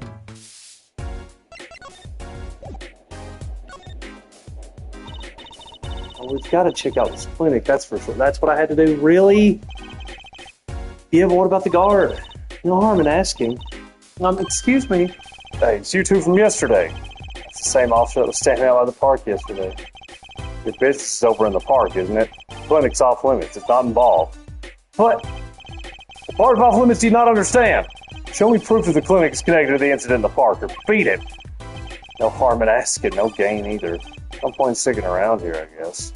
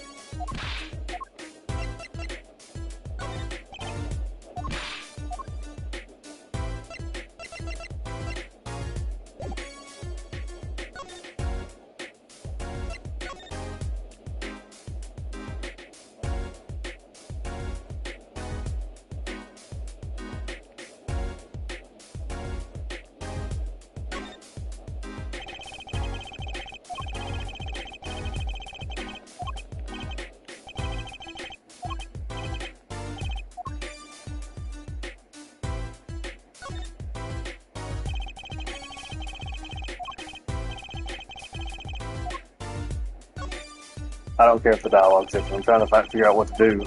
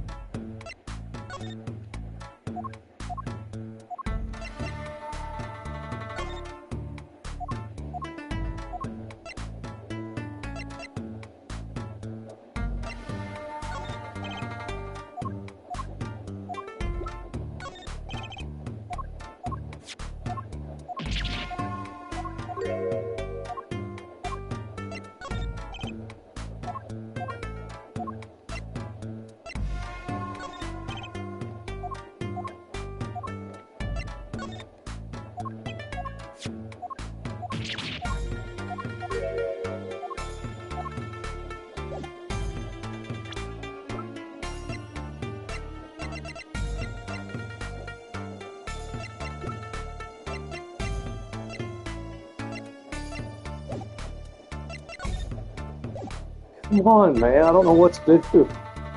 Do I just have to examine everything until I find some new crap?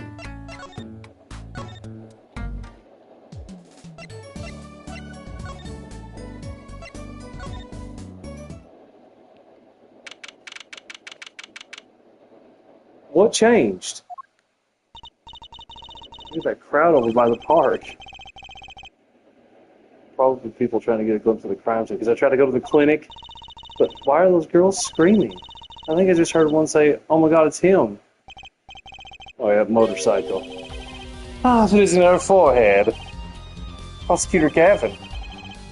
Some fans found me on my way out. Just my luck. Oh my God, he's so cool. Plus the screams. New album just came out, you know. Don't waving to them. They love it. Ooh, he's so cute. They're so excited, it doesn't matter who waves to them, see? It's just surreal. So, you were here investigating? I was on my way home when my hog gave up the ghost. Your hog? Motorcycle won't start. Clogged exhaust pipe. Bad. Looks like such a nice bike, too. Hard to believe that it could break just from that. That's my fault. I think I was using the wrong oil. Cars, motorbikes, they're all the same. Clogs the exhaust and they won't run. Machines. Tell me you share my angst there, forehead. I ride a bicycle, actually. In any event, I'm off to the shop to get it fixed. The detective in charge of the scene isn't fond of me in any case. The detective? You mean the one in the lab coat? Yeah. She's in a foul mood, too. Be gentle. My feet are saying, baby. Oh my God, there it goes.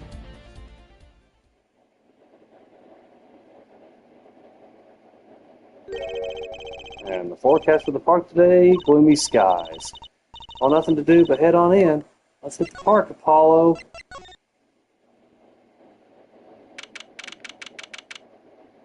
I was thinking about the scene look different to you. The tarp is no longer covering footprints. Yeah, I think you're right. Blue tarps are gone. Maybe that's it. Look over there. The white frocked detective from yesterday. She seems to be apologizing reverently to the trash can. She's under a lot of stress. The investigation's probably not going so well. Hey, you there. You want to talk about someone behind their back? Do it more quietly, please. Oh, Detective Sky, hello. Seem as gloomy as ever. This is miserable. Miserable! I just got a new kid and I can't get the stuff to work. Everyone's all smile for that glamorous fop. Glamorous? Does she mean Prosecutor Gavin? More to the point, doesn't she mean glamorous? He walks. His shiny chains catch the sun and glimmer in my eyes. It's distracting! Speaking of distracting, I guess I just have to accept the fact that I lack talent. Sounds like she's trying out some sort of new forensic technique. Detective Sky. You know Mr. Wright, correct? How do you know my daddy? I want details. Well, he helped me out a long time ago. You might say he saved me. Was she saying something about getting involved in an incident? I can't stand it when things are vague, especially in a case. I went to study to become a forensic scientist in Europe, but you're a detective now. Well, I failed the test, but, rank and title don't matter. What matters is what's inside your heart.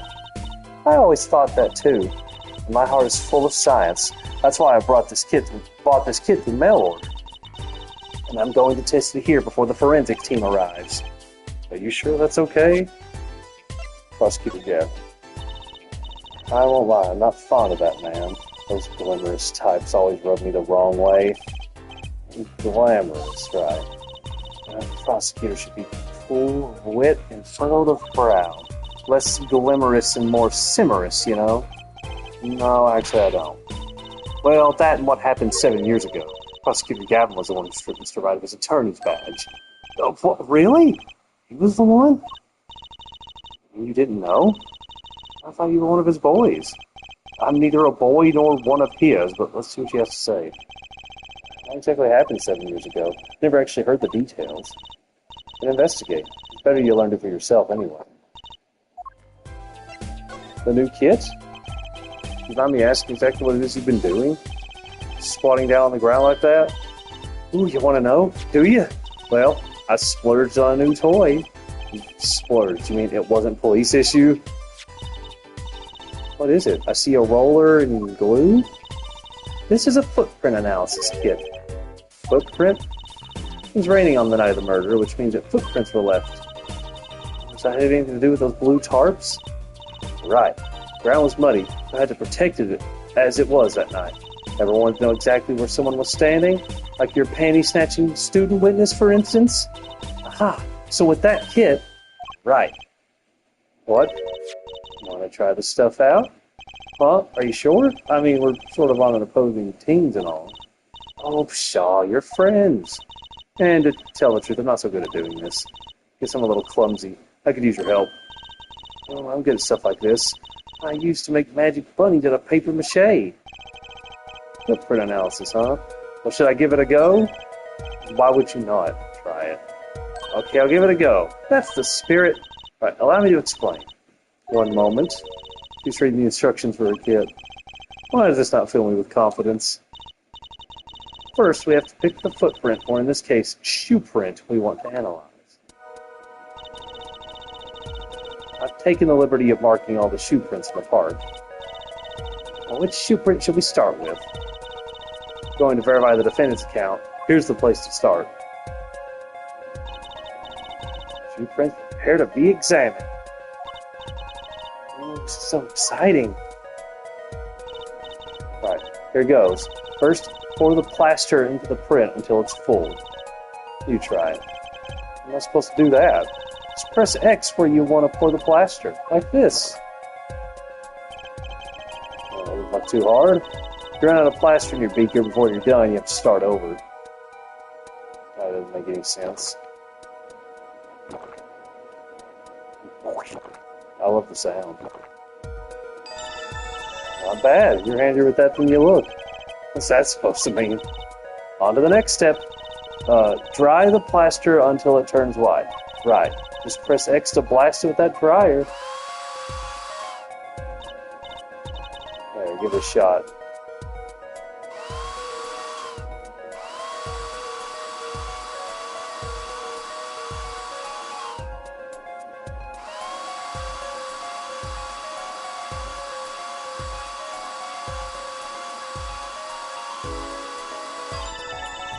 Looks like it's hardened nicely. Let's take a look. Yes, that's a good one. Next to the ink. Ready for the next step? Use the roller to ink just the shoe print part. Hold on to that roller tight now with X and roll it up and down. Keep going till you get enough ink on there for a good print.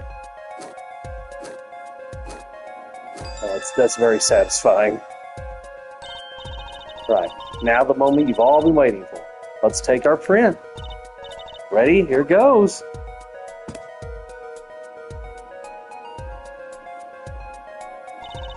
Let's see if we get a match.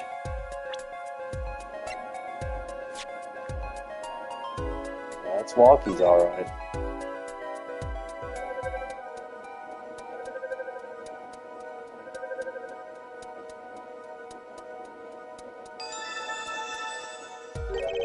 One, how do you have someone's shoe print on file? And second, what if someone just wears the same shoes and the same size? So the shoe prints belong to Walkie-Talkie after. He was in the park on the night of the crime. I can almost see the science at work. Don't you love it? Nothing feels better. He's definitely way more into this than I am. Just let me know if you want to do some more. I'll be here solving the case. Science. Well, that certainly brightened her mood.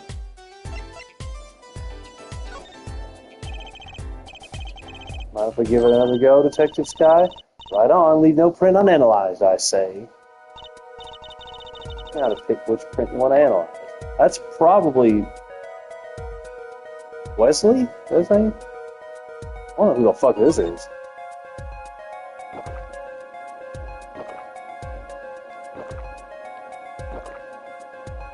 I probably shouldn't love that sound, but I really do. I didn't feel that.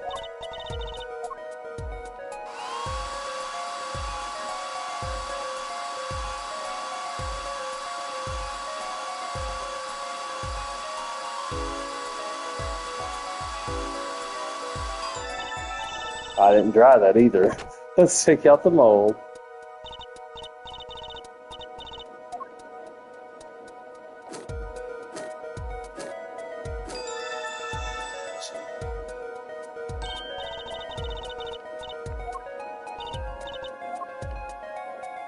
Well, the one the game keeps suggesting is like the odd one out and could potentially be well,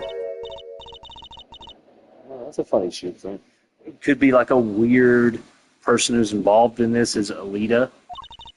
Is that even a shoe? It's strange, so smooth, except for the part with the leaf. I can say without even looking that this print doesn't match any print on our list.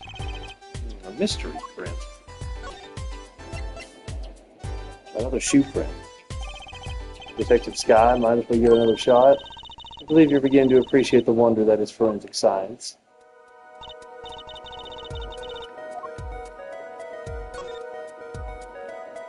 Oh, that's a weird one.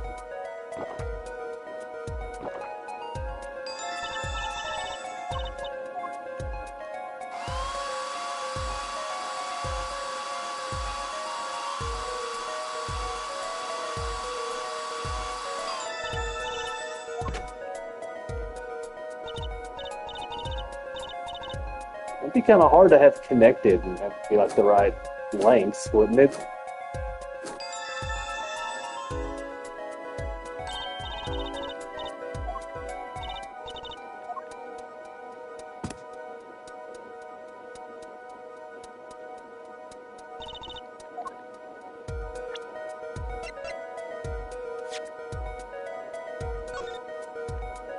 That lines up.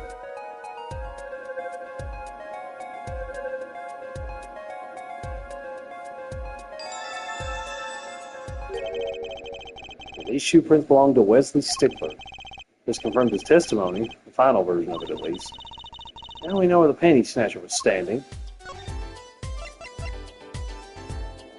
Mystery print. This print is far too smooth to be from a regular shoe. It is a shoe print of some kind, though, that's certain. Still, you have to wonder what's doing here. It's right next to Eldon's noodle stand. It does make one wonder. Hey, you. Yes? Why are you so quiet all of a sudden? You wouldn't happen to have something in mind. Something that might have left this mystery shoe print? This mystery shoe print does remind me of something.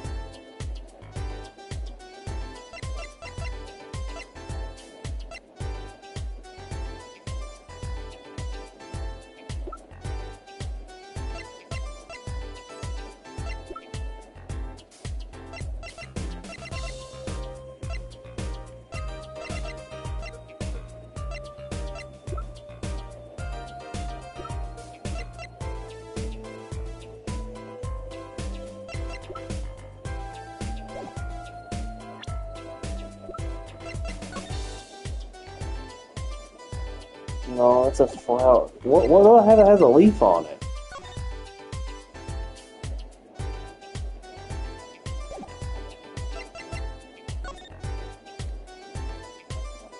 Do I have it?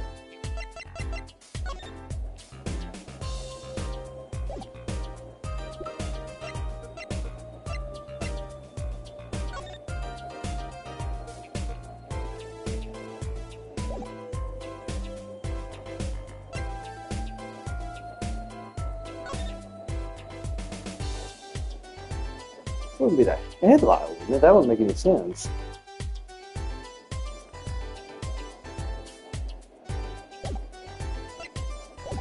I don't think I know. Oh, sorry, no idea. Too bad. I wonder what it is. I'm just familiar with that smooth surface.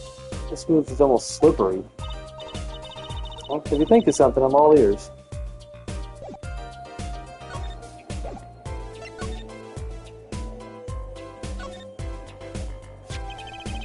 Poor Mr. Elden, who's been standing here since this whole thing started. And almost looks at home here in the park. I think it should be made into a playhouse for children. I think its owner would disagree.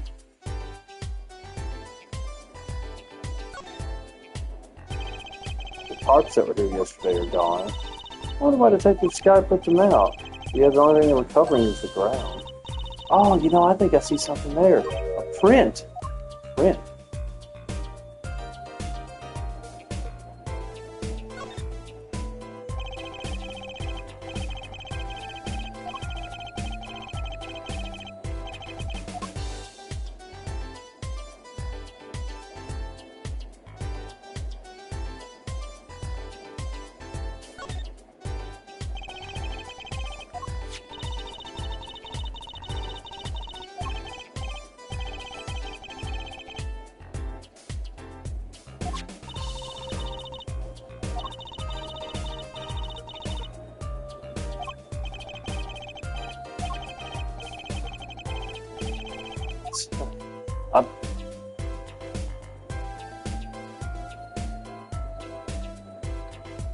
I might have to get her to let me look at that print again because it's not on file.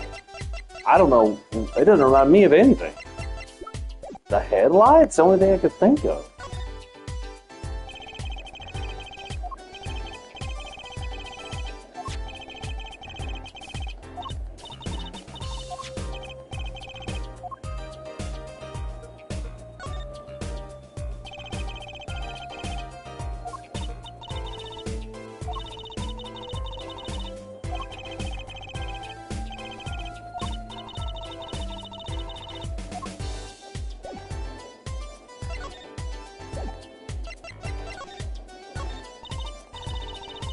Sorry, I don't think I can help you with that. I think you need more than just scientific help. But ask me anything you like.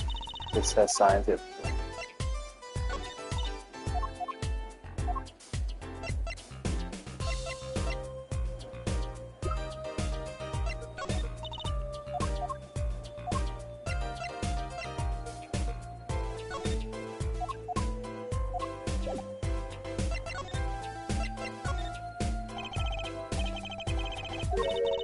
I wish there were more prints to analyze. I know. Quick, step in that mud over there. I don't think analyzing my footprints is going to do us much good. But I've had fun. I think I'm about to find something.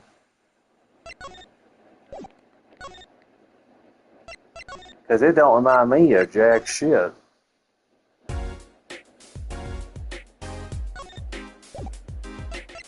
Oh, God.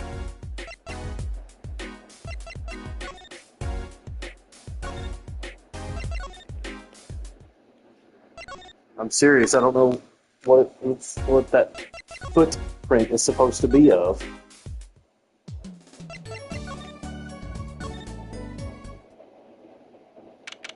No, maybe we can find out. Ah, the prodigal attorney returned. Welcome, Paul. I heard you did well in the trial today. Here to discuss something? I could use a little diversion. What did Detective Sky say? If you want to know something, you have to investigate yourself. Mr. Wright, tell me what happened 7 years ago, please. I want to know. I need to know. You certainly didn't waste any time getting to the point.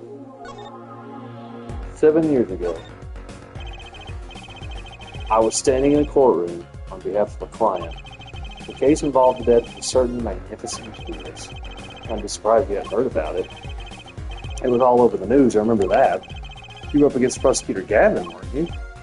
Yes, he was only 17 years old at the time. Don't think that's possible, but okay. It's still high school. He took the bar exam abroad in Europe. They're progressive over there, you know. He's about a 17-year-old newcomer. To my shame, I left the practice forever. That's all.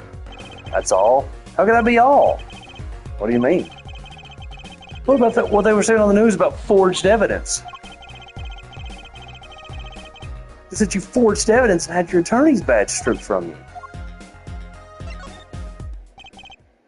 Tell me, how does it feel to stand here before Phoenix Wright, the forging attorney himself? How does it feel? I don't want to believe it's true. What about what happened in my first trial? You know, in today's trial, the same piece of forged evidence. I'm talking about evidence that shouldn't have existed. Not even just as true.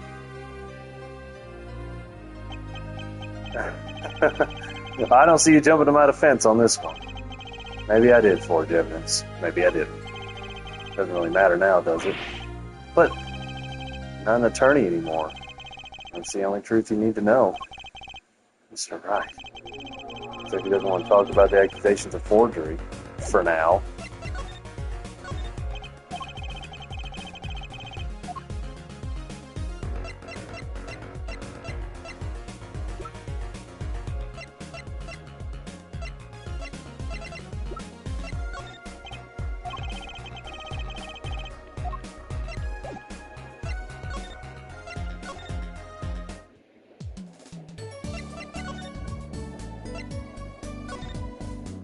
Fuck it, I'm just gonna go talk to Emma. I don't know what the fuck to do.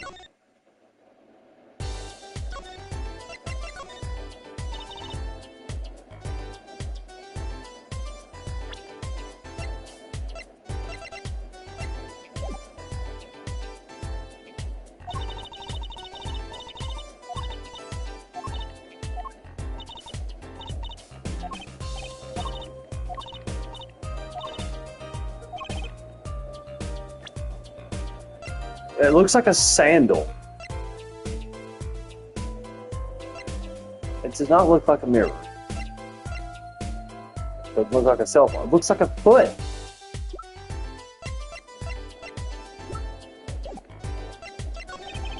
I'm pretty sure I've seen something that would leave a print like that. You know, I think I have our culprit right here.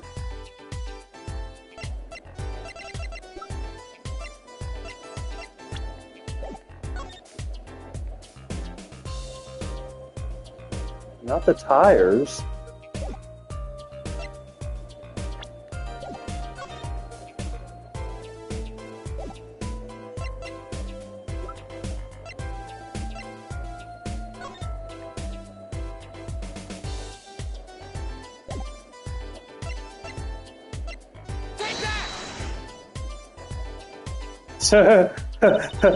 Know what I'm eating? Snacks? Snacks. More precisely, whenever I'm in a bad mood, I eat chocolate snackoos. I had no idea. I think she means you picked the wrong evidence to follow. I had no idea.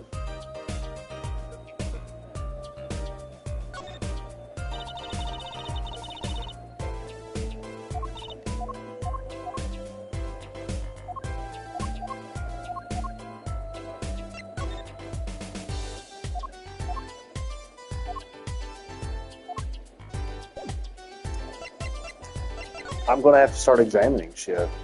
There's gotta be something new somewhere.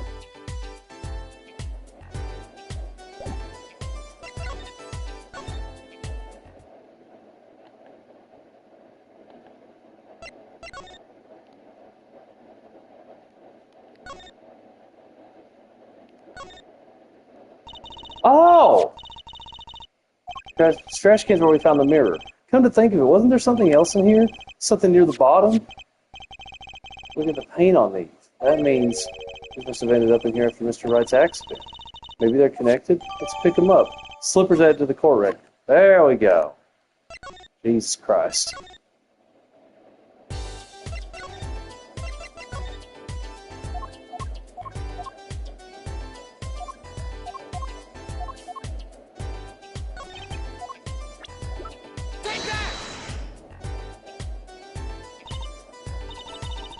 Well, that's not it.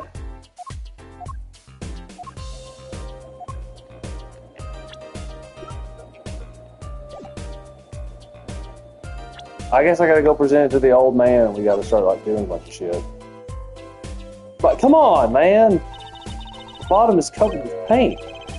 What's this weird shape here? Looks like a leaf was stuck to the bottom and the wearer stepped in some yellow paint. So the outline was left and the leaf was removed. Ah, I got paint on my hand. Hello. That's how you try to wipe your hand on my cape.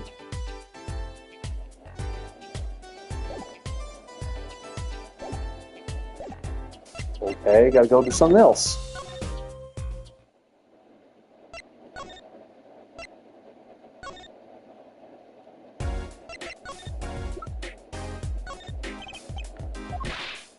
What?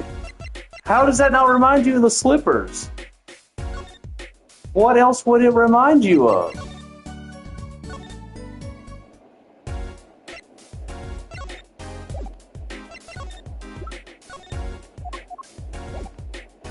What did I do? This is the problem with every single Ace Attorney game. There's always bullshit like this. Hello? Did I have to look at it and then do it? Because that's really goddamn stupid.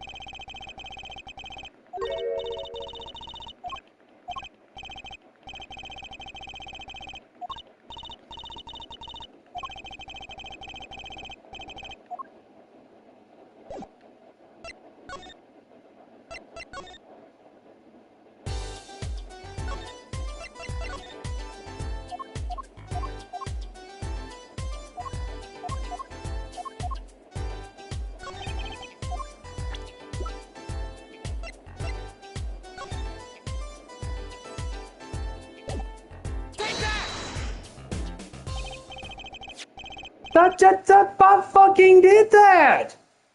I had to look at it first. It's a slipper. Why would it matter what's underneath it anyway? Well, I think it's these slippers, actually. You know, shit! Slippers? What would slippers be doing out here? Look at the bottom, see? It's covered with paint. Except for, see, right here. That spot is shaped like a leaf. What if a leaf was stuck on the bottom and came off when the slipper stepped in paint? Makes sense, doesn't it? Like something's written on it. Morocco's clinic. Exactly, the victim's clinic. Like that means someone from the clinic was involved? Why is she just standing there eating? Detective Sky, I have a favor to ask. What? Can you get us access into the Morocco's clinic? The police won't let us in. They say the murder and the clinic are not connected, and it's off limits until we prove they are. I should be able to do something for you, yes. But really? Well, you did my work for me here with the shoe prints. Seems like I should return the favor. Thank you, Detective Sky. Here, show this to the police officer on duty. Detective Sky's orders added to the court record. Allow clinic access to this magician and attorney in Prosecutor Gaffin's name. Right, Morocco's clinic. Here comes justice. They say the Morocco's clinic. Hey, alright, this slipper. Look right here. I think I see a toe mark. Toe mark? Think we can get a print off that? Sure. Toes have prints just like fingers do, you know. So it might be a gold mine. Well, there's one problem. The police station doesn't keep a record of toe prints, so we won't know whose it is. I guess that would be too much to hope for. Still, it might be useful somehow. Let's analyze it.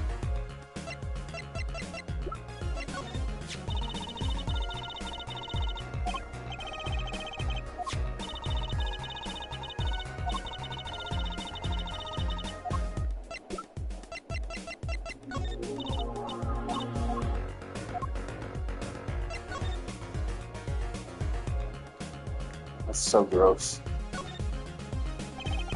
I wonder, could this be a print? Why would there be a thing? Oh, you mean a toe print. Good call, Apollo. I bet we can analyze it just like a regular print. It could be a vital piece of evidence.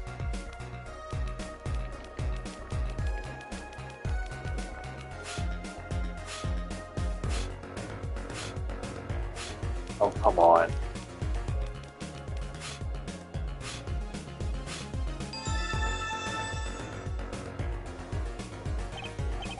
Hey, it worked. That looks like a big toe, maybe? Wow, I feel like the case is solved already. What was next? We have to match it, right? Right, let's match it.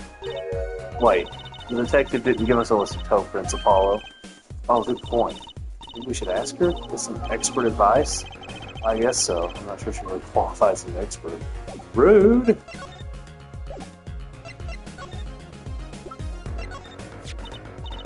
Ah, the slippers. It's quite a clear print there.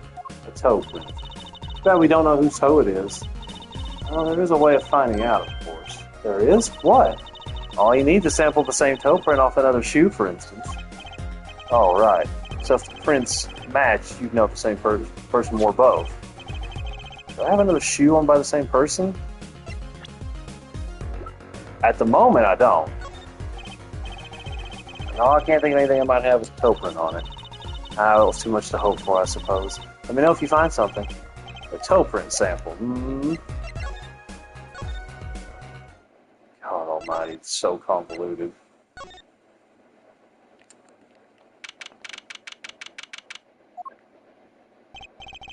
Ah, you two again.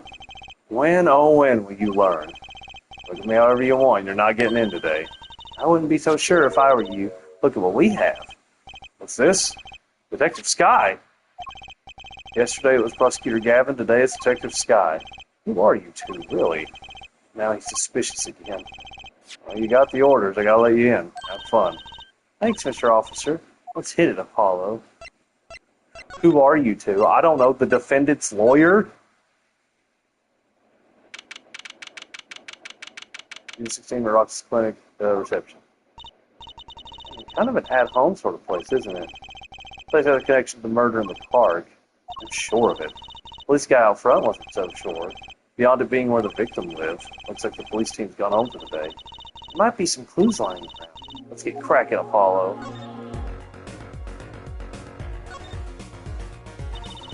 There's a single pair of sandals here. Wait, but why would there be sandals here? Unless they belong to one of the patients. Maybe it's a visitor that's come to see Dr. Maractus. You'd think they'd use his house entrance instead of the clinic entrance in that case. And if the patient or visitor isn't still here, why'd they leave without their shoes? Better take a closer look at these just in case. Sandals at the court record. Cute women's sandals. And the Maractus Clinic foyer.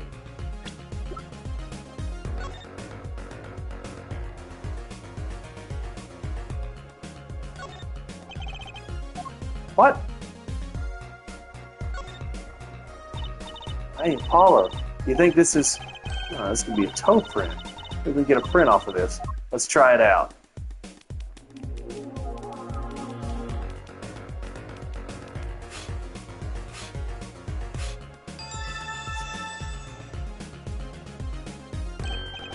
Hey, it worked.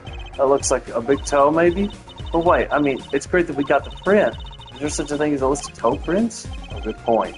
There is Detective Sky didn't give it to us, which means we can't match this print. Seems like a good time to ask a detective advice. Yeah, good idea.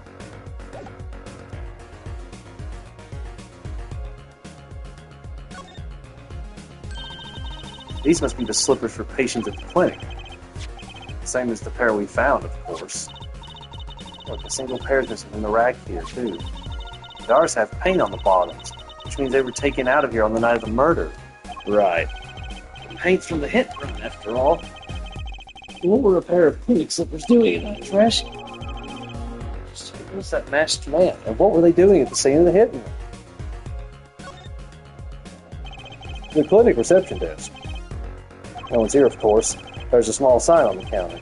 Please pay your bill, and the little one's holding the scalpel. Well, that's nice. Brutal but effective. Look at all these bowls. They're from Eldon's Noodles. There's Mr. Salty.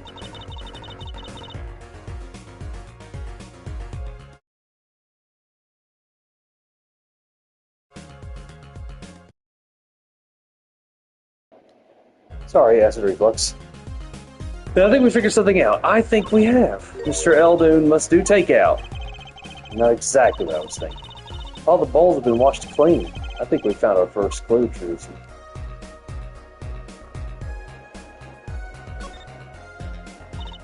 Look, this door says doctor's office.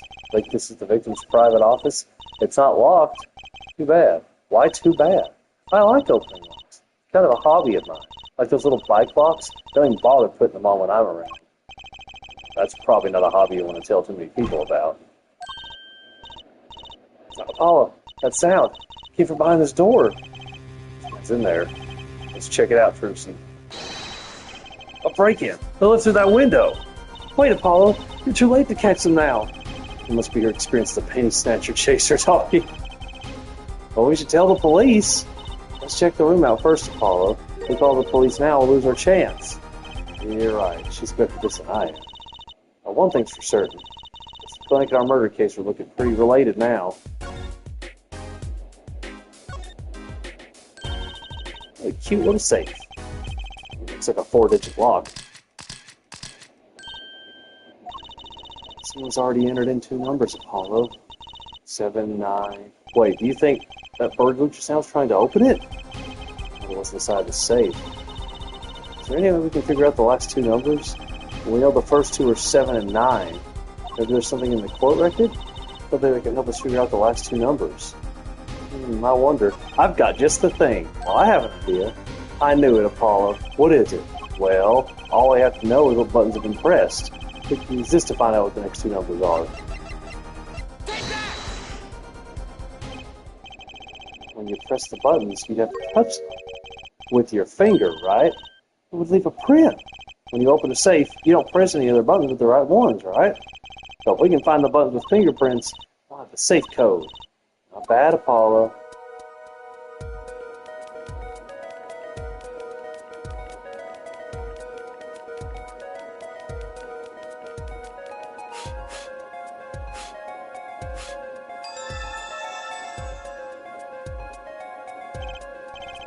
Look, you can see the oily finger residues clearly.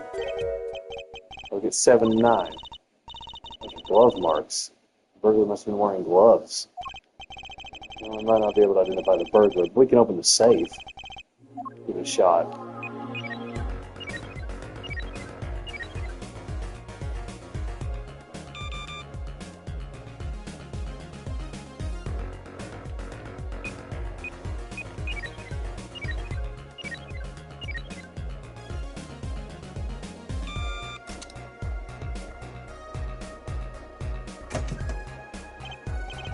It opened.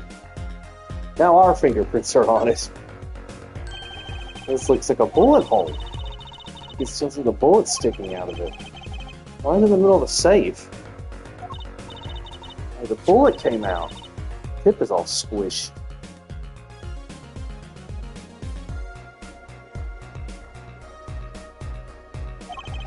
Not surprising given that it was fired into a metal safe. This bullet's got a story behind it, that's for sure. Bullet added to the court record. Found in the Maracas Clinic safe, squished from impact with the back of the safe. This looks like a medical chart. There's an x-ray in here with it. An x-ray. Can't make heads or tails of it. And I can't read the chart either. It's all in medical speak. But the names are easy enough to read. Look, by patient it says walkie-talkie. So this is walkie. Our client's chart, huh? Why would this one chart be here in the safe? See, the physician's signature says Maracas. Look, what is it, Apollo? Look here where it says we filed the chart. Let's see. There's Alita Tiala. Alita Tiala is Walkie's fiance. That's one Ida too many, Apollo. Alita Tialita. Apollo. Never mind that. What's her name doing here? How should I know? I guess it means she's on staff at this clinic? How did she neglected to mention this before now? I'm sure she had her reasons. So Alita Tiala worked at the Maracas Clinic, and she had access to walkie-talkie medical chart. You got the I and Y wrong, Apollo.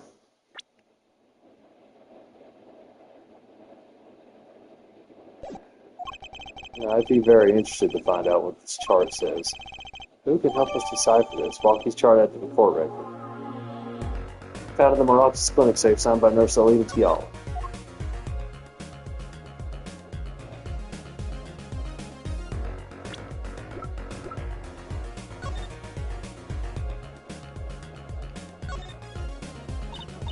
Wow, it's all mush. That was one tough save. You know, it looks kind of yummy. Huh? Like ice cream. Caramel.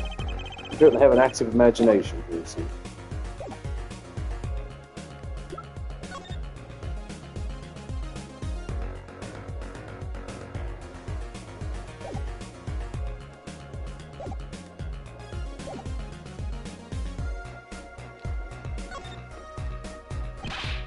Whoa, what are those? Wall's covered with beakers. Something's moving inside that one. You look, Apollo. It's yourself. You can't. Oh, it's goldfish. Oh, they're all fish. So many kinds. People designers have a sick sense of humor. Books and papers are scattered around the room. Oh, what a mess. This is worse than Daddy's room. The burglar must have left in a hurry. Leave the cup on the desk here, lying on the side. The juice spilled out of that cup. It's dry. So the messy one wasn't our burglars. Someone knocked this cup over a while ago and left it. Kind of an expensive looking lamp, isn't it? Hey, the bulb's broken. Broken? Don't you mean burned out? No, our cat burglar must have dropped it. But why is it standing up on the floor like that? Hey, look at the cord. There's a red splotch on part of the cord. I think that's blood? It's a little bright for blood, almost pinkish. Things are definitely odd about this lamp, that's for sure. Lamp added to the court record. Found the Moroccas clinic off with a broken bulb and a red stain on the floor.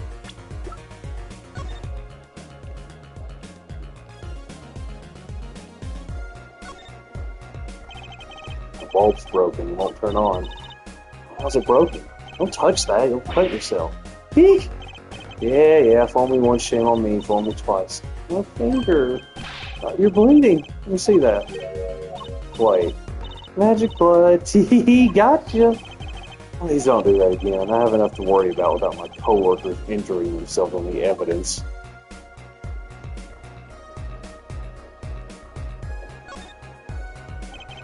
This cord runs to the lamp. It has a red stain on it.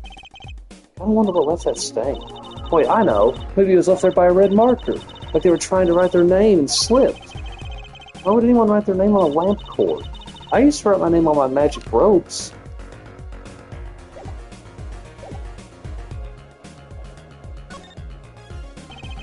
The window's ajar. It must be how our burglar escaped. I wonder who it was. Maybe just a burglar who happened to pick here.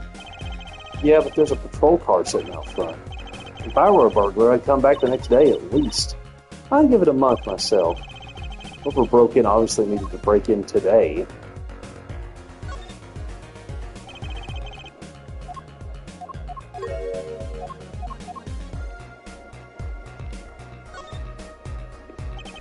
This potted plant has seen better days. That doesn't make sense either. What doesn't? Normally burglars are looking for valuables, right?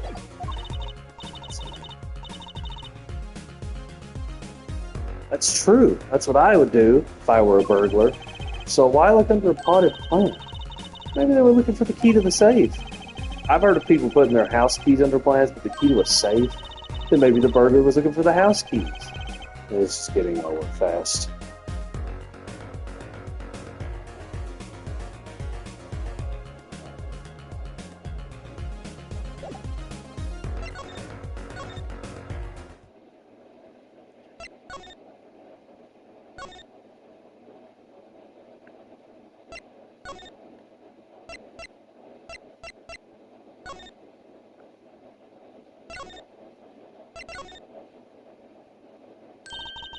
I know that face.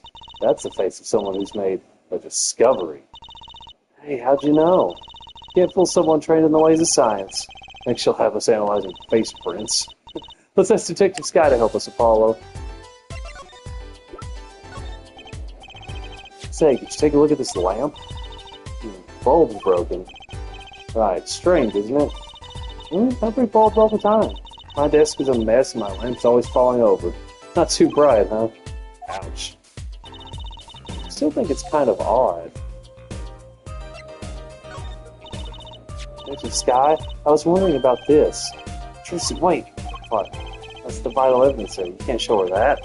That's our secret weapon in tomorrow's trial for sure. Ooh, clever, Apollo. What did I tell you before? You want to talk behind someone's back, do it quietly.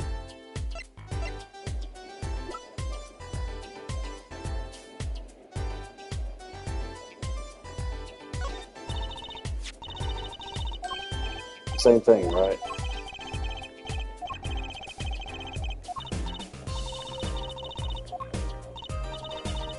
I have to repeat myself every time.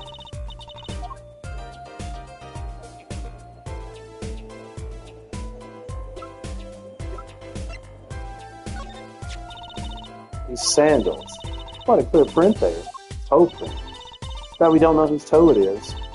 Well, there's a way of finding out, of course. There is? What? All you need to sample the same toe print off another shoe print. Oh, right, so the prints match, you know the same person wore both. Do I have another shoe worn by the same person? Got one right here. I think it just might, actually. Really? I'm beginning to suspect something.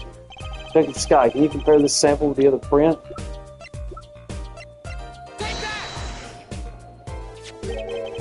It's a pair of slippers, toe print and all. It's good done the other way around, too. The print on these is nice and clear, too. That makes our job easy. Can you analyze it for us? Of course. Hang on. Bingo. Gosh, I'm good. And they're the ones who found the prints. Perfect match. Same person who wore these sandals?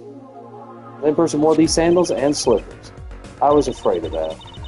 All you have to do is find out who these sandals belong to. Or do you already know? I can't say. Not yet. That's one big step closer. The truth.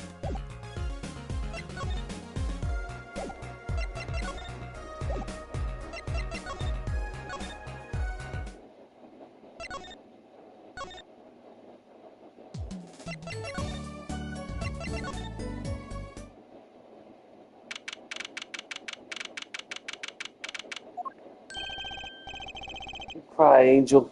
Daddy's back, and Daddy's... Oh, you again. You always have to announce your interests like that? Man, my old man, Man! Now I'm all in a funk, and it's his fault! One can only assume that his father tried to teach him a lesson and failed, clearly. You two got your work cut out for you, straight up. Of course, I don't care if they lock me up. I'm ready to go. They still wonder why I do what I do. What's that? Some kind of x-ray? Wait. That's right, Walkie. It's yours. Hey, look, I don't smoke or nothing. I'll live long, right? I don't think he gets it, Apollo. Take a closer look, here in particular. Where it says nurse, it's signed Alita Tiala. You always do your homework.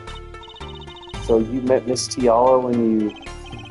Yeah, I met her at the clinic. So? Could you tell us a bit about the circumstances of your meeting? Fine, I'll tell you how we met if you want to know that bad.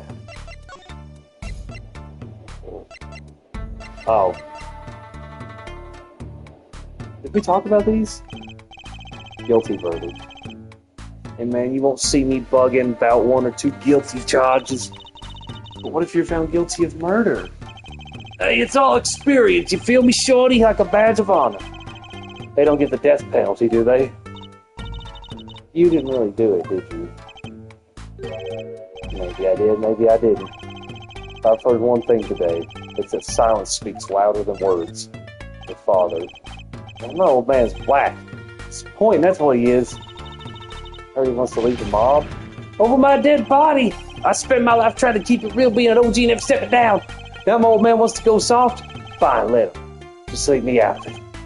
Ah, there I go. Clink! That's the day Alita and I start the next generation of the Kentucky family. Please don't talk as though it's assumed you're going to jail for my sake. Walkie and Alita. About half a year ago, I was shot during a little turf war with another family. I was ready to die, sure. They came in and got me, hauled me off to the docks.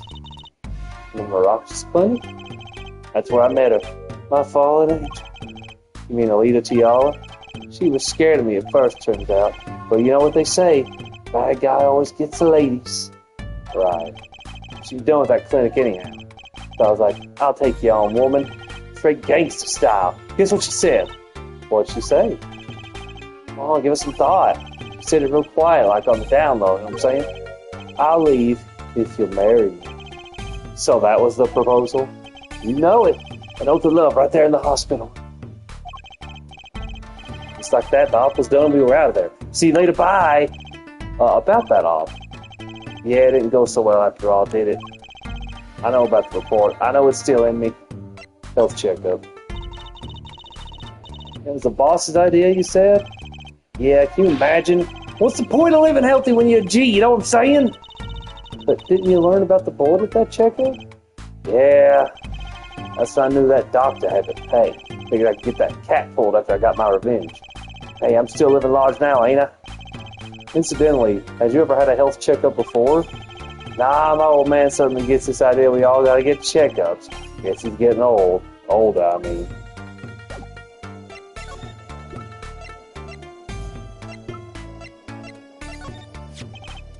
Walkie, you don't happen to recognize these, do you? Yeah, sure I do. I was the one who bought them for her. For Miss Tiala? Yeah, a birthday present. She's got mad little feet, mad. So cute, man. These sandals are hers. Yeah, I kind of had a feeling. What's up with the funky vibes? Oh, sandals update the court record. Brendan from Milwaukee found in Morocco's clinic foyer, big toe. Trent found all those samples. That is so far off the hook, it's off the chain, G. He seems preoccupied with something else. I wonder how Miley is doing. Man, I miss him.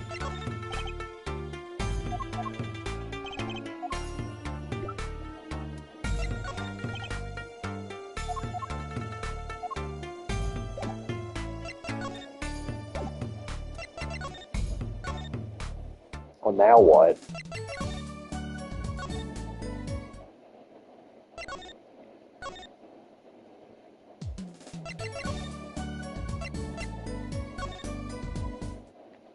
Oh, I'll talk to him about the X-ray. Mr. Eldon, we've been looking all over for you. What's the matter, Trucy doll? Oh, show him what we found. Nothing like expert advice. I suppose you're the doctor still. Mr. Eldon, is everything okay? I'm just so happy. I just thought my doctor days were gone for good. Mr. Eldon. Mr. Eldon, can you take a look at this? Medical chart. You shouldn't go around taking these clinics. Well, that's sudden silence, Mr. Eldon. What's going on here? That's what we want to know. That chart belongs to my client. He's on trial on suspicion of murder. On trial? That's crazy! You can't put him on trial. He's APD. APD? All but dead. He's knocking on the pearly gates and someone's about to answer. Can you tell us why? Damn, it's a wig. Well, permit me to speak as a surgeon. You listen up good now, son. No way. I think he's a completely different person. Oh, this chart. Well, according to this chart, this walkie-talkie fella's not doing so well. He got a bullet right up beside his heart. That's right. Yet this chart talks about the post-op. In other words, the operation's already finished. You can still see that bullet stuck. Why would it still be in there after the operation to remove it? Well, about the only reason I can think of is it was too tricky to operate on. What? That bullet's snug as a bug in there next to the aorta, which is connected to the heart. I guess scrap metal's just surrounded by blood vessels. Kind of a miracle. 2 millimeters to either side, and there'd be some serious bleeding going on in there. Not something your average dog be eager to fiddle with. You mean it took a miracle to get that bullet stuck where it is? It'd take more than a miracle to take it out. It'd take a magician. I'm only up to making rabbits disappear. I haven't learned bullets yet. Of course, with the heart pumping and lungs working, that bullet's on the move. I'd give him another half a year tops. But Walker's operation was already half a year ago. That's why I'm saying you're out of time. This kid shouldn't be on trial. He should be on an operating table. Great, just great. Roxas' dilemma. How could Dr. Maraxis do such a terrible thing? How could he just leave that bullet in there? I got a pretty good idea how he fell. An emergency operation, he's got the kid's chest open on the table, and he finds that bullet. That's despair right there, Trucy doll. Cold despair. Despair? Not the only thing he could do is sew the boy back up.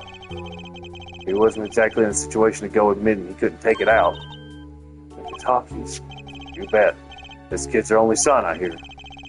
He skips the operation and Wonky's back on the street living his life. Of course, it's only a matter of time before his heart hemorrhages and he drops cold. How awful. Which doctor would they take him to? Maractus. He's got enough ties to him, he could probably cover up the truth of what happened. This is horrible. He left Wonky to die. There's a darkness in this world, Trucy doll. Waiting, hungry. Compared to it, these gangs' turf wars are like kid games. When you're up against real evil, well, it don't matter if you're weak or strong. It'll take you all the same. You're a surgeon, right, Mr. Eldoon? You could operate on Walkie, couldn't you? I wish. What? I'm afraid there ain't nobody in the country that could. Maybe not even in the world. So Walkie, he's real lucky to be alive even now. No. There's one problem. Apollo? This chart. Look at the nurse section. Alita Tiala. That's right. This operation was how they met. Yeah, the problem is she knew. She knew about Walker's condition. Guaranteed. Why didn't she ever tell him? It doesn't make sense. She knew her patient was in serious danger. I think she'd want to get that second operation before getting engaged. What was she thinking? Apollo? Don't worry, you're thinking Alita Tiala. Quite a cliffhanger.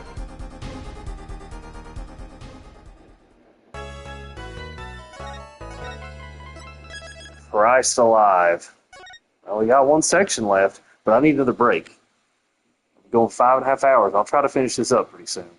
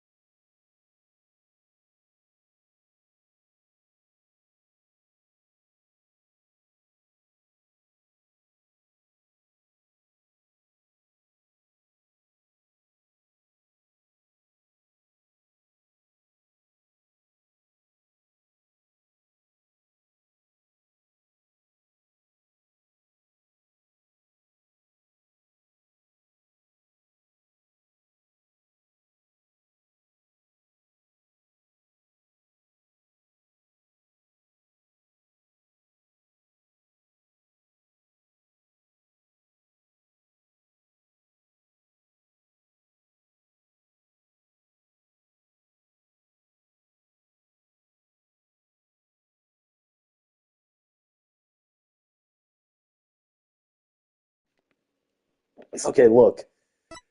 I don't have a problem with the episode by episode playthrough, but they're really long. This has been going on for like 6 hours. So I only got so much mental energy when you have ADHD. But I'll finish it out. There ain't much left. This is it. The big day. Did you get any sleep? Yeah, I went to bed at 1 a.m. or so. Oh, what time did you wake up? 3 a.m. That's only 2 hours, Apollo. At least you have me. And the amazing Mr. Hat. Here's looking at you, kid. Good luck today, Apollo. That voice. Hey, get any sleep? Mr. Wright. I was going out of my mind with boredom, so I signed myself out earlier today. So now that place makes fake piano playing at the Indochine pasta joint. Don't seem almost fun. Daddy, do you know who Prosecutor Gavin's witness is today? Take a guess. How about little Plum? That Sherman tank of a mom? Don't guess again. Goddamn. That's too bad. You know, speaking of moms, you need to find me a new mommy one of these days, Daddy. It's barely morning, you're already at it, Brucey. Okay, see, this is why I don't buy their father-daughter relationship. So, Mr. Wright, you know who the prosecution's witness is?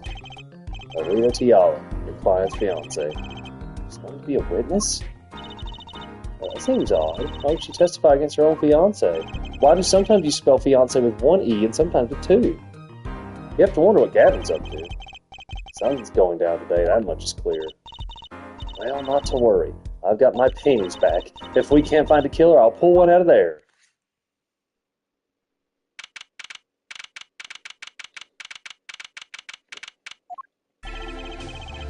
Oh, we didn't even bang the gavel. Court is now in session for the trial of Walkie Guitar. The defense is ready, Your Honor. Prosecution is warmed up and it's a sold-out house. Very well. To recap, while yesterday's witness seemed more guilty than any other party, He'll be a panty snatcher. we did find out one thing for certain. There were 3 people in the park at the time of the murder. The witness, the victim, and the defendant. Correct there, Judge. And today I'd like to do something a little new age. I'd like to look at this horrible crime from the outside. The outside? The acquisition of the murder weapon. The preparation for the act. Our poor defendant told all, you see. It is betrothed. Is betrothed?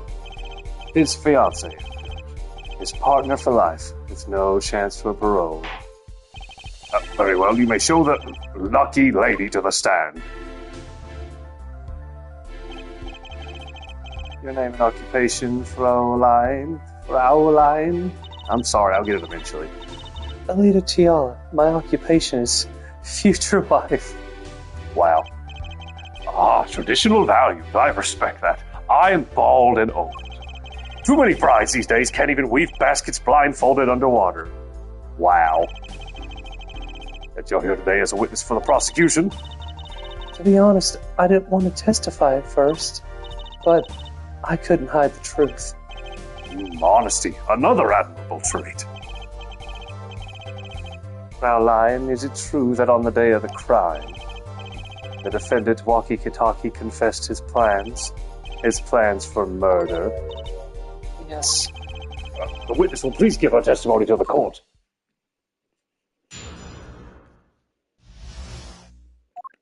Walkie's plan. It was the day that the family health checkup results came back. When Walkie found out that Dr. Maroctis had lied, he flew into a rage. I'll teach him, he said. He took one of the family's pistols, and you already know what happened that night. I just don't see how anyone but Walkie could have done it. So the pistol did belong to the Kitaki family then? Yes, with regards to this, an investigation is underway at the Kitaki mansion on charges of the possession of illegal firearms. And the bullet that took the victim's life, was it? Fired from the pistol the defendant procured? Yes, this has been proven. How can you prove something like that? Bullets carry marks from the barrel that fired them, called rifling marks. I thought that was called ballistic markings, not that it matters. Rifling marks? Think them as being a gun's fingerprint left on every bullet it fires. And when did you first hear about Walkie's plan? It was the day of the murder. I should have stopped him. I just didn't think he would actually do it. Very well. The defense may begin the cross-examination.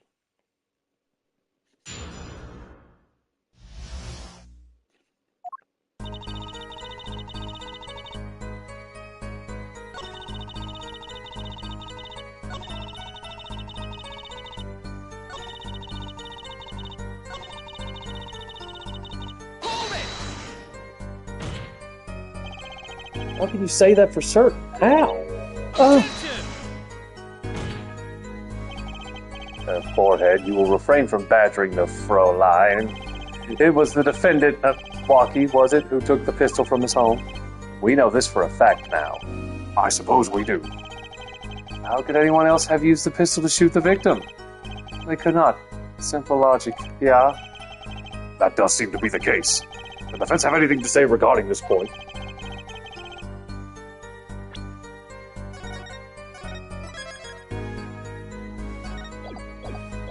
Did someone else use that pistol? There was another.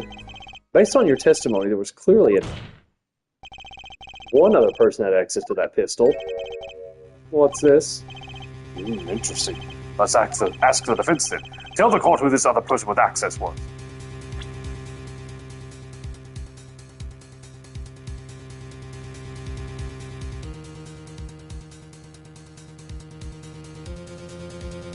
Give me a second.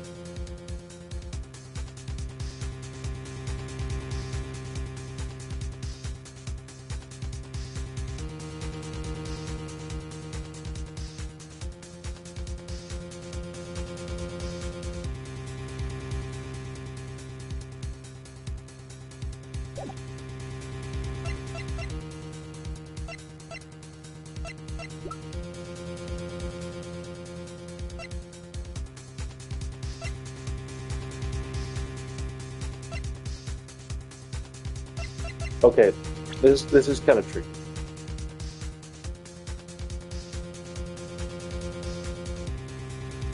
Give me a second.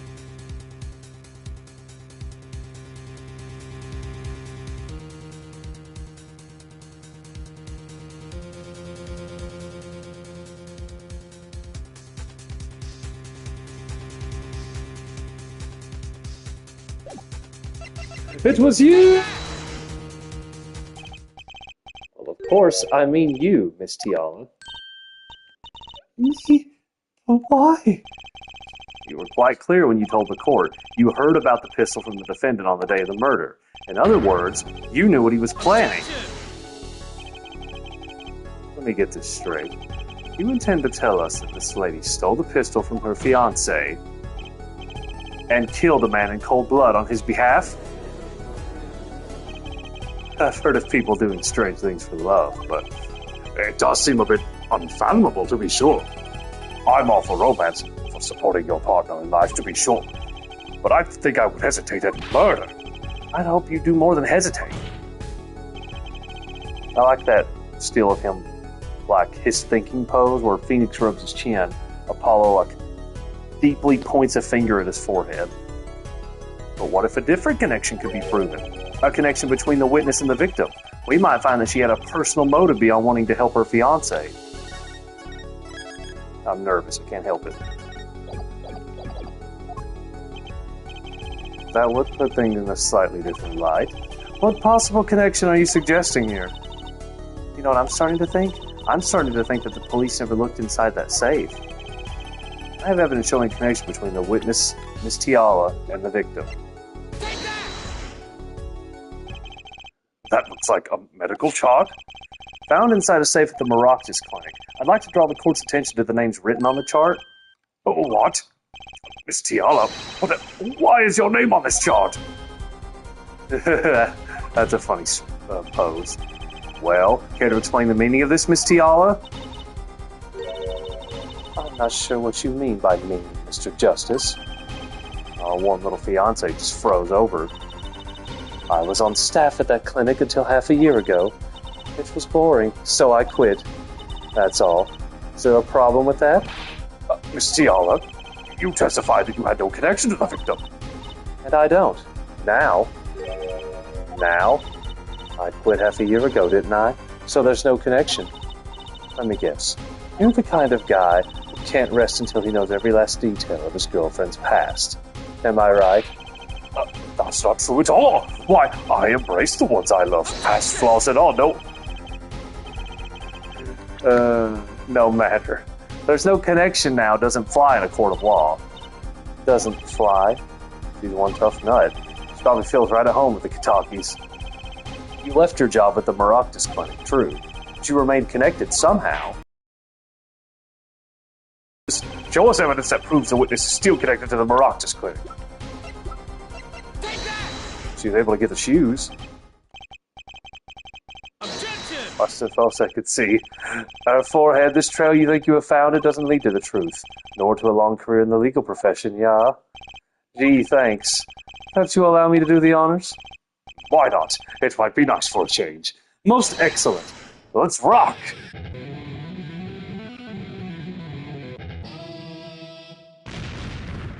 Damn. I'll take the usual penalty next time, thanks.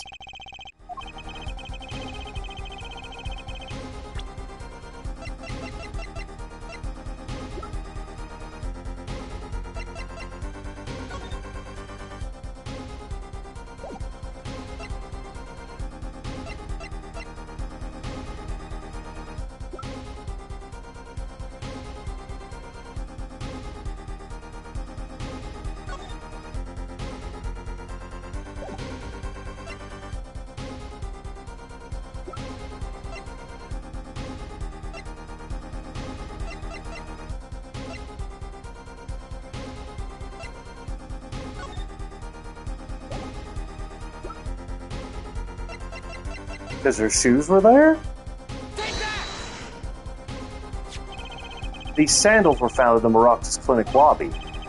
They're yours, aren't they? Well, who knows? I'm sure there are lots of people with those sandals.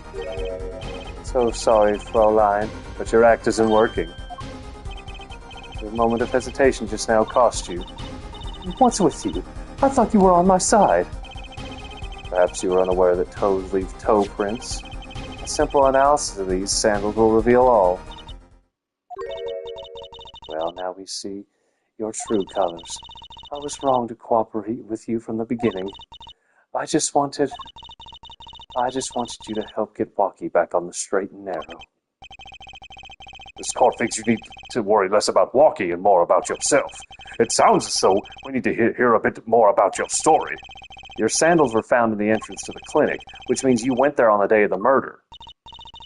Well, there's little point in denying it. Very well, the witness will tell us about this visit.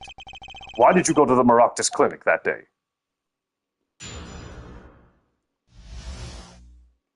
The Maractus Clinic.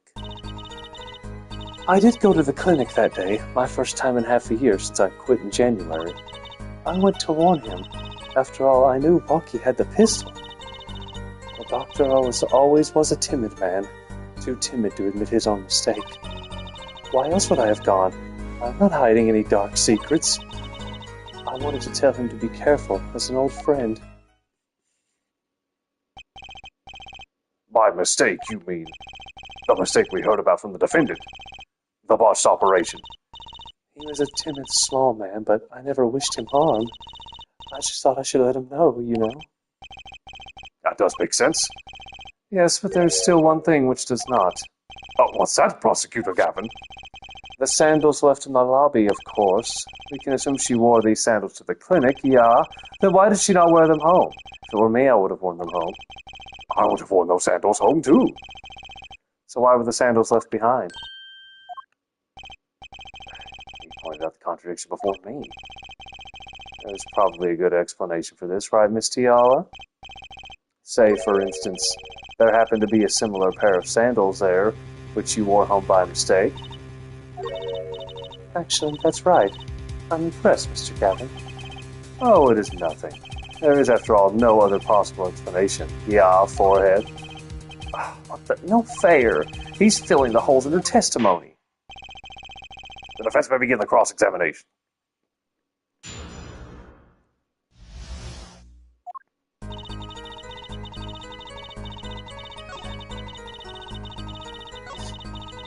Give me just 1 second.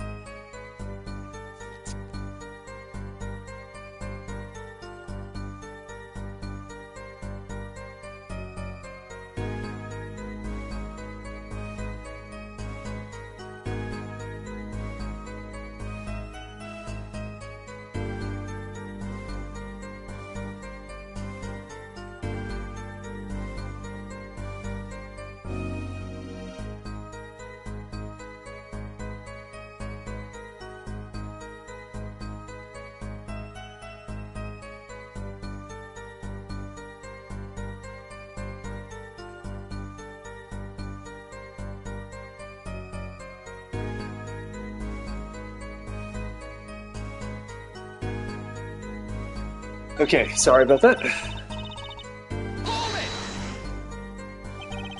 No dark secrets, huh? What? Look at me however you want, Mr. Justice. You won't find a thing.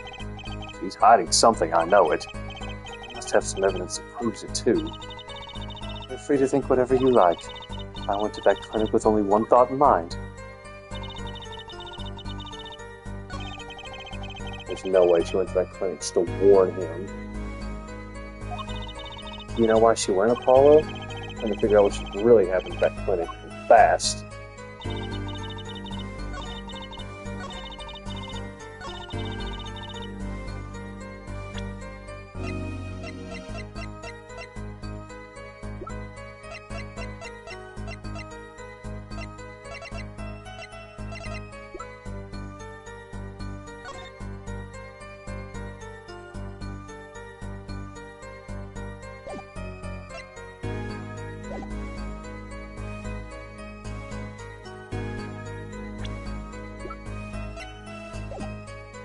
I probably can't go that far back, but like...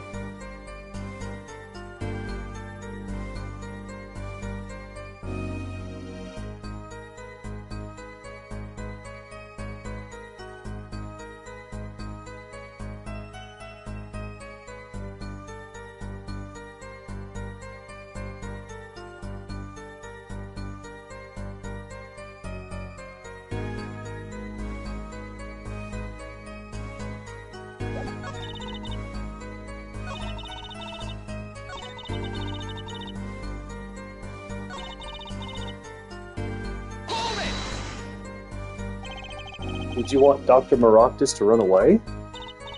Well, after I failed to stop Walkie, I thought that was the only other way to avoid the problem. Couldn't you have called? Why go in person? I called several times that evening, but no one was in. The victim was busy driving home until after 9 p.m. that night, remember? This was proven by the mirror yesterday, yeah? I thought if I warned him, he would run away for sure. Knowing the doctor.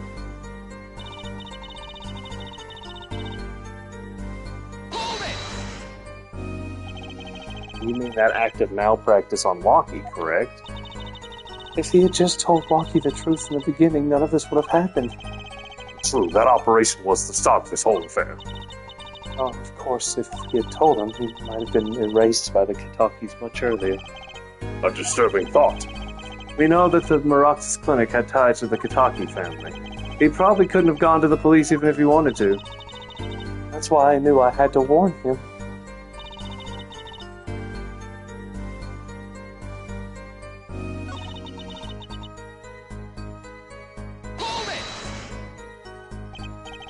But then you'd be betraying Walkie, wouldn't you?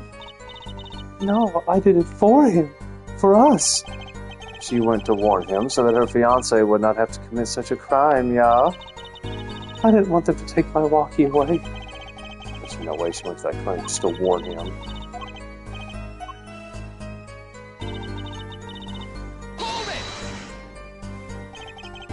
Around what time did you go to the clinic? I don't remember exactly, but it was after 9:30, I think. And that was the first time you had contacted Dr. Maroctus in half a year. Of course it was. He wasn't the kind of boss you made friends with. So why did you go to the clinic that day?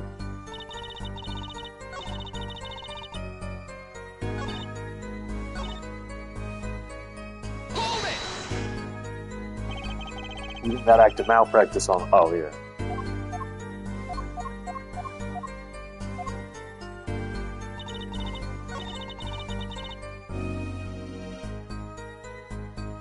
You just said you're not someone you make friends with.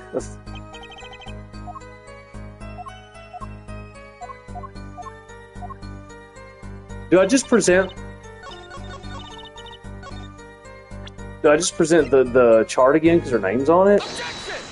It's a bit redundant because we already shown it, but whatever. This chart was found inside a safe in the doctor's office. Yes. Why would this one chart be in that safe?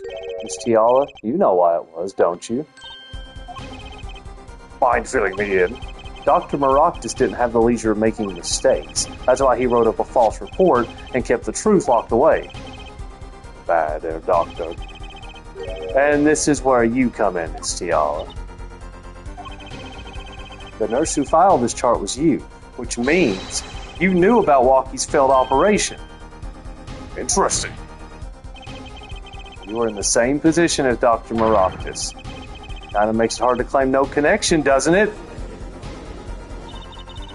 You're bold for a novice, I'll give you that. Mr. Justice, you must know I was only a nurse. The doctor was responsible for the chart's contents. This chart business seems to be quite important. Please amend your testimony accordingly. Too bad of an attorney.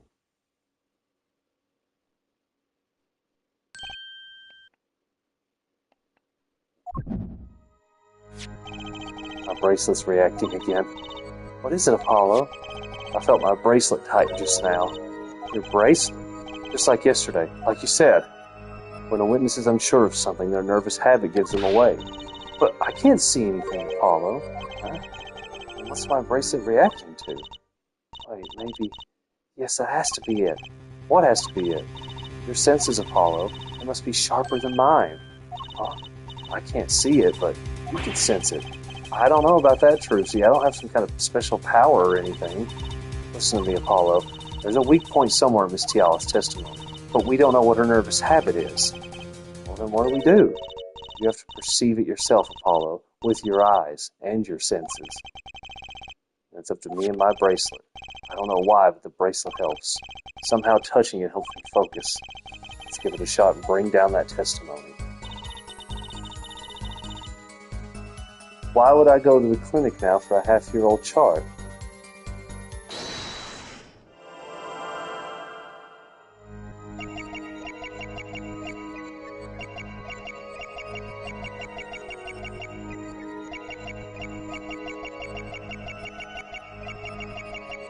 She's fiddling with her ring, I think. Why would I go to the clinic now? Gotcha!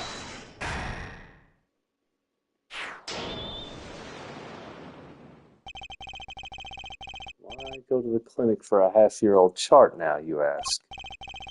But you know why you would go now, don't you? I don't know what you're talking about. It was quite clear, Miss Tiala. You have a nervous habit. The moment you said the word now, you used your right thumb to fiddle with your ring. Oh, what? She was unsure. I saw it. Now. That's the key word. The chart wasn't a part of your past. It was a clear and present threat. That's ridiculous. Why, if that were the case, I would have had 6 months to do something about it. Indeed. Which means something happened quite recently. Something to make that chart a problem for you now.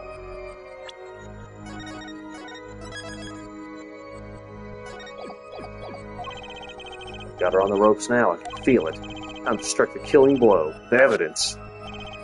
Miss Tiala, there's no use trying to hide it. The chart became a threat to you now because of this.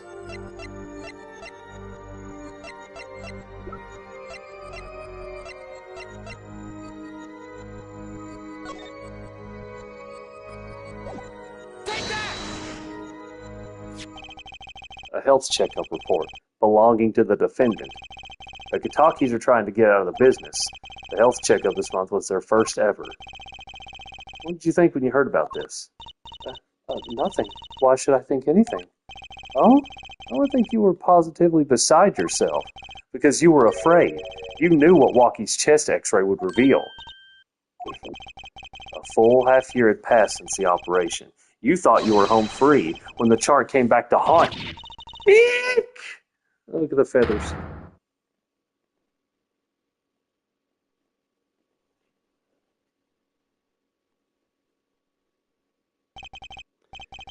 That's all, Your Honor.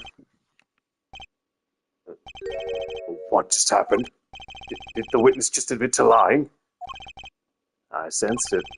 There was a great aura emanating from her forehead. Very cool. So the lady was lying, it seems.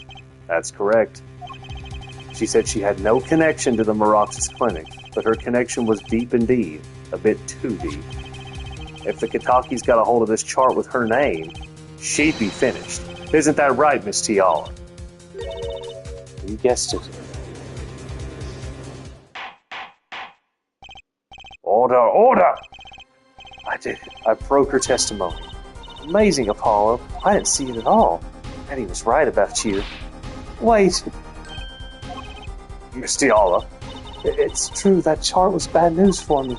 That's why I went to meet the doctor that day. But that's all. I told him about Walkie and went home. It appears this cross-examination is far from over. What? She hid the truth from us, this is clear. Yet, it is not clear that this truth has anything to do with the case at hand. Very well. The witness will add this to her testimony. And we'll have a bit more cross-examination. I was so close. You're still close. Keep on her, Apollo. Nothing happened at all. I warned him and left.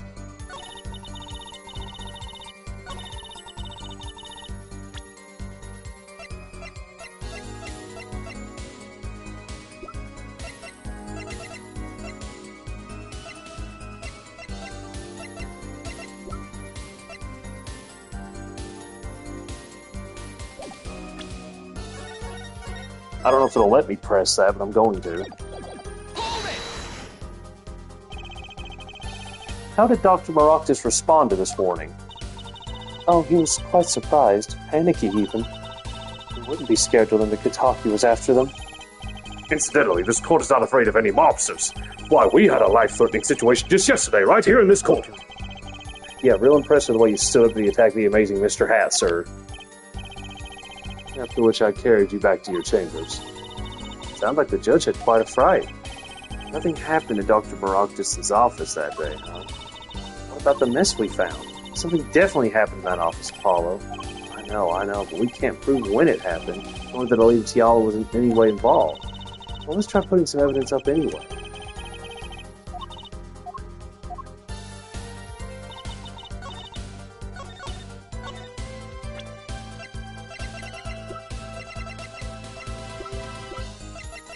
Two rounds were fired. This was the other round.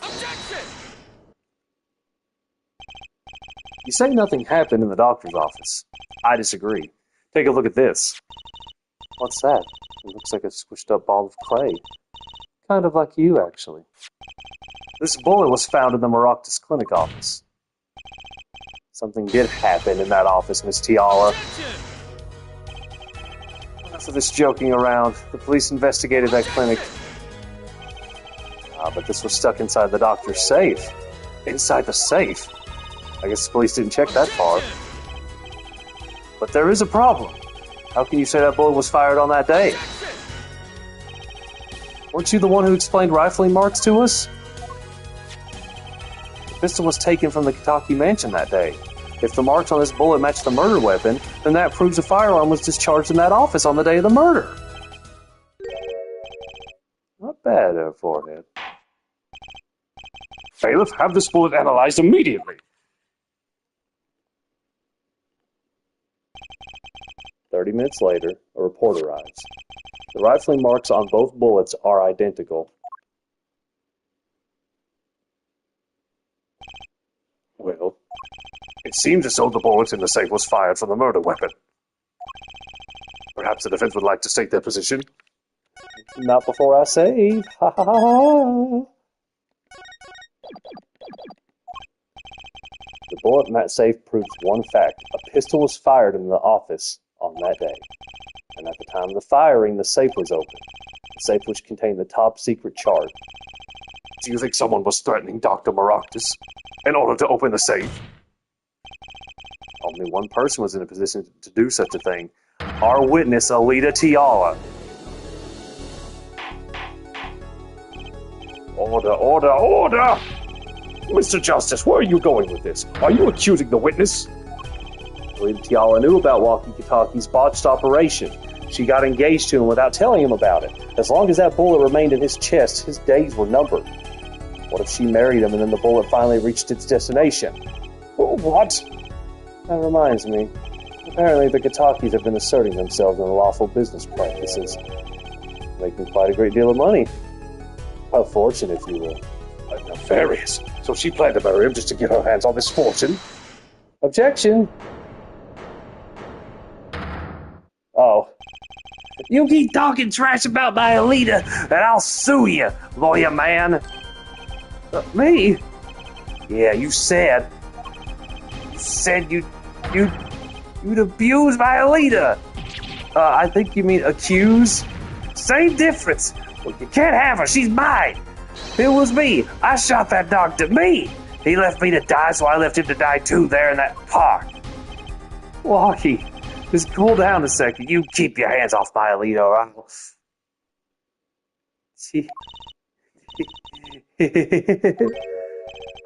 Miss Tiala? I'm sorry, it's been so long since I've laughed so hard. Something funny? Walkie, wake up and smell reality. Alita, baby? The signature on the chart, the engagement. I mean, come on, it's so obvious. Even for a brainless, spoiled brat such as yourself. Alita. Your honesty's like a breath of foul air, Fraulein. Fraulein, I'm so sorry. I wasn't getting out of this clean anyway. So the family fortune is what you're really after. That's right, I wanted the money. No way. That's whack. I ain't trying to hear that. Should have done the wedding earlier. Oh well. By the way, can I ask you a question? Who, me? I believe you said you were going to abuse me.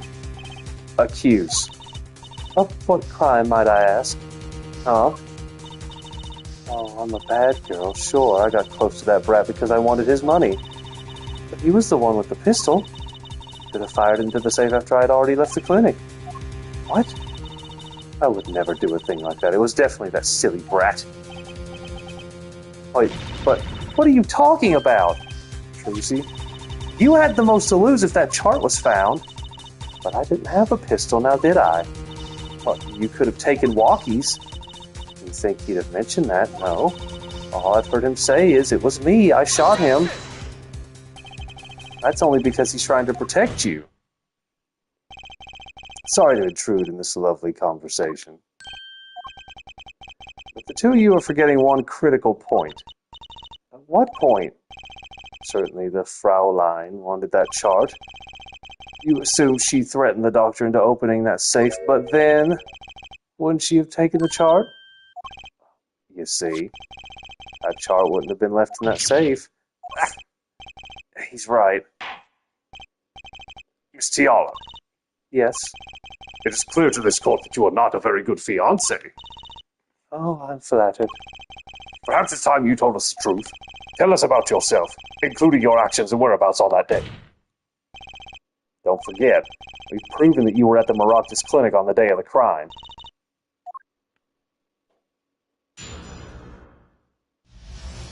Witness testimony, the Maractus Clinic 2, Electric Boogaloo. Or whatever. I know they made a reference to something like that earlier. Yes, I went to the clinic that day to speak to the doctor. I wanted that chart, but I failed to get it, so I went back to the clinic later. In any case, I didn't shoot him. You don't even have proof I stole that pistol, do you? That brat was spotted in the park at the moment of the crime. Frankly, I don't think it matters if Dr. Maractus was shot in the temple or not. You went back later? But that chart was dangerous, you understand. I needed to get rid of it. That's why I went that day. But you couldn't get the chart then, could you? And later that night, Dr. Maractus was shot. I heard about the shooting, waited a day, but then I had to go back. No easy feat with the cops all over the place. That was you?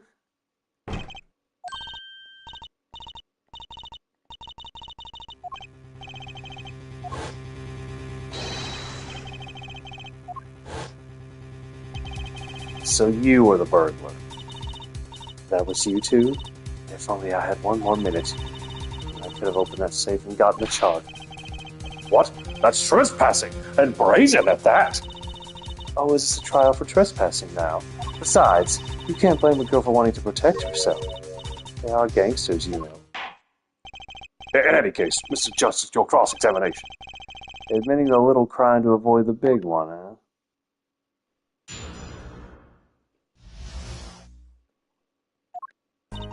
I know I'm kind of getting lost in the weeds here, but medical malpractice that gets someone killed, even if you weren't the one directly responsible, I don't know if that would count as a little crime. Maybe that's just me.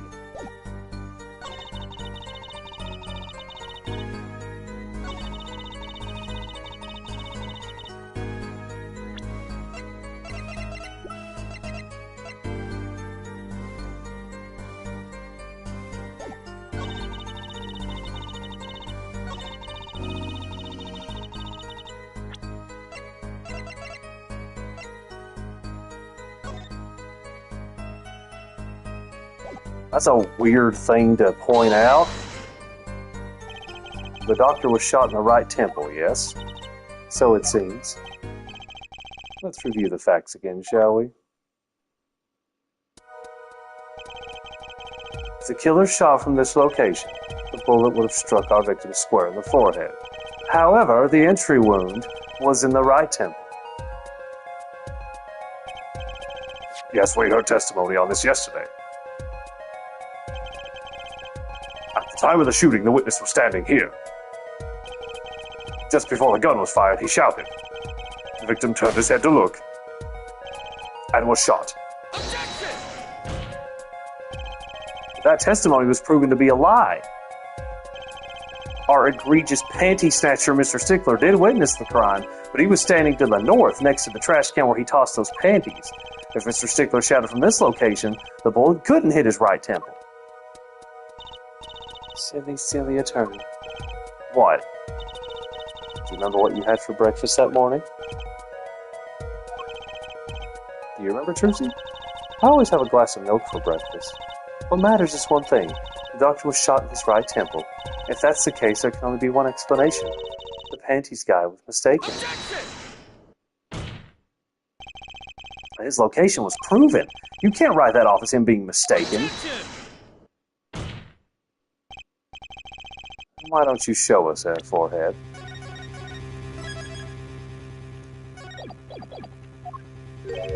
Show you what? Must I explain everything? Very well, let's recap.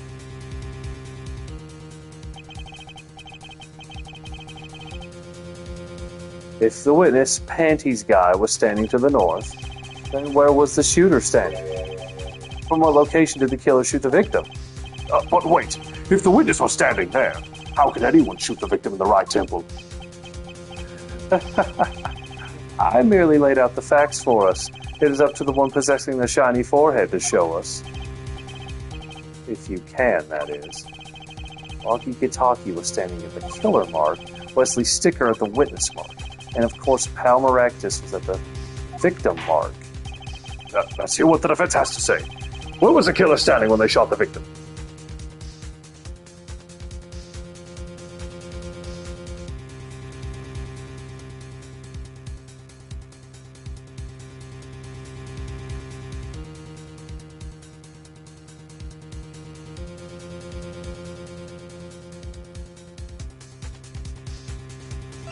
It would have to be someplace else, wouldn't it?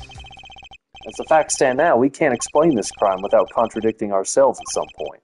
But I know why. The real killer shot from an entirely different location.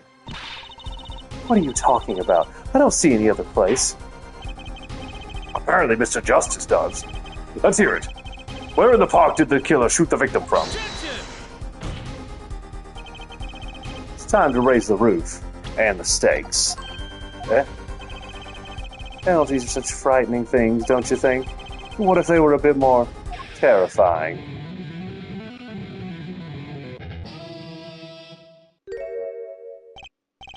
Like so. Double penalty? Our forehead wishes to take us in a new direction, then he must be ready for the challenges ahead. Challenge accepted. It's justice time. Are you sure, Apollo? The key is the witness Mr. Stickler's testimony. If we believe that, and we know where he stood, and the victim turned when he shouted...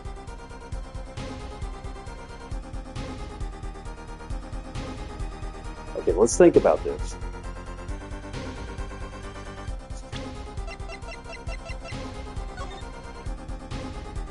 Damage to the brain resulting from bullet wound. Entry point right temple. She was in the cart. There's only one place the killer could have been. The killer shot the victim from here. I believe we all owe a debt of gratitude to Miss Alita Tiala. What do you mean? Thanks to you, we had a chance to review the crime. And this time, we were prepared. We know that Wesley Stickler was telling the truth. We should have listened to him from the beginning. Wesley Stickler was standing next to the trash can when he saw the two men.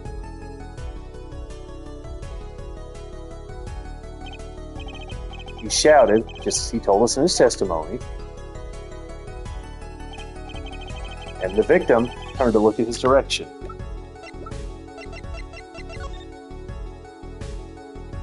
Yeah, there's a little cloth there, a little tarp. A shot was fired. The victim was hit in the right temple. Oh no. Oh yes. Which direction was his right temple facing at that moment? That's right, toward the noodle stand. Order, order, order! So you're saying the killer was inside the noodle stand?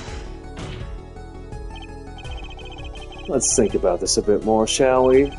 You say the killer was inside the noodle stand, which would mean the victim, Dr. Barakis, came to the park, wheeling his own murderer in the cart behind him. It's just the most ridiculous thing I've ever heard. I think you'd notice if you were pulling someone along. There's something we should worry about before that. Why was he pulling the noodle stand in the first place? Let's deal with our problems one at a time, shall we? Someone was hiding in the stand. We have not come this far to talk about possibilities. Let's talk about proof, baby.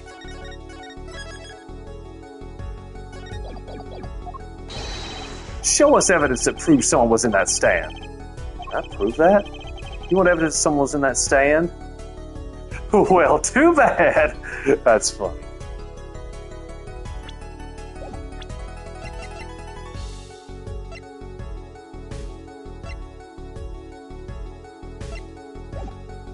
Well, I don't think I have it on me. Wouldn't the only relevant thing be the fact that the clinic was full of those damn bowls? I've got it right here. Intriguing. Let's see what you've got. Show us proof that someone was hiding in the noodle stand. Thoughts, Prosecutor Gavin. We have a choice between heaven or hell. Either our brains are damaged or our foreheads is. I wonder which it is. This court finds Mr. Justice's brain faulty by majority vote. Time to pick something else. How about showing us the right evidence this time? Okay, so it is a piece of evidence.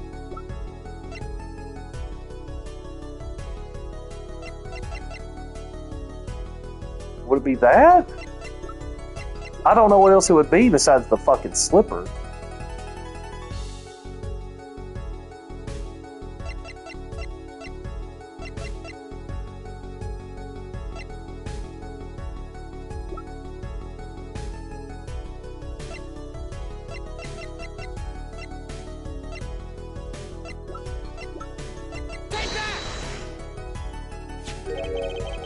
Rock's clinic, and they're covered with paint. These slippers were found in a trash can near the crime scene, and a single slipper print was found at the scene, right next to the noodle stand. Oh, and Miss Tiala, your toe print was found in the left slipper. In other words, this is proof you were inside that noodle stand. Oh, man, it's quite a yell. Yet there was only one slipper mark found at the scene. Can this be called a footprint in good faith? Observe the diagram. A parked pathway runs right next to the slipper mark. A slipper wouldn't leave a trace on a cobblestone path. Yet you still cannot say this is a footprint, yeah? Why not? You have an impression left by a single slipper. What if it was on the stand and simply fell to the ground? That's just dumb.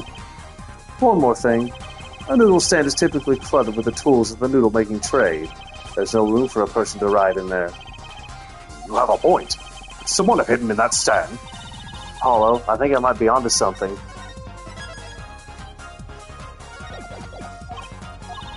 I think I figured out one of our pieces of evidence. In order to make room in the stand, something would have to be... Well, Mr. Justice, do you have proof that someone could have hidden in the stand? I can prove one thing. Someone did scheme to clear space in that stand.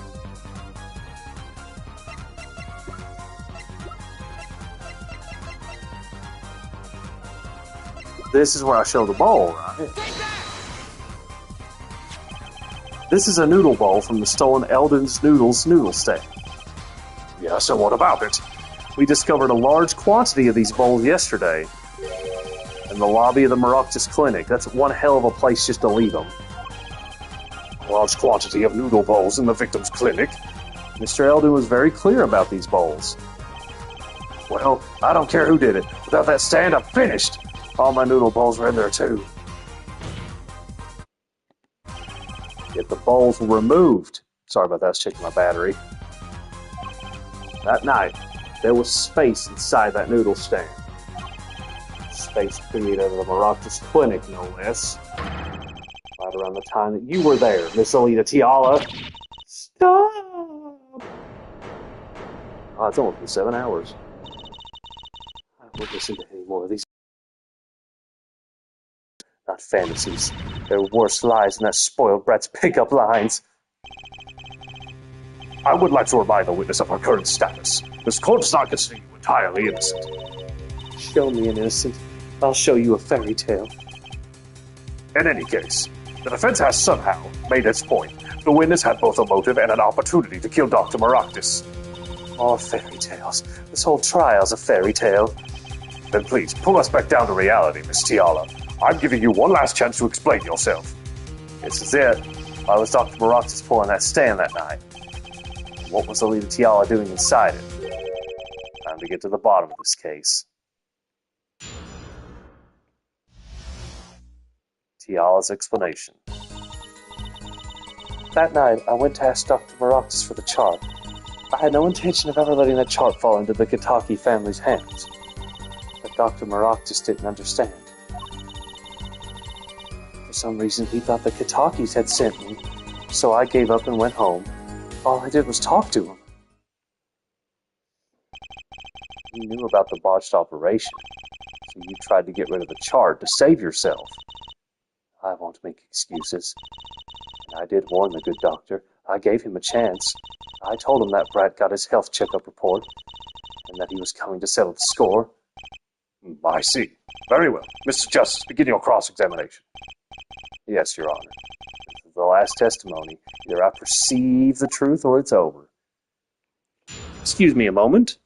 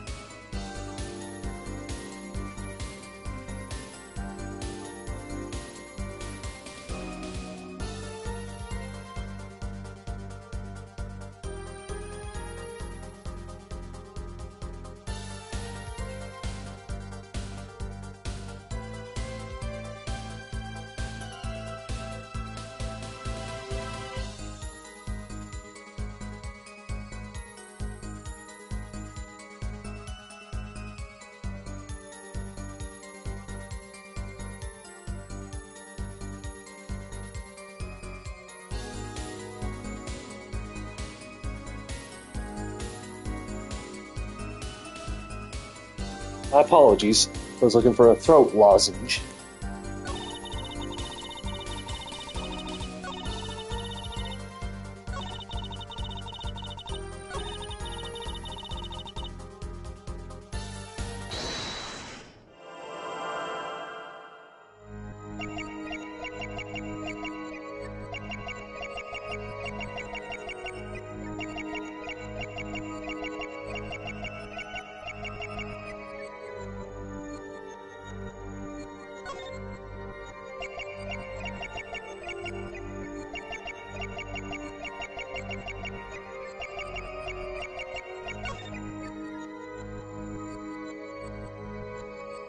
Gotcha!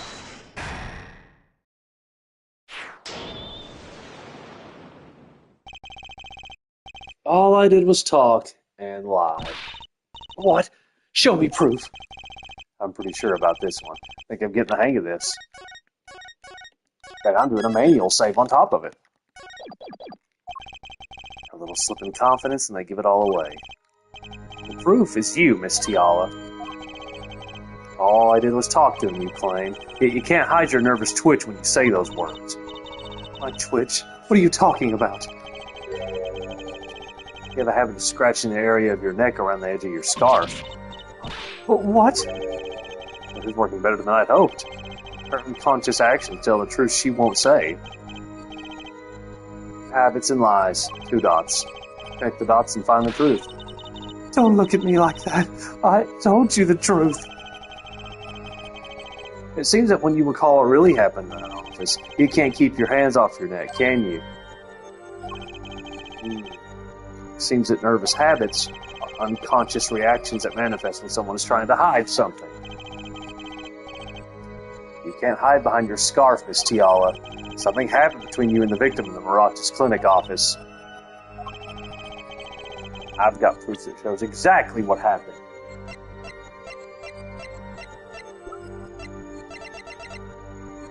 Take that! What's that? You're touching your scarf again. There's something unusual about this lamp. The bulb's broken, and there's a red splotch on the cord.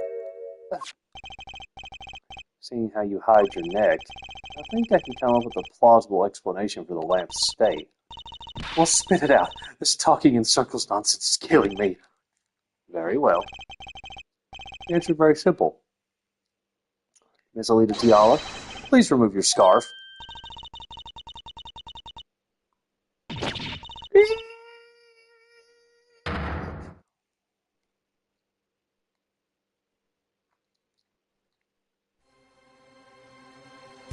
Objection! This is a trial to determine what happened in that park. Yet we seem to have drifted off target. We'll find out soon enough if we're drifting, as soon as the witness removes her scarf. I won't do it. This is insane. I'm an unrelated third party. You can't order me to remove my clothing. Miss Tiala, I'm afraid you've forgotten what's already been proven. What? You're hardly unrelated. Please remove your scarf. No. No!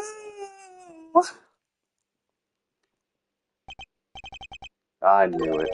So I was right, wasn't I, Miss Alita Tiala? Your neck. That isn't what I think it is. Something did happen that night at the Maracas Clinic. You need to get that chart back no matter what it took, even if you had to steal your fiance's pistol to do it. But wait! Looking at this lamp and the witness's neck, looks like the very opposite happened. Exactly. The victim in that clinic that night was this witness. Specifically, you tried to threaten Dr. Maracas and he attacked you. That's what happened that night at the Maracas Clinic.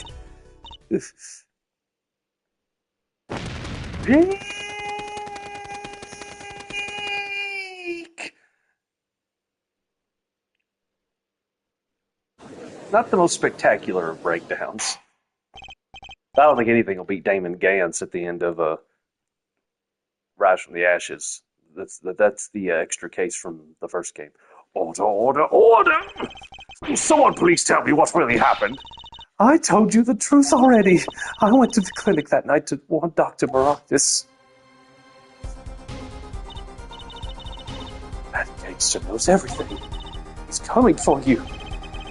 Looks like my clinic's seen its last patient. We have to get rid of that. We have to get rid of that chart. Quick, open your safe. Give it to me. So you can save your own skin? What? I know what you're up to. You want in with the family. And if they see that chart, you're finished. Leaving me holding the short straw. If I'm going down, I'll want some company. You! And what happened next? He jumped at me and knocked me to the floor. And then he took that cord. God damn.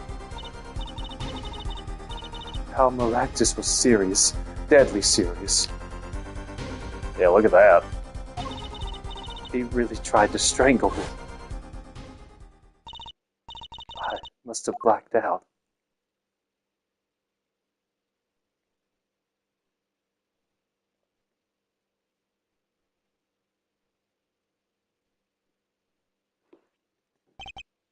So, you were the victim. And the red splotch on the cord was your lipstick. I didn't want to remember that night. That's why I didn't bring it up. There. Are you happy now? Yeah. I was out cold. Almost killed. And you claim I've been snuck in that noodle stand. But how could I? Ah!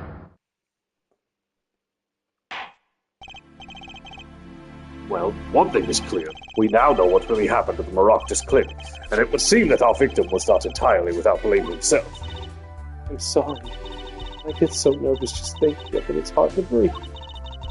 I've told you everything. Can I go home now? You bear some responsibility for events that day, true.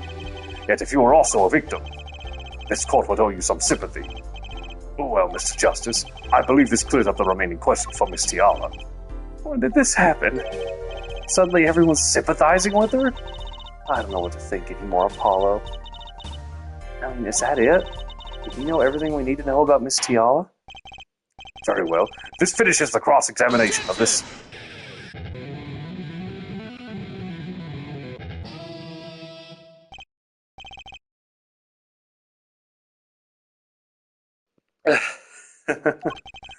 Not so fast. This party's just getting started. Now we rock! What? The spikes on your head are softer than they look. Do you not have the stomach to go all the way? Prosecutor Gavin. How Maractus choked Alita Tiala. She fell unconscious. But what happened next? He's right. There's more we don't know. But she was choked hard enough to leave that mark. She would have been out for a while. Even still, what if that was her in that noodle stand? He emptied it and put her in it because he was going to, like, dump the noodle stand, like, in the river with her body, I guess. Alita Tiala, half dead, Dr. Maractus pulling that stand, and a bullet fired from inside the noodle stand. What if it's all true? We might have already figured out what truly happened that night. It's Alita Tiala. As you can see, we're not through with you just yet. You really want to blame me for this murder, don't you? You too, Prosecutor Gavin. Me? Fraulein, I only wish to know the truth. Let's go back over what we learned up till now. On the day of the murder, Walkie saw his checkup report, which he learned about the bullet still inside him.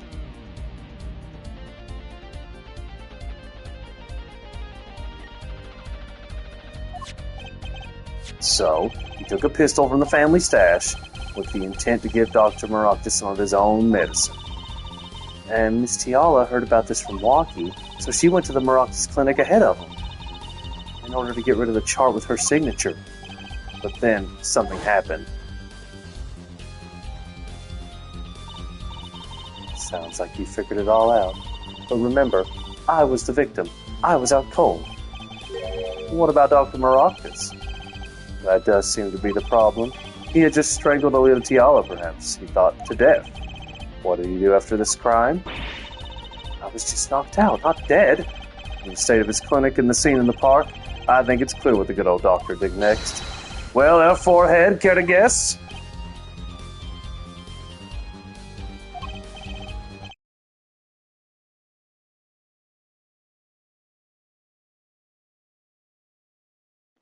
Sorry about that, I got distracted. I saw Beavis and Butthead in a, looks like Fortnite apparently, when I accidentally paused. Well, Mr. Justice, what did Dr. Maroctus do? He did think he killed Alita Tiala. Do I have this to show what he did next?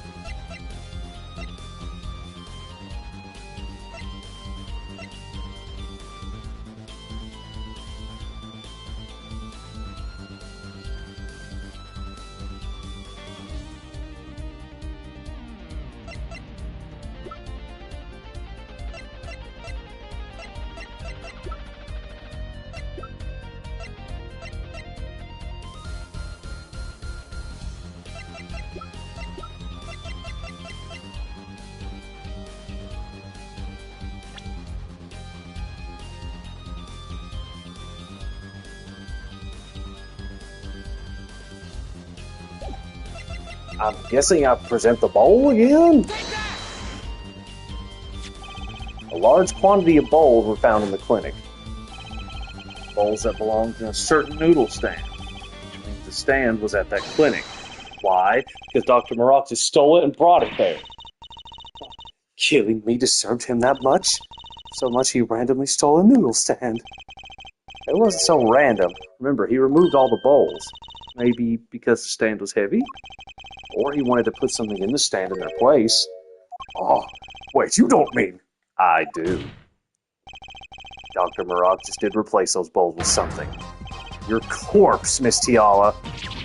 My corpse? Dr. Maroctus panicked. He thought he'd killed you. His next move would be to dispose of the body. That's crazy talk. You're all crazy. Well, let's think about it, logically. The doctor had a place to dispose of you in mind, but on his way there, who should he run into but the defendant walkie-talkie? I question your logic. Oh, what's this, Prosecutor Gavin? Arc of the dead end. Why would he head in that direction to begin with?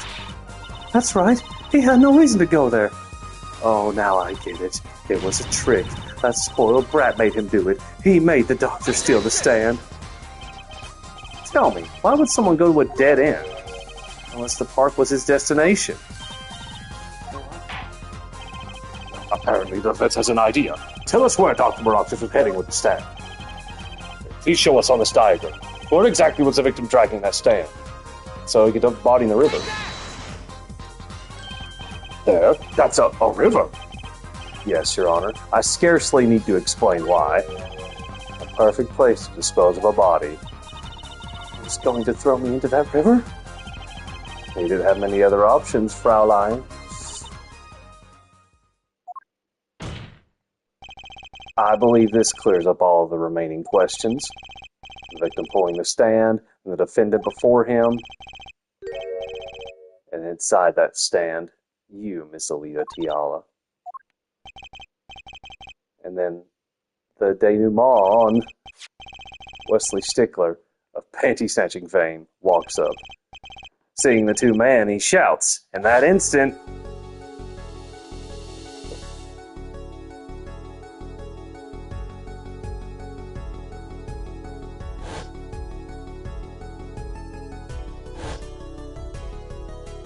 Okay, that's... I know that's a demonstration, but that was a little ridiculous. The fucking card just exploded. And what more likely happened is she just opened the tarp. Or probably didn't even need to open the tarp. Well, I guess to see. I shot him. You were the only one who could have stolen Walkie's pistol. It had to be you. Well, Miss Tiala. Nice work. You mean I'm right? I mean, you've done a fine job dreaming up a story to get that spoiled brat off the hook. You're the one who's dreaming. Apollo's backed up everything he said with facts. If you're so sure he's making it up, give us another reason. Why was Dr. Maroctus pulling that stand through the park? Who knows? But there's one gaping hole in your logic. I think Mr. Gavin knows whereof I speak. Where of what? can't believe she's still trying to deny this. It's true, Prosecutor Gavin. Must I always be the one to point out Air Forehead's errors? Maybe there really is something. I believe the Fraulein speaks of Herr Doctor's car. His car? That's right. The Maroctis clinic has that big garage. In which sat a green sports car, was it? Why would he steal the stand in the first place? If he wanted to carry a body, he would have used his car. And so we find our victim without probable cause to steal that stand, and our defense without a case. Objection! I have an idea. You know that green car? I bet it wouldn't run. It was broken. Ah, what an excellent counter-argument, Fraulein. Too bad you're quite wrong. Don't tell me you forgot what happened to your daddy. Daddy? That's right. That night, the car that hit Mr. Wright was that green sports car. Oh, yes, I had nearly forgotten about it. Afterward, he drove it back to the garage. It ran fine. That's right. So why didn't he use his beloved sports car?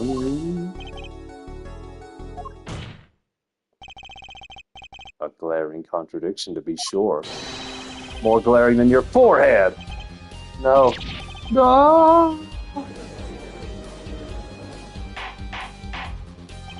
Order!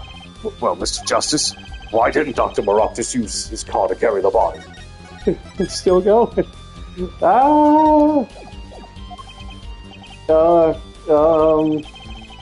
Is that a groan of surrender I hear? Some advice. Now's a good time to review all you know. Everything you've learned over the last 2 days. Everything I've learned. Mr. Justice, this contradiction cast doubt on your entire case. This is truly your last chance. The defense will explain to us what happened that night.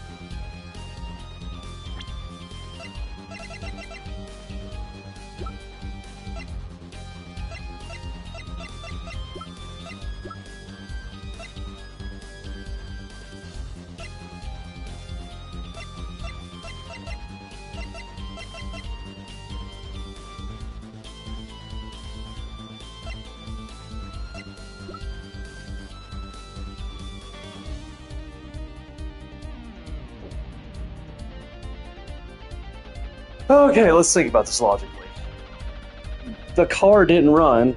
We proved it did, so it's not that. Somebody else stole the stand. Why and what for? I mean, I guess it's not impossible, but I don't see the reason for it. He carried the body in the car.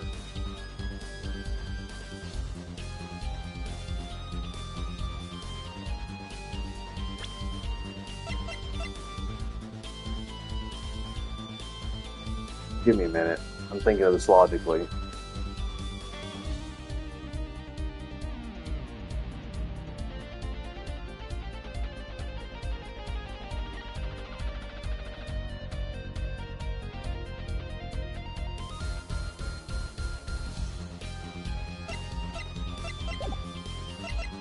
I mean, I guess he carried the body in the car. Don't give a thing.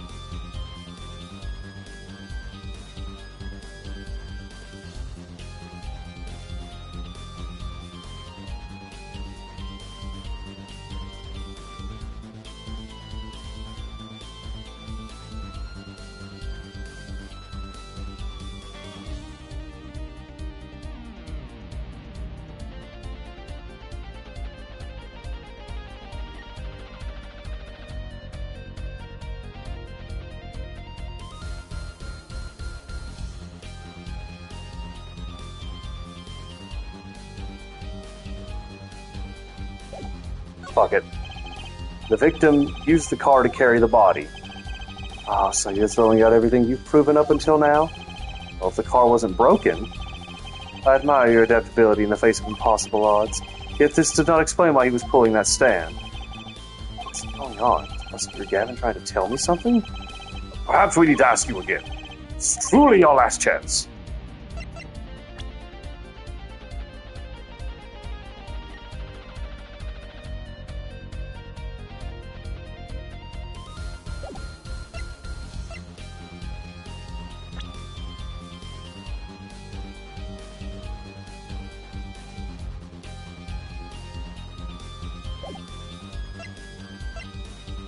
Okay. I don't know why or what for. Actually, it was someone else who stole that stand. But then why was the victim pulling it? Well, he would have had to steal it from someone else. We're back where we started, Mr. Justice. Without an explanation for why he didn't use the car. Oh. That's really silly. These fucking things? I like how they made a big deal about the car not being able to run, and now it's because the car couldn't run.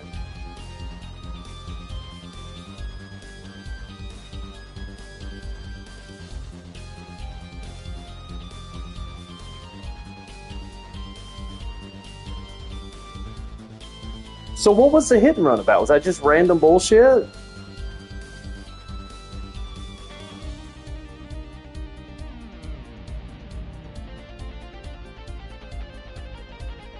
So anyway, there was like one little line of dialogue from, what's his fucking name? Clavier, this motherfucker, about how his muffler was flooded with like oil or something, so that's why it wouldn't run. So I'm supposed to remember that one little bit to be like, remember when this was in the muffler? That's why the car wouldn't run. And fair enough, if he's trying to get rid of a body, of course he's not going to like think logically and check to see why the car's not working. He's just going to freak the fuck out. But this is like the stupidest part of this case. This is probably like the only part that's genuinely pissed me off. I have an idea. It's all coming together. That night, Dr. Maroctis couldn't use his car. Now you're making even less sense than usual. Not according to my information, Miss Tiala. Put one and one together, the explanation's simple. If it's so simple, perhaps you could show us some evidence. Show us proof why the car wouldn't run that night. Take that! Let's see now. Panties, again!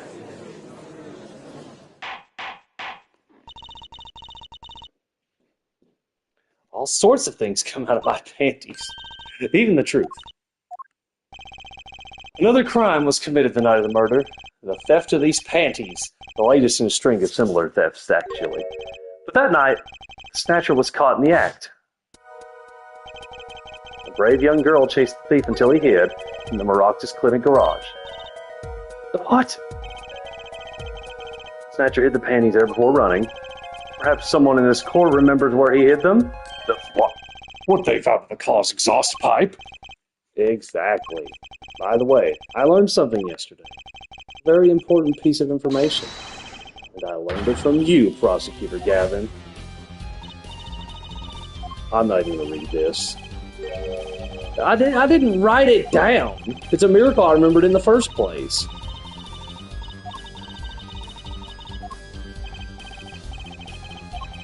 And like, yeah, that should be self-evident, but like, the whole point there is that he just freaked the fuck out and didn't look at his exhaust pipe.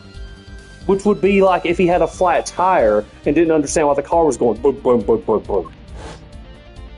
So, I mean, it shouldn't be news, but this guy's just a fucking idiot. My, how interesting. While Miss Tiala and the doctor were struggling, Panty Snatcher stuck into the Maroctis garage. That time, until the time we found these, that car wouldn't start. What? That's why Dr. Maroctis had to use the noodle stand. It was the next closest thing he could think of. So instead of just taking the panties out, he found some random stand and took 5,000 bowls out, which probably would have took like half an hour, which she could have easily woke up during. Well, Miss Tiala, this wraps your doubts up quite nicely, I think. So it does.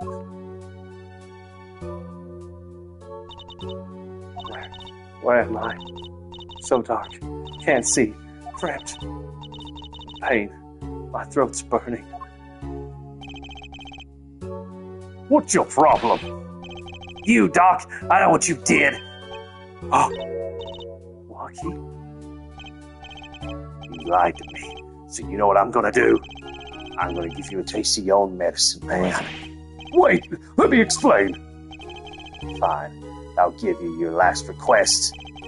Listen, you're being tricked, but not how you think. It's not just me. No. I'll ruin everything. I have to stop him. Ceases and wants you to.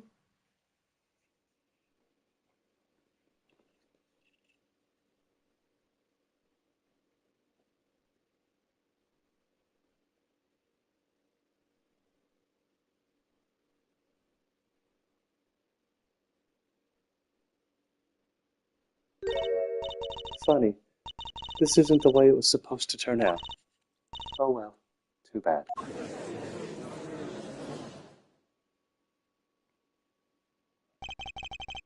There's still one mystery. How did you manage to disappear from that stand? In the silence after the shot, I heard the witness running. I believe we heard as much from Wesley Stickler. He went to use a public phone to inform the police. Which is when I made my escape. Which is when you left that slipper print. Dr. Maroc just didn't bother taking my slippers off. I threw them out after I stepped in that paint, though. That was your mistake. No, my biggest mistake is coming to you for help, Mr. Justice. She's not wrong. I believed in you. You and your anything agency. If anyone would get Walkie declared guilty, it was you.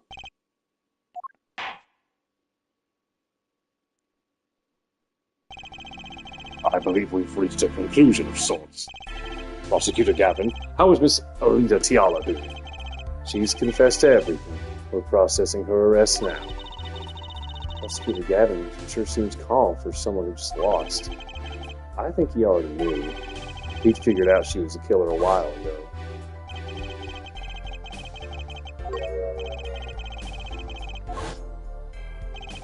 He lost.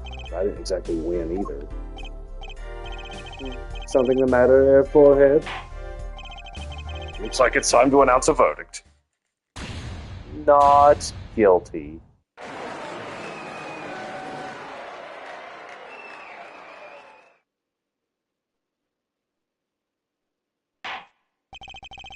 Court is adjourned.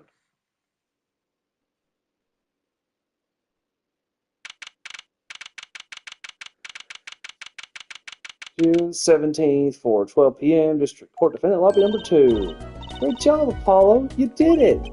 Yeah, we did. Somehow. Walkie's off the hook. Free to become the gangster he's always wanted to be. And he has you to thank. Hey, attorney man, You're gonna pay for what you did to my Alita, Holmes. or to blame, I guess. Give me my Alita back, stupid pointy-head attorney with a death wish. Enough, Walkie. Oh, Mr. Kitaki. It's high time you opened your eyes, Walkie. What do you know, old man? I think it's about time you opened yours. Giving up life trying to become some kind of businessman. Don't talk about what you don't understand, Walkie. I'm afraid the guard's going to throw them both out. If not in jail, wouldn't that be a happy ending? Hey, maybe we could help them out. We know why Mr. Kitaki needs to make so much money. Maybe we should tell Walkie.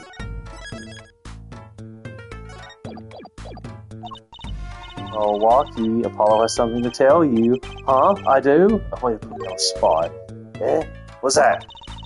Show him the reason why, Apollo. Why is Mr. Kitaki trying to become a businessman?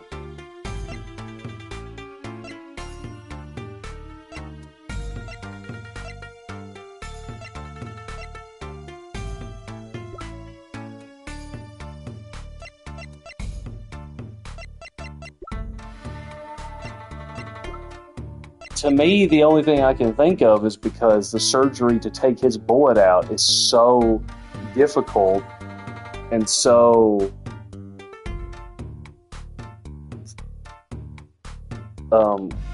because the noodle guy, he said, like, there's not a doctor in the world who could do this, and so he's probably going to try to save as much money as possible to find someone and pay someone to do this very, very dangerous procedure, right? Think about it, Walkie. Think about your condition. I talked with your mother, Little Plum, yesterday. It pays, But we need a lot of money right now. Clean money, that is. She doesn't mean. You aren't really, are you? I searched the globe, and I found one. A doctor who can take that bullet out of you, Walkie. But it's an expensive procedure. Man, but you got plenty of money already, don't you? I won't use it. It was the gangster life that did this to you, Walkie. I want to help you, and I want to do it clean.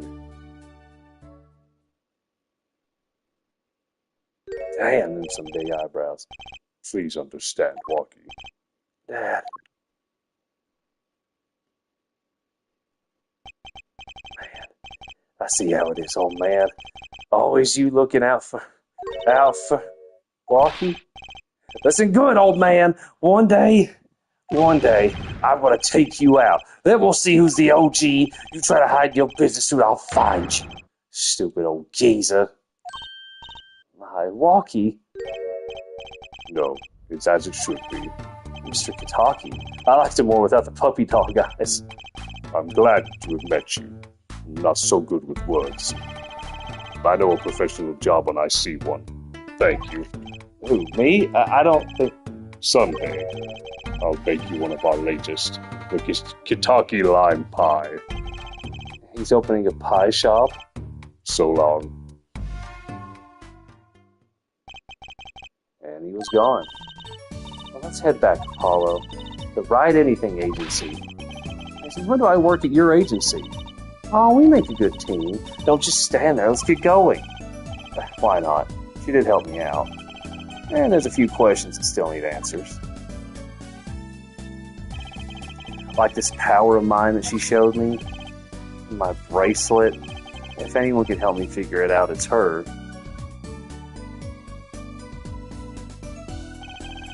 Though I can't say I care much for what her father has become. Oh, that's right. We have to go someplace first. Huh? Where? Why to claim our reward from Mr. Eldoon? Ah, salty noodles, right. He's got to stand back already. Oh, and after that, you can come see my show. With a special appearance by the amazing Mr. Hat. Oh, it's special, all right. Please, anything but him. And oh god, it was Turnabout Corner. That corner is right. I gotta go to bed. I didn't think this would be an all-day endeavor. Like, I know the game's long, but it's over 7 hours? I thought the case was fine. It was convoluted as hell. And there's 8,000 twists and turns, but that's just like the Ace Attorney formula. From this point on, like, it gets more and more like that with each passing game. Like, I think the first game's real original, and all the cases are like very not straightforward, but they have a point. You know where it's going. They show you like a little clip of what happens immediately, so you know what it is. You're just trying to unravel the thread to show how it happened.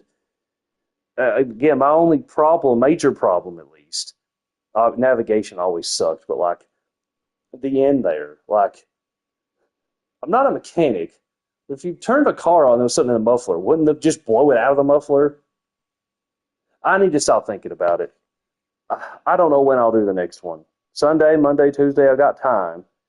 But fuck me, that drained me, and it ended on kind of a stupid note. Not the ending there. I thought the ending with the family and all that was fine. But, the last piece of evidence, it's supposed to be the one that sticks the landing, and it missed fucking completely, in my opinion.